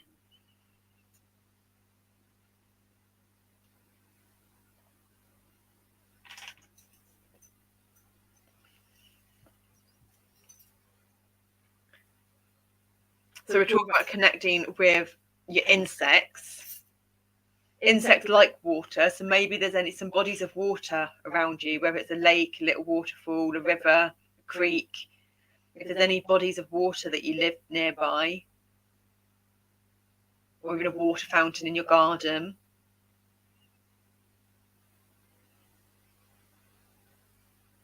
Or maybe purchasing a little cheap solar water fountain, or purchasing, we used to have, we don't anymore, though we could put them on now because we've got the solar panels. We stopped using them because of the price of electric, but we used to have little water fountains in our house going because the constant trickling sound of the water would help us shift our emotions.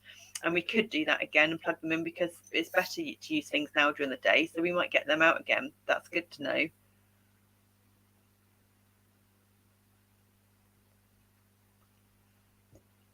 So how a dripping tap, when you hear a tap dripping, does that bug you? Does that irritate you?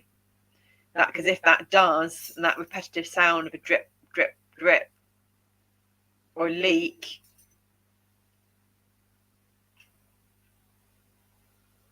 is showing how you've got the rigidity and the tension in your body. Because that's what we do when we get more rigid and more tension. Our patience threshold, our triggers become more. So if that type of thing, a drip drip, does bug you, then having a water fountain, which might be initially bugging you, but it's more of a flowing motion, and you can choose different water fountains and different patterns of how the water moves, would actually maybe be really beneficial, because it will get you'll eventually get used to it. And you could even do a test that then down the line to see if, after you've done that, purchased one and done it for a while, if a dripping sound of a tap bugs you anymore. And we'd almost like to say that it wouldn't, or it wouldn't bug you as much, because it can take time on these things.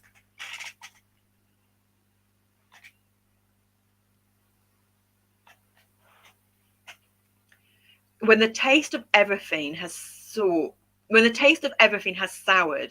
even love is what is that? How do you say that? Pestilential. When the taste of everything has soared, even love is pestilential, and all is winter bleak. It is time to speak with air. Valkyrie god healer, never-ending beacon of primal salt rhyme. Stay present. Stop seeking answers. The noxious hurt is nomadic and will walk away. As sure as the waters wear the rocks, or rise through the trees, create the clouds, or dance throughout blood as sacred songs. Samba with the cascading joy of water's ceaseless laughter. So yeah, the moving water that we're saying in the fountains is like that water's ceasing laughter. And it says stop seeking answers. So that's like us saying earlier when we're describing surrendering the conscious mind's need to know and understand. We don't need to always logically understand and know stuff. That's I think that would be called a trauma response, for feeling safe and feeling secure, needing to be in control. Just like us and our getting the alignment on the camera now. But it's only because when we watch it back, it will really bug some of us.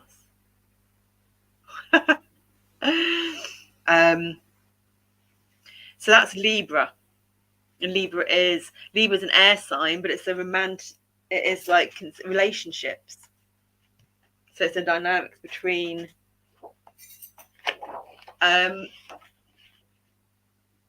Queen of Swords, the mental body, the dynamics between your mental body and your emotional body. What is the dynamics between your mental body and your emotional body, the relationship between them? The answers could be, if you're to get out your tarot deck that speaks to you for this card, held within the 10 of Swords, the 2 of Cups and the 3 of Cups. And the 10 of Swords is, you've got all the swords in the back of the corpse pose. So you may wish to do some corpse pose. But whereas in Shavasana and yoga, corpse pose is laying on your back, you may wish to do reversed corpse pose, where it is actually laying on your front. And you may even wish to visualize laying on your front. Support yourself how you need so that you can comfortably lay on your front, whether that's you may have big breasts and want to put a rolled blanket underneath them. You may want to put a blanket under your forehead. Make yourself comfortable on the floor, laying on your front. And visualize swords pointing into your back. So like we were saying earlier about going onto Google and getting meridian points and pressing them in your body, you may wish to visualize swords going into your back. And that is really dancing on a subtle level with the energetics to release tension. Your back is your shield, it's your protective mechanism. Your shoulders are your protective mechanism, and your back's your shield, it's your backbone. And we get Capricorn is your backbone, your joints, your knees. So if your Capricorn's your backbone, and we're talking about backbone now, there may be something in the Libra energetics. Libra rules your buttocks, your kidneys, your lower back, actually. So there may be something you need to free up or loosen up in your lower back. But being careful, because your lower back is your lumbar, and if you've got tension and tightness in your lumbar, in your lower back, there's going to be a reason for that. So you don't want to be going directly in and doing stuff to loosen it up directly. You want to find out where that tightness is coming from, and it could be certain muscles in your buttocks. It could be tight hamstrings. But if you're laying on your front, it means that your back has a chance, like we were saying earlier about breathing into your back, your back has a chance to expand and to breathe and to pulse. Whereas when you're laying on your back, it doesn't, because you've got everything weighing it down.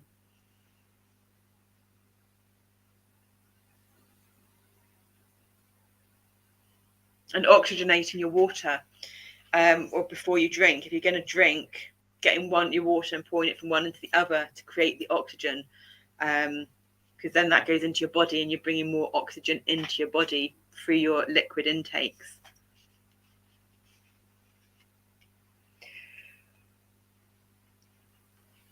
So the dates of the Queen of Cups is from the June the 11th to July the 11th. Tito Pomo Momo. We're in the Queen of Cups right now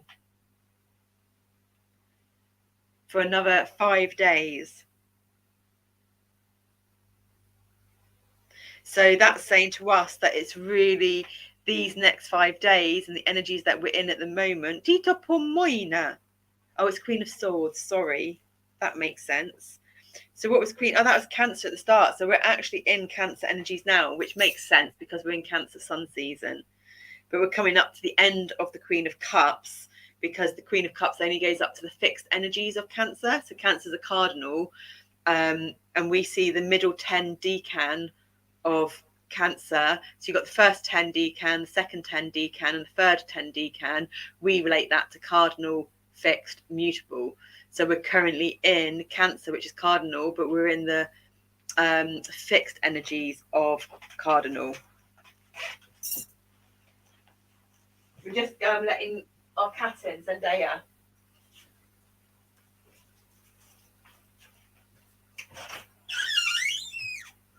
Hello, beautiful. Hi. Do you want us to get the food out of the fridge for you? It's been an awfully long time, haven't we?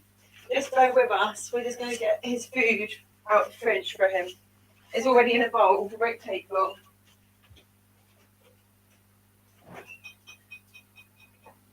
Here we go, lovely. It's all ready. Can you sit down? Or should we just put it down? Your water's outside. We'll have to bring it in. We're just going to put it down. You can do what you want with it, okay? There we go. Enjoy.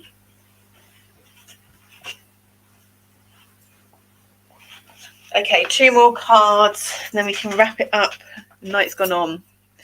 Okay, bring the screen back up. So we'll go on to Cancer, Libra, Capricorn. We did the dates. Ah, look, it's one of them.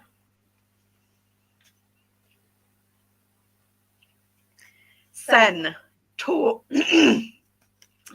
divine spark, enrobed in darkness, suspended in time, stationary, stopped, shield, stayed. So we were just talking about the shield in the back and the shoulders. Paused, but dripping with anticipation. In the doomed gloom, there is just the gleaming glow of a flame billowing, waiting to fire up, to spark and ignite. Bellow the light that aches into all the corners to illuminate. So we're talking about the candle flame stuff earlier. This is 6. Taurus is 42, so that's expansion 6. We have the 6 and the Cancer there as well. And this is like kind of inception. I don't know if you can see it. Can't really see it on the picture up here. Here you've got a rectangle. This rectangle is a picture of the whole card. So this card, that is this card, but in micro. So it's the card within the card. So we're really getting into the layers of the inception, with the dream within the dream, the layer within the layer, the picture within the picture, like what we've got here. 6 is unconditional love. It's the middle point of the Tesla code. So we've got your 8 up here with Pisces. We had your 2, remembering the order, even though we've muddled up the cards. That's impressive. We've got the 2 from Gemini. because we started on Gemini, and that's the card we started with. And they're the bridge from the seen, tangible world into the unseen world of the Tesla code, which is 6. And we've also got the 6 here on the fixed energies. This is 5th tier 6. So 5th tier 6 means you're really getting into 5 layers. And this is about the inception, the dream of inception. So there's layer upon layer. So you've got layers, 5 layers. 5 is the number of change, which brings freedom. I'm sure there's a 5 here. Oh, 54 is the card before, which has got the 5 in it. 8 minus 3 is 5. So it's connecting into the inner trolls that you've surrendered and released. And we see 3, which is this Leo card here, to be half of 6 logically, which is this Capricorn card, but also to be half of 8, which is the Pisces card up here.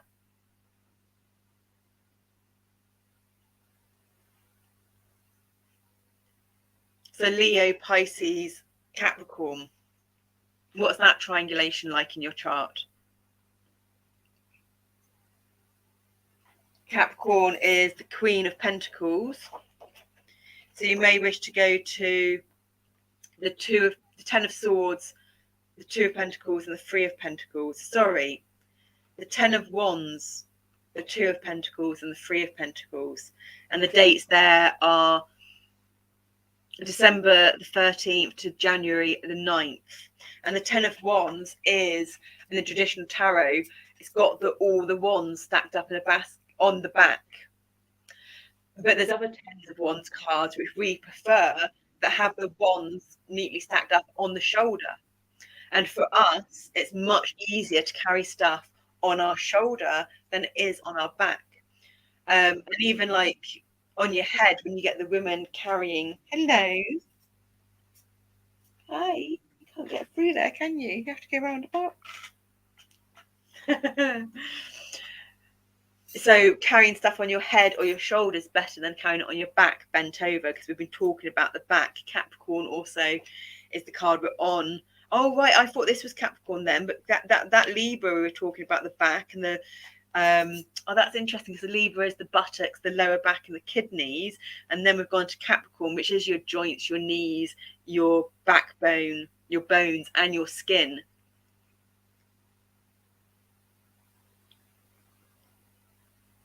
And that's all the area that holds your kidneys as well, and your adrenal glands are above your kidneys, for the energy levels and that new life force energy that's going to take you into the new beginnings of your Aries energies. So let's move on to Aries. And it's you've got the divine spark. So with your neurographic art, if you've ever seen neurographic art, you may wish to do some neurographic art. But your lights, there's new neurological pathways sparking and lighting up. And so the last card, 21. We started with 14, today's daily oracle of the cosmic surge, riding the waves through all the different emotions and tangible and untangible dimensions through the astrological energies to end up in the cosmic ocean. Lagoon 21, lagoon, cosmic ocean. Because the stepping stones are so close together, you don't even need to jump. You can just tiptoe gently across. Walking on tiptoes may be something that you do, and it might be an idea which would then relate to tight. If you walk on your tiptoes, you more in the fronts of your feet, you might have tight hamstrings. If you've got tight hamstrings, that is going to add to tension in the lower back, and seeing as we're on this area. But for us, for instance, we need to walk on our tiptoes a bit more. So that might be something there for you. It's a cosmic ocean of every emotion, ebbing in and out of everything. collective memories, rolling and reaching in and out of life, teasing and testing our inner resolve. Cosmic rivers know their purpose is to seek the greater expansive ocean. There, the water is different and the journey more thrilling. Let go, dive in, swim. Engage with the flow and live your fullest purpose. Stop drowning by fighting life's natural course. See, that's a really beautiful energy and card to end on, with Aries energies through the filter of our beautiful Venus, deepest core, child state, empowerment and play heart. Because it doesn't matter if you can swim or not. You don't need to be able to swim. You don't need to know how to swim. Because every time we bring ourselves into the present moment, into nowness, isness, and the more that we do that, bring ourselves into the moment of now, of washing the dishes, hoovering the house, cooking the food, eating the food, into the present moment of watching whatever it is we're watching. It's been in that present moment that allows the life force energies to flow. It's been in that present moment where there is no concept of time, our right hemisphere brain, that surrenders the past and the future, the anxiety about what's going to happen in the future, the anxiety over the PTS, the past that's trapped in the body, because we can be. And because we can be, it means we can do when we need to do. And it just flows.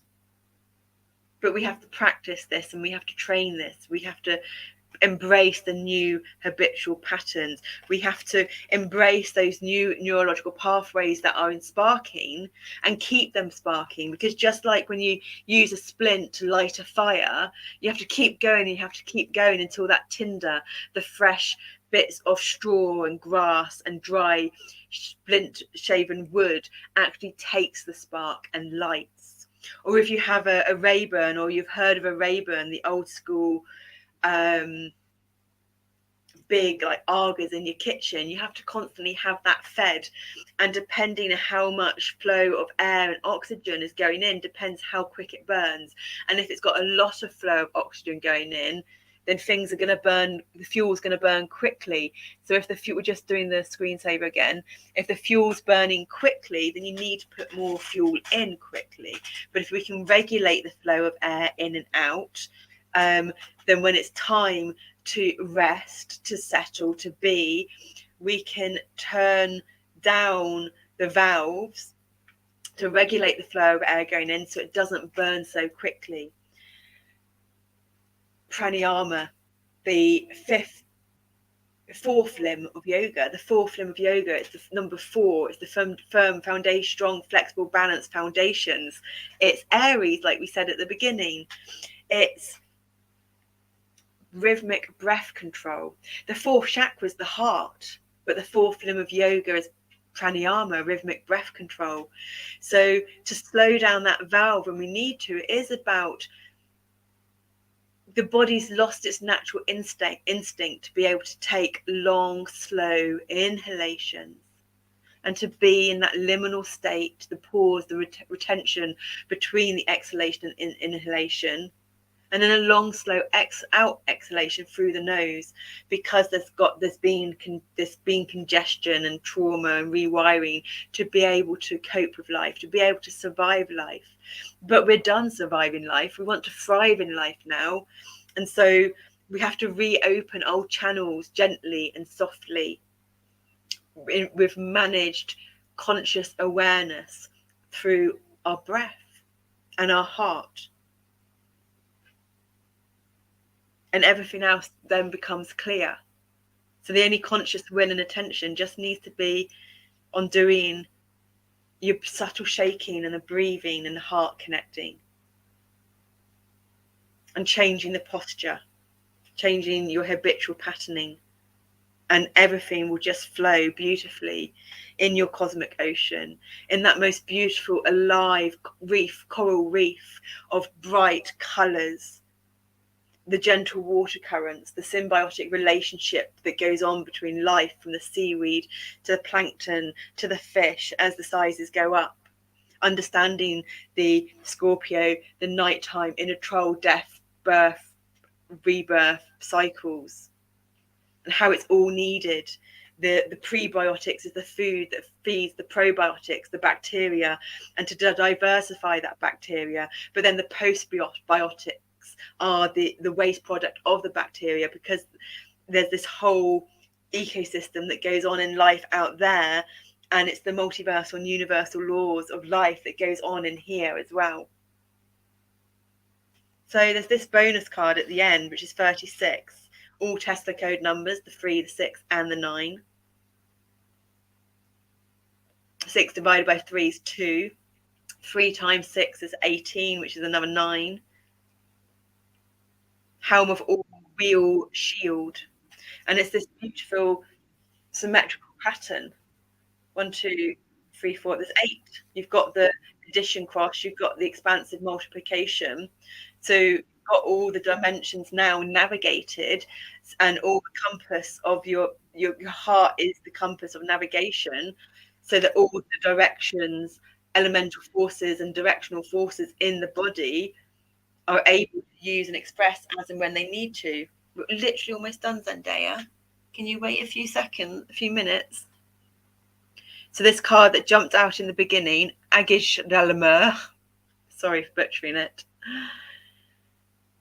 awe-inspired ancestral collective magic, a smokescreen to surround and shield us. Everyday fears are drawn back, dissipating as ancient mariners wrap us up and tuck us in. A still sea doesn't make a seasoned sailor. Therein is the danger and the addiction. Wow, and that's what we started off with at the beginning, wasn't it? Facing fears and the lone battles of a shamanic voyage strengthens you. The best shield is coasting in your own confidence. Lose your footing, and we all do. Agish Shalamers, here to soothe you. So you don't need a wheel shield. You need a wheel. You need the wheel of the compass of the heart to guide you and turn. Because if we need a shield, we feel like we need protection. If we feel like we need protection, we're dancing from a place of fear. And we're not dancing from a place of fear anymore, because we're choosing to dance from a place of love. And when you dance from a place of love, you don't need fear. Well, you don't need protection. We have fear because fear is a primal key that gives us a sense of understanding of where we're at, and it's understanding that the perception of fear is not bad. If you're a mouse, if you're a field mouse, you're a mouse in your field, and there's an eagle looking for its dinner, then you need that state of fear to be able to get away. So fear can guide us. Fear is our teacher and can guide us as long as it's healthy. But like anything, if it's not in that healthy, balanced oscillation, and it's come out into one of the extremities, then we need to ebb and flow it back in, so that we know what emotions are what, where they're coming from, why they're there, from a heart, intuitive, instinctual being, knowing sense, not a conventional mental doing knowing sense. This needs to be calmed and released, and that is the skill to learn and navigate in the societal ocean of the cosmic collective unconscious, because these are where the energies are strong, of the overactive, of the doing, of the achieving, of seeking the goals, of seeking the materialistic money, wealth, at the detriment of whoever. It doesn't matter. because we want wealth of the heart, we want wealth of compassion, we want wealth of a symbiotic relationship. So there's a harmony inside our bodies, because when we get that harmony inside our bodies, we get that harmony around us. When we get that harmony around us, we radiate that out through the heart, with the biggest brain, with the most neurons, with the biggest electromagnetic field. And we don't have to say anything, we don't have to do anything, we just have to be our deepest, truest, authentic self, and then that goes out into consciousness, into nature, and the harmony will come back. And it's possible because it's what we choose to believe, and that's what we envision, and that's what we choose to believe. So I hope that this has been, I hope you've enjoyed this spread. It got longer. We didn't do much better at getting shorter, did we? Maybe that will happen in one of the next two. Can't believe the time here.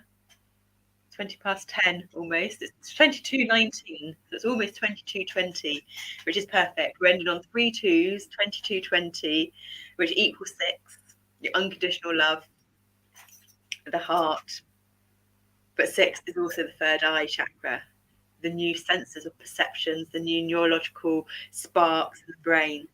So we're going to leave it there because we are a little bit tired now. It's been another long one, but it is incredible that when we get into the state, how much just flows out and comes out. So thank you for staying with us this whole time, Hannah. We hope that we're going to end on the cosmic surges of the purple with the banners. Not that one. We'll go for that one. And we're going to end with we'll put the music on, and we'll put the Liffruma flip through. No, we're going to put the music on, and we're just going to leave the card spread like this up for a little while, so that you're able to gaze at the cards yourself and just see if any of the imagery or anything that's coming out speaks to you. So we're just going to move it over. We'll take our picture off, and we'll put the music on, and we'll just leave it for a little while.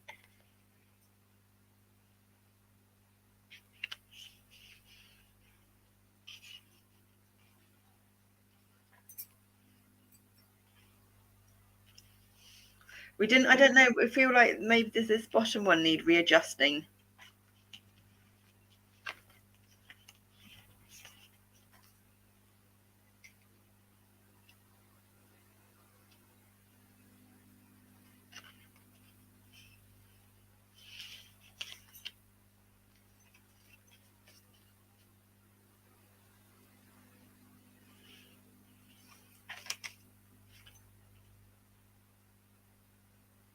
Yeah, we like that.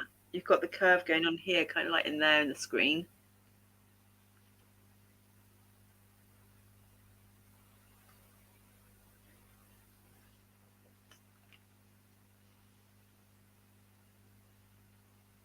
Then you've got all these bits of webs and writing. We like how that goes.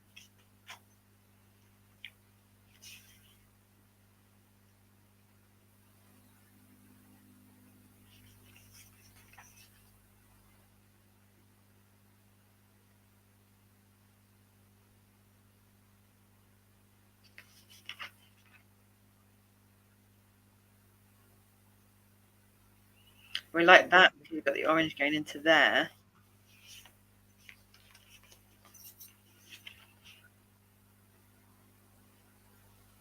And the way the light glares onto that kind of makes it a bit white.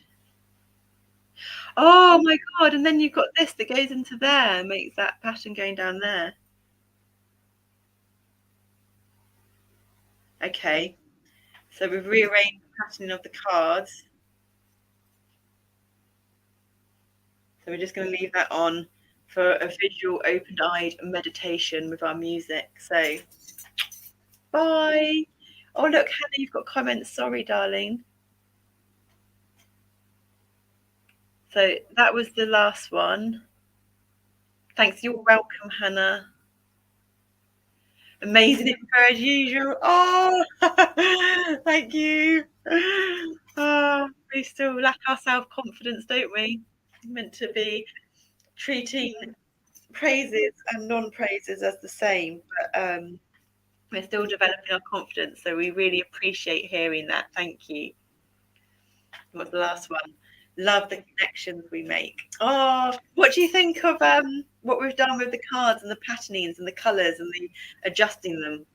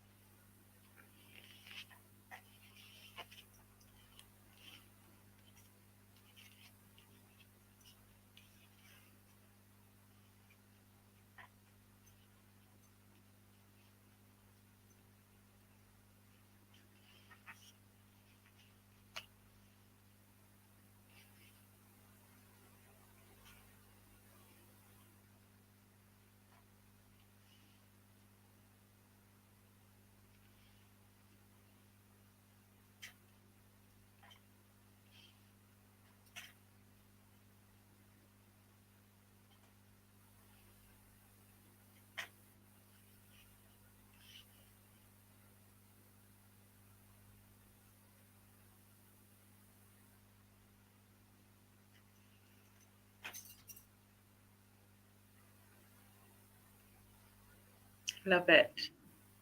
Perfect alignment and arrangement. Oh, that's awesome. We like the sign. That's like perfect synchronized alignment and alignment.